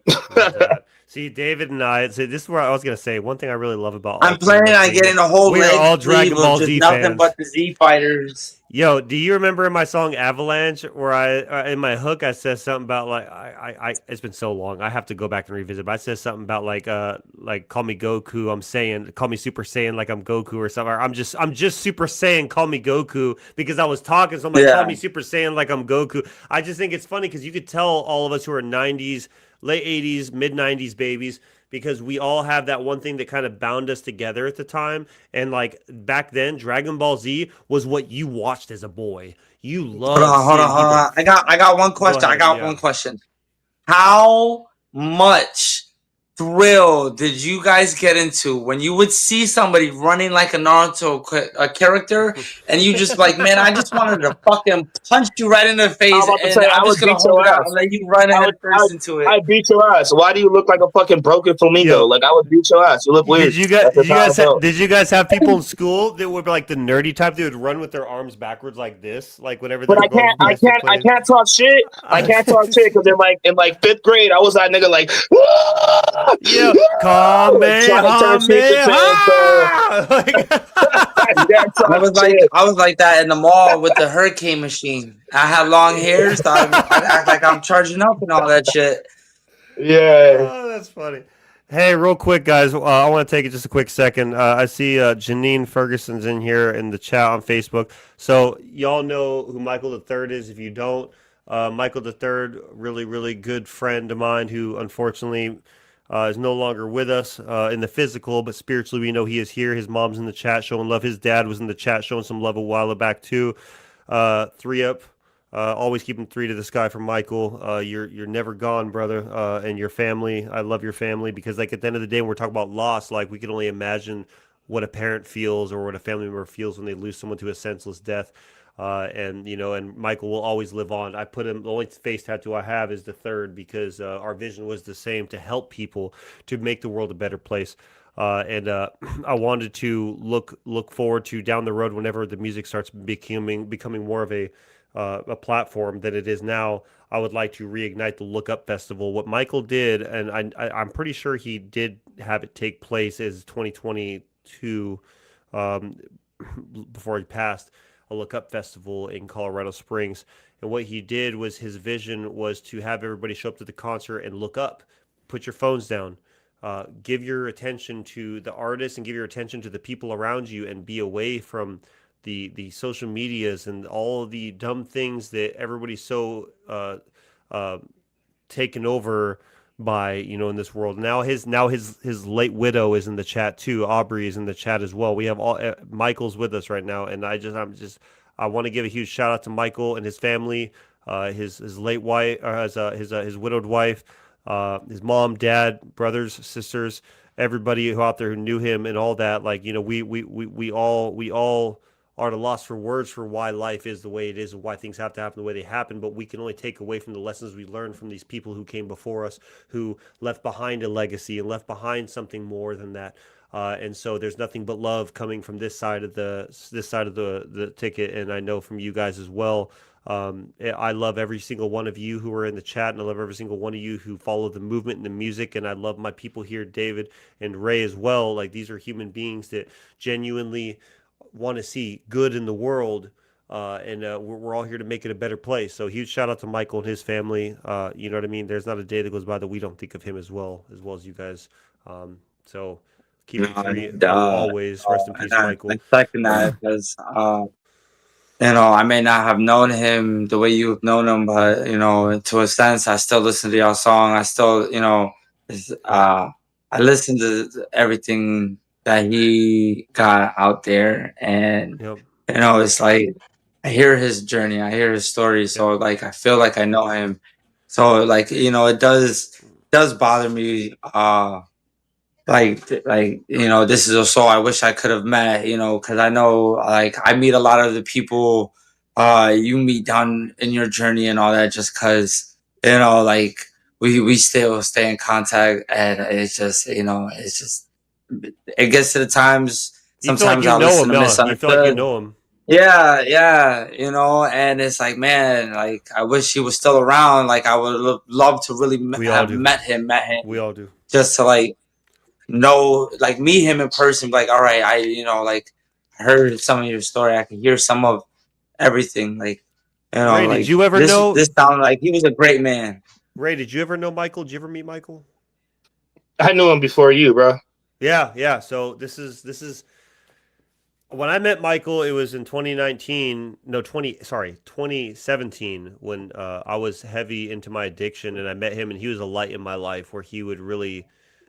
He was the one that influenced me to write my feelings out because I wasn't writing music at the time, and I was hanging around him and SFM and that gang, and he told me so many times, and especially in the times of despair when I was really bad under the addiction, he was trying to tell me, man, it's okay, like you're okay, like you just remember who you are, like you're strong, and like all these things that I felt like he was trying to just, you know, tell me was I felt like he was just trying to falsely motivate me, but he motivated me in so many ways, man. And I spent so much time with him, and to the point to where when I started really getting into this music and making it, he would message me and say how fucking proud of me he was for staying the course and all that. And so when I got that news that day, I mean, I know all of us can agree that knew him. Like, I think it was months that I was devastated.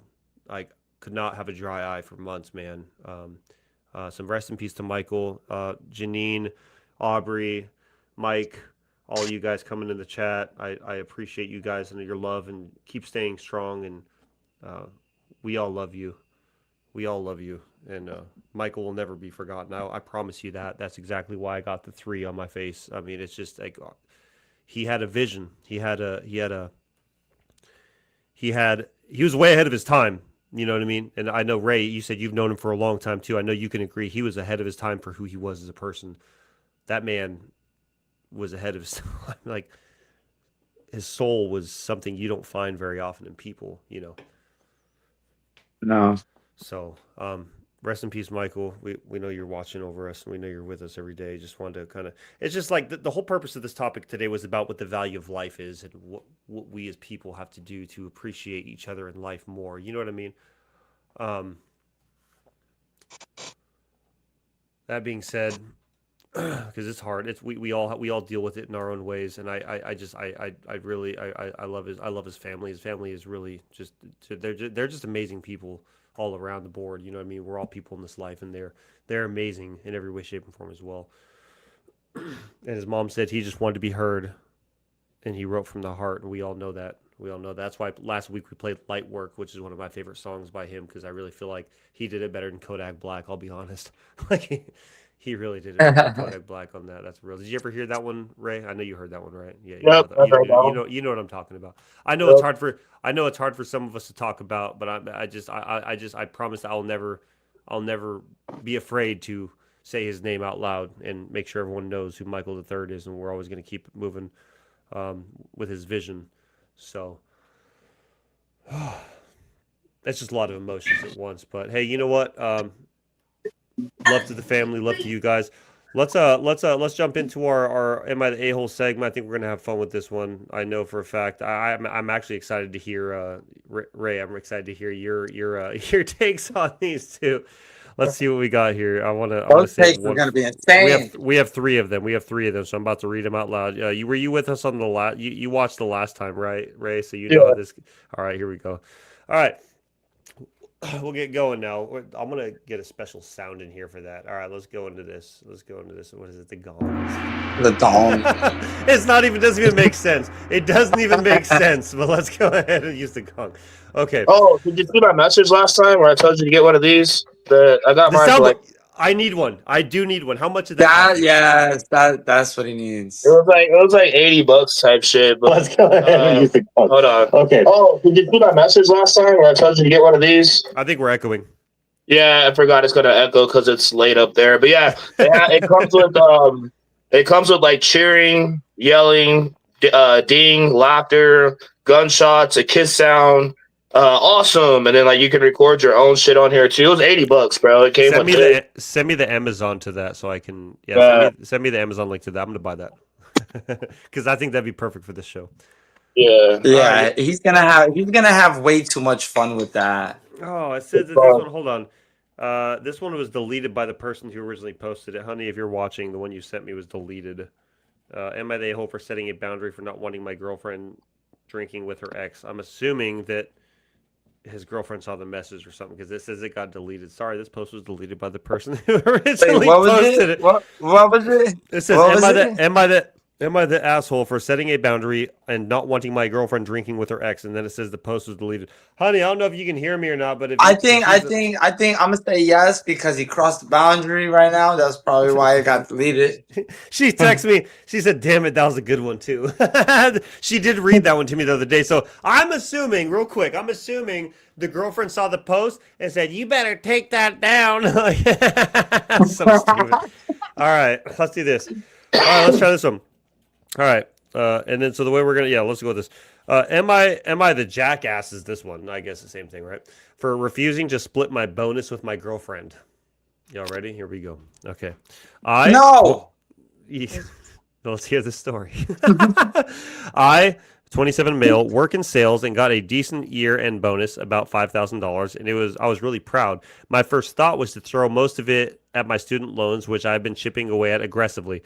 I told my girlfriend, 26 female, the amount. She got excited and started talking about us taking a trip together. I said I'd love to travel, but realistically, I need to use the money to pay off debt. She immediately got upset and says, since we've been dating for 2 years, my money isn't just mine anymore. She argued that money should benefit both of us, and if I see her in my future. So I reminded her that we don't live together. We don't share finances. I never expected her to spend her money on me. She said I'm being selfish and choosing debt over making memories. I told her that becoming financially stable for our future, but she's been cold ever since and telling her friends that I don't prioritize her. Am I the jackass for keeping my bonus to myself? Ray, we'll start with you. No, like, I mean, there's there's certain aspects in bone, like certain times where yes, your money is our money, Right. but what'd you say, 26 to 24 or something? Like technically now he is thinking about you, bitch. He's thinking about the future. Like if he gave you money right now for y'all to go to fucking Hawaii, then y'all come back and your phones and electricity shut off. Like, yeah, you guys got good memories. Now your memories are you're living in the fucking cold with nothing in your fridge. So like he technically, from what I hear, he's being hella responsible. Now, not getting too in debt with everything, but I have like $6,000 in debt. Like, I'm 33 years old. Student and I got loans? like 6,000 in debt. And my lady, she's about to get 5 digits, inheritance. Now, does that 5 digits go to me? No. But if she chooses to, she can help me get out of debt. You don't feel entitled to it. You don't feel entitled to it. Is what you're saying. It's not my money. That's her money. So right. At the end of the day, that's his bonus. He worked his ass off. But if he does choose to spend it on her, good fucking job. But as a man, I commend him for doing what he's doing because he's making sure that they have a house to come home to. They have a car with gas in it. Right. Like, fuck your fucking vacation real fast. Like you actually have the future. So what about you, David? Right. Yeah, David, go ahead and then go ahead. I definitely second that, but like, let me on the East Coast mindset is what? Man, like, no part of me making that bread. That's mine. That's how money. I choose to like handle it is if I got that, I'm definitely gonna take care of that debt. If I have something I need to take care of. Now, if you're that type of significant other in my life to where I do see you in the long run, it'll naturally occur to involve you into stuff with that money. That shouldn't ever be a question. That's where I'm just like, what the? You had to plan stuff out. It should just come natural. Right. If you're in my life like right. that, like if I got money, I'm never gonna have to like my woman would never have to question me. Mina would never have to question me because exactly, yeah. Obviously, I'm gonna give her a lump sum. I'm gonna give her some just so she could do whatever she wants with it. As a man, that's what we do though. As a man, that's what we do. Like here's a couple dollars if you want to go do this, that, or the third. I mean, that's the way that me and my girl work too. When I got my settlement for the 3M hearing loss from the Pulaski law firm for the 3M thing, I got a decent amount. I mean, I had no problem. She never asked for it, nor would she. But I threw her a little big. So I'm like, hey, honey, go get your nails done or something like that. So, David, are you done with yours, or can I jump into mine? My opinion. Finish yours. Yeah, I'm good. Don't be afraid to say that you're not done yet. No. Yeah, go ahead. No, but it's just like to have the expectations, like how it seemed like she just had the expectation, like it was just automatically given. Like, no, if you guys aren't living together and you guys don't share finances, that's all you can give the man is a hand clap. Congrats, good job on your bonus. Yep. But if you're thinking in that nature, the long run, creating memories, that should just naturally come about. Right. I see that a lot with like relationships or whatever. It's just a lot of stuff trying to be forced, and you can't force. Some people stuff. are materialistic. Yeah, some people are really materialistic where they feel. Yeah, go ahead. Think about it like this: if you're a baseball player, if you want to play baseball and it's your first time picking up a bat, you can't just think you're gonna hit that shit out the park. Like you said, it's the long run.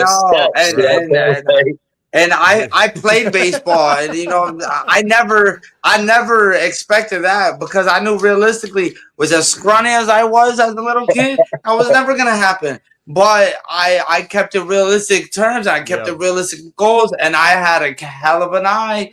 What? He said, I had a hell of an eye. The way you said, I had a hell of an eye. Like you. So she definitely shouldn't be expecting shit. But like you said, if you guys are a team, and if he does have let's say he's getting a $5,000 fucking bonus, and his debt is $1,200. Yes, some should go towards a vacation or towards a girl. It's way different. Yeah. Here's where I'm at with this now. Let me be the guy that comes in. So I'm going to agree with both of you on every aspect, up to the point where I'm saying in his message he says to pay off student loans and debt and stuff like that. Which, look, I guess you can go ahead and call me irresponsible because I have medical debt and stuff like that I just don't pay mine to because I figure after 7 years it'll fall off and I don't really care because my credit score doesn't determine the value of the time I have on this planet. So if I have a $5,000 coming back for me for a work bonus, and if I have some student loans, maybe $1,500 if it's going towards the student loans. But yeah, honey, we're also going to go and do something. Exactly. I think that, so I'm going to be like half and half with it. But no, the way her response was like, I thought we'd like take a trip or something. Like, unless y'all discovered that beforehand, where did that expectation come from? You know what I mean? What kind of trip are you trying to take that's going to cost $5,000? Right. Ray, you don't got to hop off camera to do that, by the way. You're fine. You're fine. But I for my career. Oh, for my career. Got you. Hey, so the vape smoke is a whole different. Yeah, you're good. So yeah, nicotine's bad, y'all. Cheers.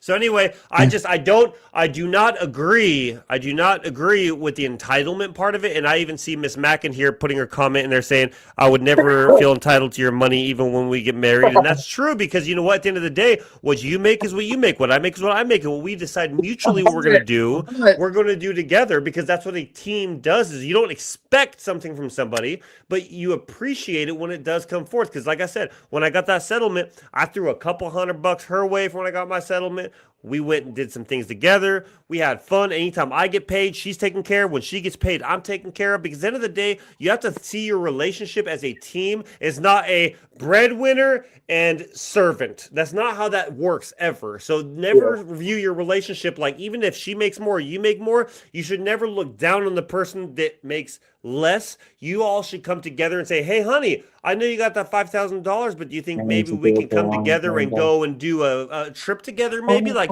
I know we can go and get a hotel here for like $500 for a few days and this, that, and the third. Have that conversation. But the entitlement, I see what he's saying. If that is the way, and I'll always say, if this is the way it actually happened, then no, you don't need to feel bad. You're not the jackass for that. Like maybe have her come correct with the way she approaches you with that because that's not her money. Yeah, it's your money. That approach on her end was wild. Right. But all right, so that's that one. So we all agree that he's not the jackass for that, right? All right. Yeah. All right, here we go. This one should be good, guys. Am I the asshole for accepting an $800 reward for a lost cat? Is the title. Am I the asshole for accepting an $800 reward? This better be Wait, whoa. Let me say it again. I'm sorry. It probably was just a selective hearing of mine that tuned in when it. Did I just hear you say, am I the a-hole for accepting an $800 reward? For a lost cat.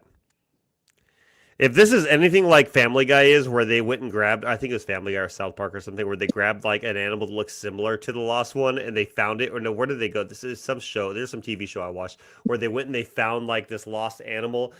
They went to an adoption agency that looked a lot like from a humane society, the lost animal, and they turned it in for the reward, right? You guys ever see something? I can't remember what show this was, but they turned in an animal that wasn't the real animal. Sounds like some American Dad stuff. I think it was American Dad. Anyway. Yeah, American Dad. So, this was 3 hours ago, too, by the way. So this is, somebody posted this 3 hours ago. Last week. Oh, this is recent. Yeah, 3 hours ago, y'all. This is 3 hours ago in the day of our Lord. Last week, a lost cat flyer was placed in my mailbox with a plea for help finding their precious family pet, an $800 reward for the information or return. Well, as luck would have it, a few days later, while I was walking home, I saw the very same cat scrounging for food out of a garbage can. A caller confirmed it was the cat. I took it home, gave it some food, and called the owner's phone number. Of course, the family was ecstatic for all y'all who don't know, ecstatic means excited. And they picked up the cat. To say, I'm a jackass for saying that, but in case you didn't know what ecstatic meant, elastic? No, ecstatic. So What's ecstatic? Stupid. What'd you do to the cat? No. All right, of course the Did cat you was ecstatic. electrify it? No. No. They picked up the cat the same day. They thanked me, hugged me, cried, and then asked my information and sent me the $800. Though in retrospect, they were hesitant to do that last part. What, the sending the money? Normally, I wouldn't accept money, but I was happy to have made the family happy. But honestly, I've been struggling lately more than usual, and $800 is the amount that would help me a ton, so I accepted it. Anyway, I was telling a friend about this, and they all got weird when I mentioned the money exchange. Hold on, let me stop right there for a second. Hold on, I'm gonna put a pause right here. I'm gonna put a mark so I know what I'm saying. Anyways, I was telling some friends about this, and they all got weird when I mentioned the money exchange. Before I go further, what homie do you know when you say I just came up on $800 is It's gonna be weird about that? Who the hell are you hanging out with to get?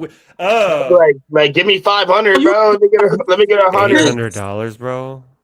You got What, bro? You can get. Bro, you're man, weird. You're let's weird, get some bro. Little Caesars. Give it back, bro. Give it back. Give it back. You know what I mean? Oh my Like that. Oh my god. So most of them agreed they wouldn't accept the money. Okay. What? It's a reward for What's finding my cat. What? Most of them agreed they wouldn't accept $800, and it's kind of in a bad taste to take money for a good deed. Okay, calm down there. Calm down there. They pointed out that since they also lived in my neighborhood, they certainly weren't wealthy. Oh, so now they're guilt tripping. I feel kind of sick thinking about how I benefited from their misfortune. So you got manipulated. Am I overthinking this? Am I the a-hole, or I know they did it for a reward, but is it tacky or rude to accept it? David, let's start with you, and then we'll go to Ray. No. Not only you're doing a good deed. You know what? You're friends. That's what I gotta say. You're the a-hole for having those friends. They mad because they didn't find the cat. They probably had a whole scheme together. Like, that's what it is. We got the flyer too, and we didn't find the cat. I needed that 800. I saw that cat yesterday. That's my money. Ray, and one of them was probably like, "Oh, I swear I saw that cat the other day, bro." That's my cat, bro. And then now you got a buddy like, "No, I just I did this with the cat that you guys seen a flyer." And like, I was just thinking that. Bro, I just saw that cat, bro. Ray, what's your thoughts, bro? What's your thoughts? I mean, I agree. The only way I look at it is if that family looked needy type shit, they looked like they were doing less fortunate than me, I wouldn't take it. Is he an a-hole in this situation? No. But if, like, say for instance, I'm in this big ass 4-bedroom fucking huge 2,000 square foot house, if I found a cat for somebody, in the apartments down the street, and they were struggling, and their little girl came out in tears, crying, happy as fuck to get her kitten back, I wouldn't take the 800. I'm not taking no money on that. I would literally be like, I mean, you're the one who posted 800. That's what I'm saying. That's what I'm saying. Why would you say 800 if you didn't have it? Why would you post? Why would you post for $800 and then that's such a specific amount too? On that, And a side note though, me and my lady were cleaning out my old pad 2 weeks ago, and we found a kitten in the backyard, and we saved him. And now you want $800? You want $800? No, he was free. That's my cat. No, I'm just kidding, bro. I meant $8. I forgot to put the dot in between the other two zeros. $8 reward. Oh God! I'm not well off like that, bro. No, not the typo on the viral sign. So in my eyes, I'm so weak right now. It depends on the situation, but in my eyes, like, one, yeah, you put 800, so you put the amount. But if I just saw the girl crying and shit, and she was happy, I'd be like, can I get 100? Yeah, give me $100. Yeah. Can I get 100? Like you I'll said, take 8. I'll take 7 off. Let me get 100 for my struggles. just so you feel No. like my honesty I think it's paid coming the out bill. pretty light. I need 100, and I need 2 party sheets of pizza. That's it. I'm good with that. Give me some Pay for- pizza at 100. Pay for my PlayStation Live. Pay for my PlayStation or what, PSN. Pay for my PSN for the I rest need of a the year. year We're good subscription. with PSN, so I don't gotta worry about Hold on. it. So my thoughts, bro. You're not an asshole because you saw a reward. You were a man that walked up, saw a reward for $800. You saw a cat. You didn't look for it. It came upon you, according to your post. It came across you. And he was down turned on it his in, luck. and you were down on your luck already. So you're like, oh, I came up because this is. So he's seeing it as like a sign of like, oh wow, well I found a cat. Let me turn it in. So yeah, I'm agree with Ray on that as well though. Like if like their daughter came out like Snuggles, wait, my Snuggles, it's like, oh my god, she's crying like she wanted her cat back. Watch this cat never wanted to be there. Like the cat hated it, and it's like, why'd you put up a reward for me? I don't want him. You should have put up like. As soon as she comes out, the cat just starts tensing up, like, "No, save me, save me! Don't let her take me." Yeah. Now is like the niece from Finding Nemo. As soon as she busted into the door, she just and all the fish just swim away. All I'm saying is, if I'm just gonna be an honest man, if I came across an animal that was on a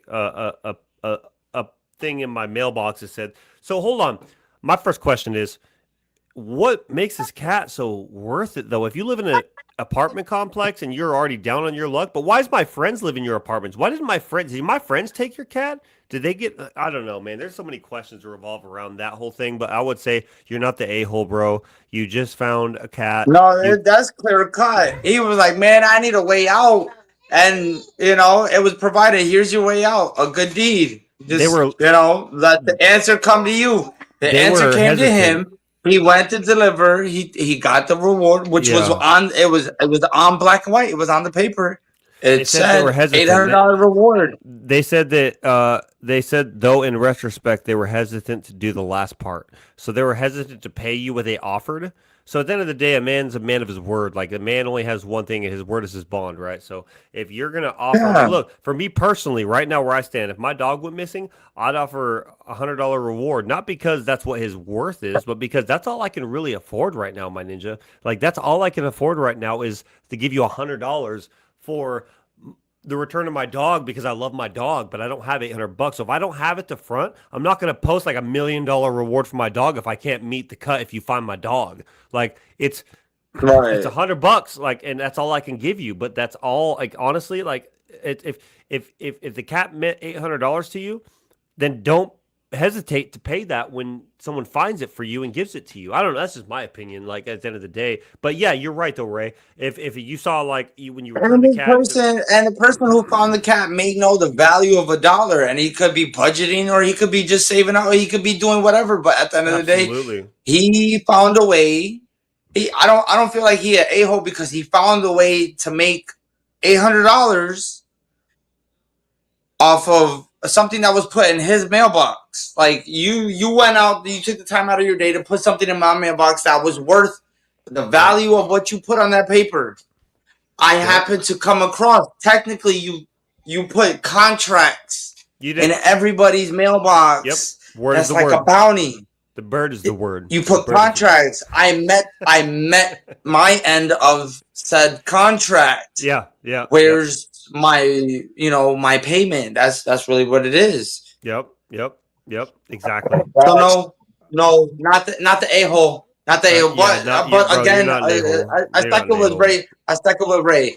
If they were if they needed it, and I really didn't need it like that, and I knew I knew I could find a way, and it would devastate that whole. I'm not taking. Let me $75 and 2 party sheets pizza. I'm good. We'll call it even. Yeah, he's like PSN for a year. Give me. Oh no, my thing. Give me the NFL Sunday ticket for a year. No, honestly, done. I'll take the food. Ticket. I'll take the food over the PSN because I could take the food home and I could feed my family with the food. I want to see my Broncos win all year, so give me the Sunday ticket for a year and we're good.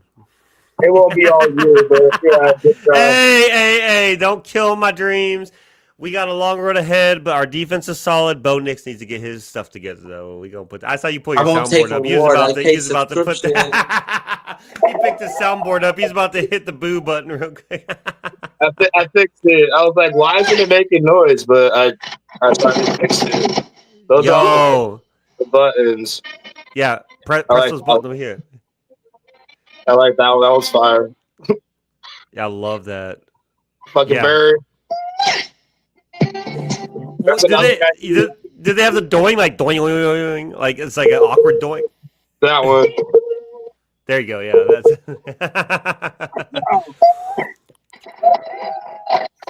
that's awesome.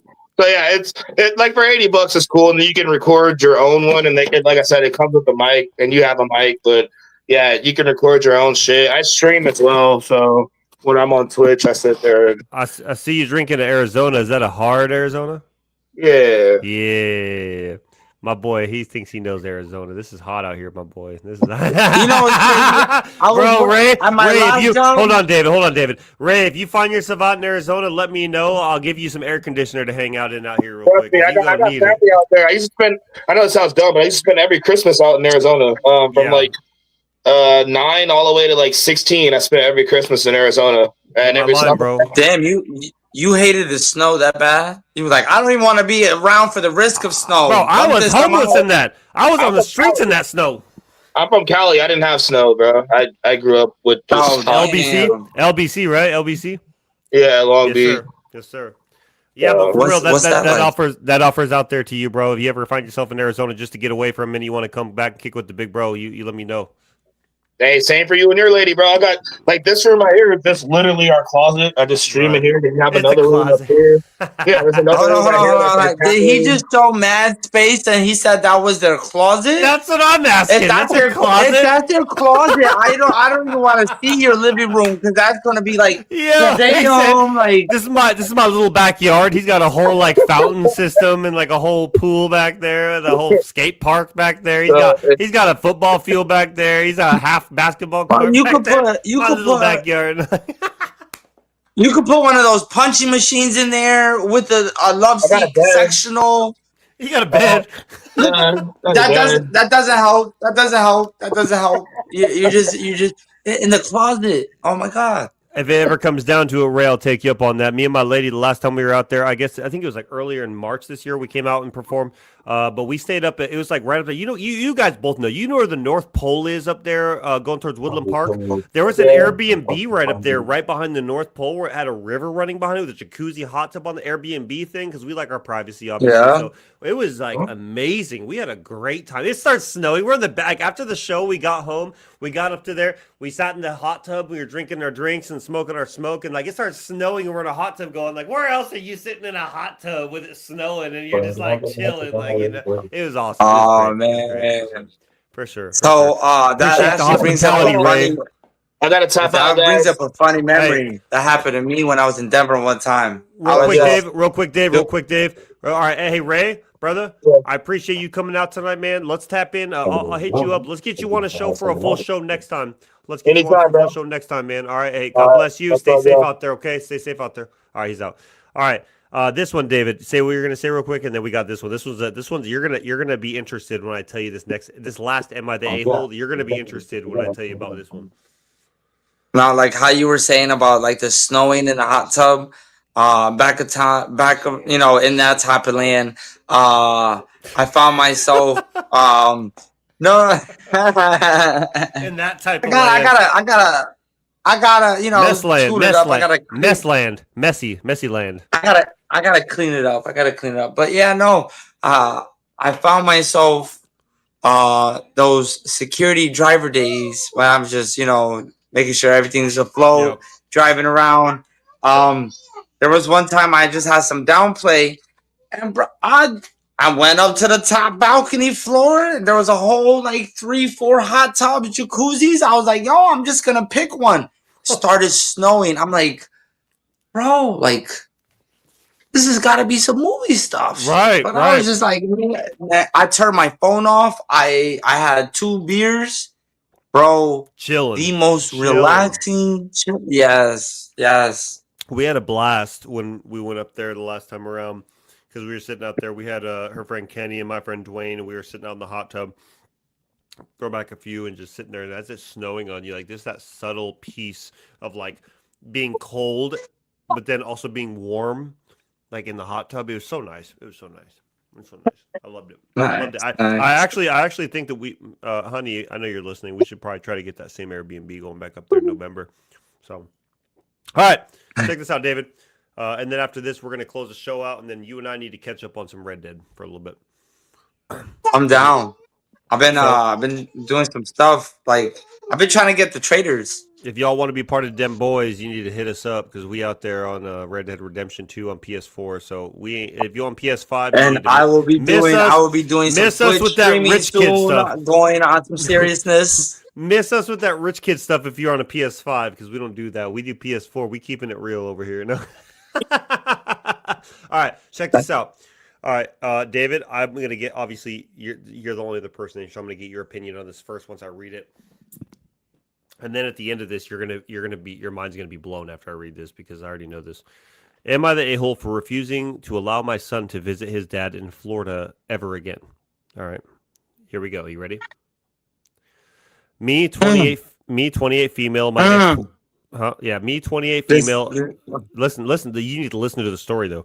Me, 28 female, and my ex, 28 male, have an 11-year-old son together. We had him when we were 16, split up because he was about 1 year old, but continued to co-parent as best as we could as teenage parents. You know what I mean? We started off by trading off week by week, so I'd have him 1 week, his dad would have him on the next, so on and so forth. Things were going well until about 5 years ago. My ex's father, who he lived with, got a huge settlement and decided to buy a house in Florida, and we live in this state.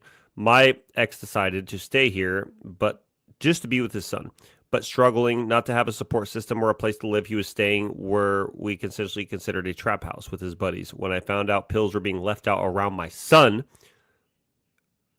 it would go over, or sorry, let me read that again. He was staying in what were essentially trap houses with his buddies. And when I found out pills were being left out around my son would go over to visit his dad, I cut it off immediately. My ex eventually wound up homeless. We all decided it would be best if he moved to Florida to live with his dad and get his life right? That's a great move. For the first 2 years, my ex living in Florida, we were going well. Or for the first 2 years of my ex living in Florida, things were going well. But we couldn't exactly afford for my son to visit. But he couldn't. Yeah, nobody could afford it. So for the past 3 years, my mom, bless her heart, had offered to pay for my son to make a trip to see his dad in Florida for the summers. The first visit in 2023 went okay, but my son told me when he got home that he was forced to stay in a bedroom the whole time because the ex's father had a dog that was aggressive. So instead of putting the dog somewhere else for the visit, they forced my son to sit in the room while my son's dad slept all day because he works nights. That was the first strike. Shortly after this visit, my ex meets his current girlfriend, who has 2 kids of her own. They got an apartment together, and I think maybe next time when my son visits, things will be better, right? I mean, that's what it sounds like, obviously, right? He gets a girlfriend, they have an apartment, somewhere to stay, sounds good. Nope, it was worse. Fast forward to the summer of 2024. My son goes to visit for summer yet again. He called me and my fiance, who is an amazing stepdad, almost every day upset because my ex-girlfriend was mean to him. She would make snacks for her kids and none for my son, and even got upset when he would ask for things. Got upset when he would ask for things. She cold-shouldered him the entire time and made no effort to get to know him. His dad did nothing about this behavior, as she is a breadwinner and is very controlling. We decided to fly and bring my son out home early because it was so miserable. That was strike 2, right? So she brought her kid home early because he was so miserable out there from that. Now, after this last visit, the summer 25, I've had it. Other visits were at least 2 months long, but this one only scheduled for a week due to circumstances. My mom flew out with my son and hung out in Florida for the week to enjoy her own little vacation while my son visited his dad.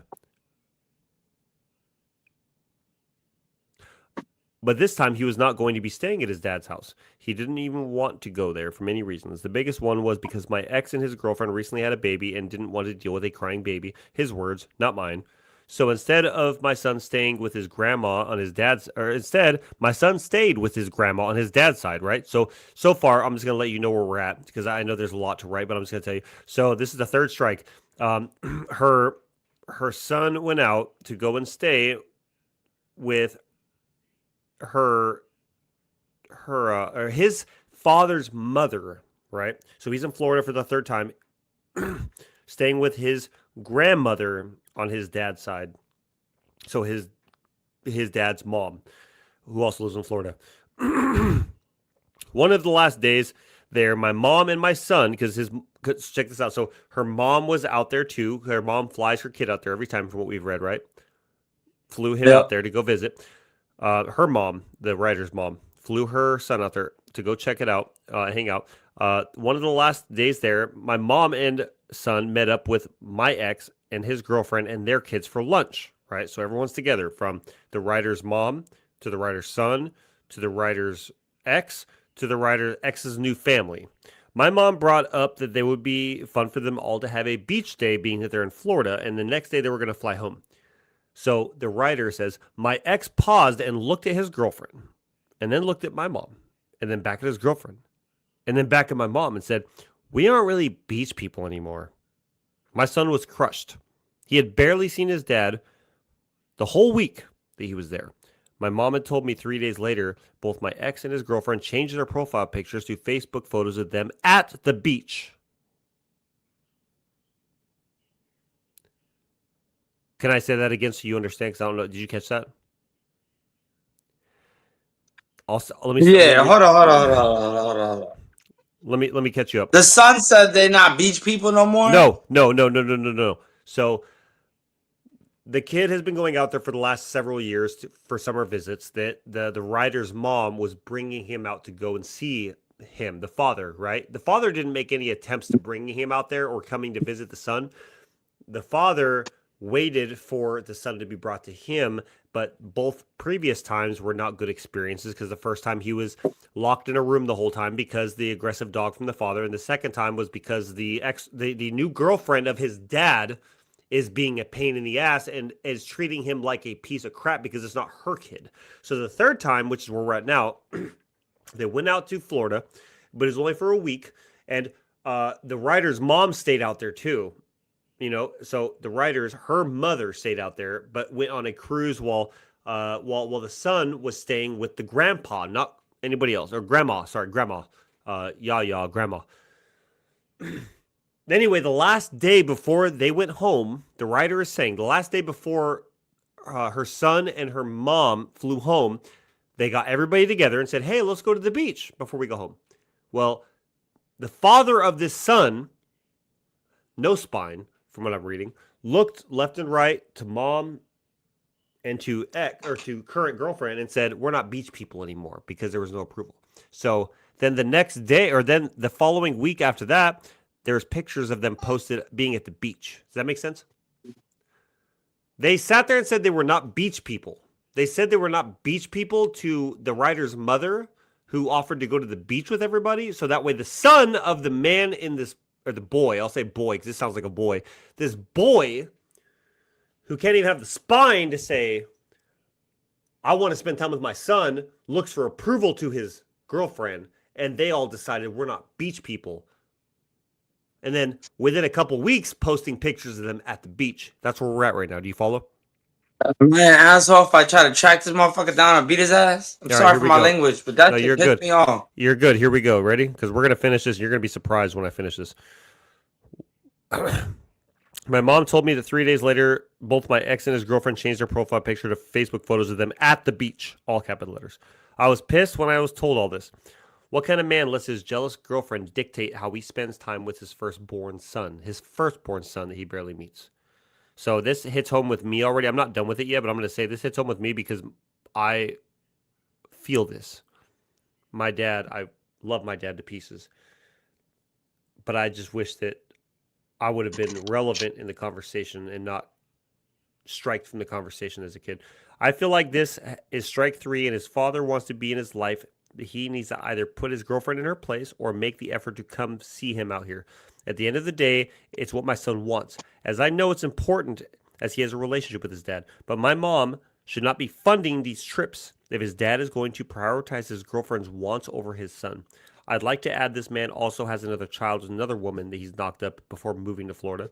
And as far as I know, makes no effort with that child either. I'm tired of seeing my son hurt and disappointed by his dad, as he's told me his dad barely ever calls him, and most of the time his son has to call him first. Would I be the a-hole if I said we're not flying him out to visit next year? Go ahead.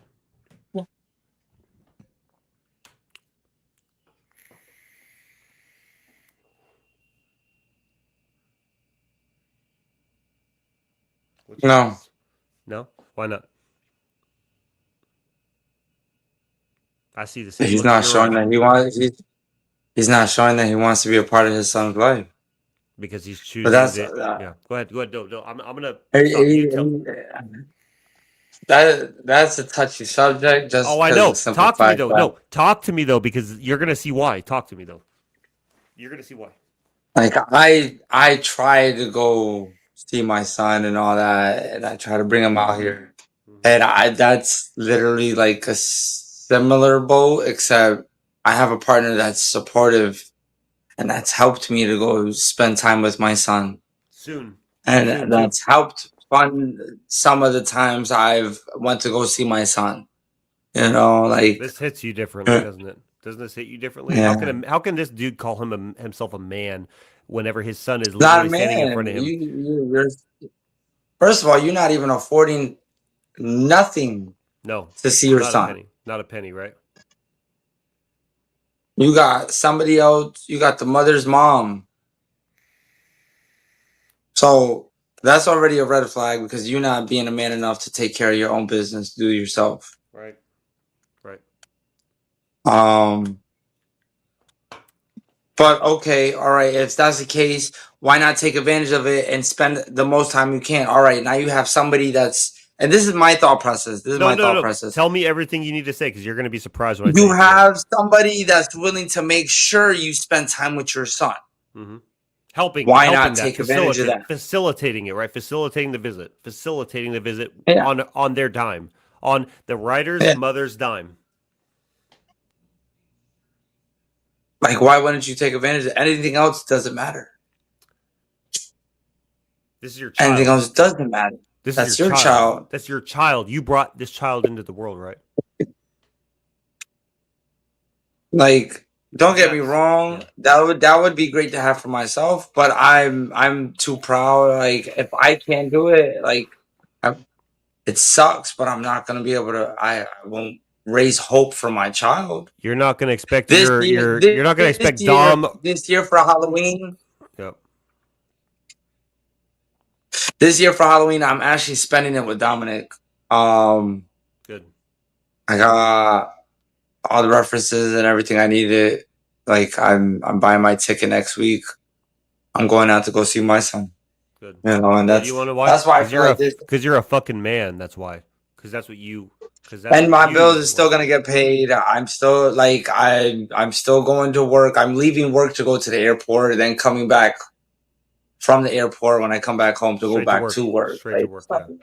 Like the shit I gotta do.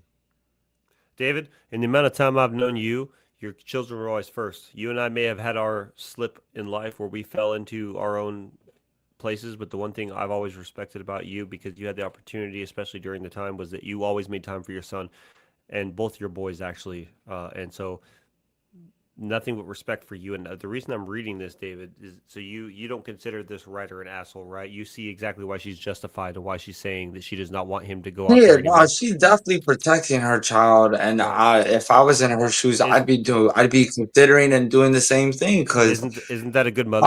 Isn't that a great mother? There's only so much, and in that extent, there's only so much you can do, and it's not. I don't want it to sound like if I was in her shoes, I'm pushing off my child. No. Don't be biased. Just talk about what you would want your child. You would want your child to know their parent. You would want your child to know your dad. You would want your child to know their mom, and it's up to that parent to dictate how much interaction or involvement they want. Some of us wish that our baby mothers would want to involve their children in our lives the way this writer is doing that, because I would love if my son's mother, I mean, me, you know, just as well as my lady knows. I mean, especially you, brother, because you've known me for so long. You know how much it would mean for me to be able to even have a conversation with my son, let alone go to the beach with my son or spend time with my son. I don't I have that. remember the first time you told me when you went to go talk and meet with your son for the first time. I was so ecstatic for you. I It was like, wasn't. It bro, I'm wasn't. sorry. It wasn't I'm the gonna first leave you time. the fuck alone. It wasn't. And It let me wasn't the know when first you're time. done with your son, like, and Yeah. you're like not even in his presence before you even message me. Leave me alone, or I'm gonna leave you alone. I put my phone on do not disturb just to Right. just to So leave yeah. you alone. I was Obviously, it like, wasn't. but like, Obviously, it wasn't the first time I got to hang out with my son, because I was a part of his life for 3 years before he was taken to a different state without my consent, and then everything was domino affected after that, where I would never see him again, and I haven't since. But as a man, and I'll just say this before I jump into my thoughts on this, as a man, we make decisions in life, right? We make decisions in what, as a man, we want to represent as a father to our children, whether they be our stepchildren or our actual children, what a man is supposed to be. And though my first few years of homelessness, I wasn't the best example. The last 5 years, I've put every bit of forth effort that I could to be sober and to show my my son's mother that I am worth being in his life. And to this day, I've still have yet to have a conversation with my son on the phone, and it's been over 8 years. So I've missed 8 years of my son's life due to my actions, but there isn't anything I wouldn't do to be able to be part of Colt's life. So let me spin the story for you now. Do you want to know why this story is so important, David? Because Kaylin wrote this story. This is Kaylin's story about my lady. This is her story. This is her son who keeps getting heartbroken every time he goes out there to see his dad, and this is why Jackson looks up to me and loves me. This is a story about Jackson and his father.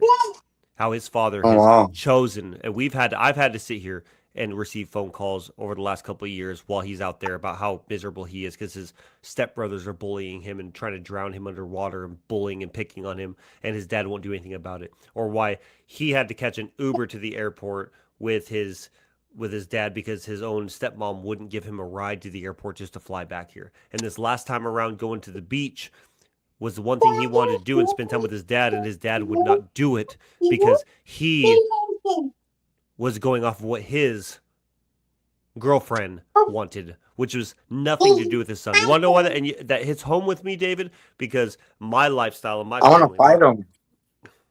How do you think I feel, dude? I want to fight him. I see this kid's face every single time that he wants love and acceptance, and I give it to him. But I can also hear him when he calls his dad and how annoyed his dad sounds on the other end, that he even has that as a conversation when I would do anything in my life to fucking have a conversation with my own son. So this story is what my lady wrote about her experience.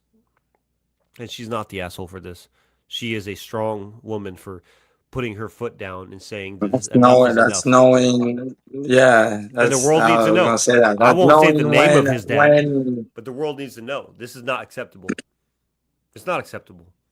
You have your son out there with you, looking you face to face, and you deny going to the beach with him because you're not beach people. But then weeks later, And you're a week later, you're taking. even if you're And a not week later, look, posting photos of at the beach. even if That's. you're not a beach person, this is your fucking child. I'm not a museum person, but if my son came out here to Arizona to visit me and said, I want to go to the Historian Museum of Phoenix and how it was founded, I would go because it's my son. And I know that my girlfriend wouldn't tell me we're not museum people. What a fucking coward, in my opinion. And it's not just a biased statement, because even if this was an actual Am I the Asshole Reddit, because she did post this, but if this was somebody I didn't know, I'd feel the same way, because that hits home different with me, because how dare you claim to be a father when you can't even be a dad? Yeah. So I could tell that hit different with you too. Like, how could you do that to your son? Your son needs a father. Luckily, he has me. I will say that. Luckily, he has me because I know I'm a good dad. And even though I'm not his bio dad, I know every time he comes over here, he loves every second he spends with me because I give him the love that a boy deserves. I give him the reassurance that a boy deserves. I give him the the affirmation that he matters, and I give him the space to open up and talk about things that he wants to talk about as a father would. You know. So I don't think you're an asshole, honey, at all. And you already know that. But how sad is that your own son has to question if your father even cares about you because he won't even go to the beach with you because his girlfriend doesn't want you to go. That hits home to me too much. Like I feel that. I feel that in my bones, and it's a sad situation. But here's the sunny part of the situation. Guess who stepdad is? Big brother Mac. I'm here for him, and I will never fail this kid because I know what it's like to be in his shoes, and I will never let him feel like he's not enough or not worth it. And I will dedicate every second of my life to making sure that this boy knows that whether his bio dad chooses him first or not, I choose him first. And he will always be first. And that's real.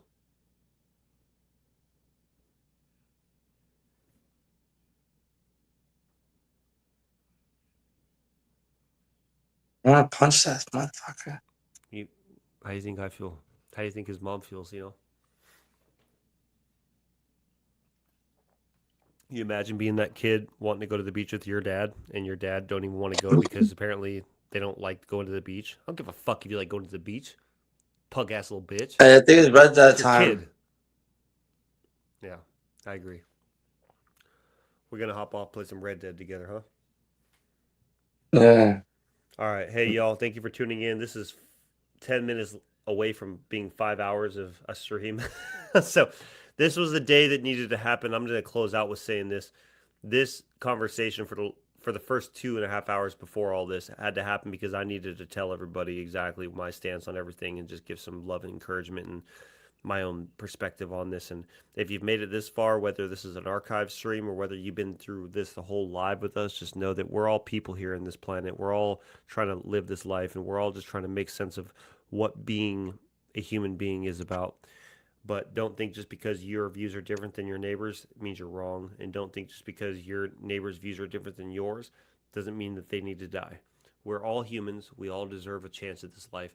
Be kind to one another because you know you would want that back to you if you didn't understand. So the word of the day, Isaiah 43:2. When you pass through the waters, I will be with you. When you pass through the waters, I will be with you. Don't forget, God is with you no matter what storm you may face, no matter what adversity, no matter what trial and tribulation you're in. God is right there with you always. You have to just look to him because as Jesus told Peter, focus on me, not the storm, right? He said, walk out in the water, and he did, and he walked in the water with him until he saw the waves, and he got scared, lost his faith, and fell into the water because he lost his faith. Do not lose your faith, people. Don't lose your faith in humanity just yet. I know the world's a cold, dark place right now, but it does not need to be the hell in which it portrays itself to be. Be courageous, be confident, and be faithful because God loves you the same way he loved his son. Until next Friday, Mr. Big Brother Mac and my boy David, we'll catch y'all next week. Enjoy your weekend. It was Here to stay. always.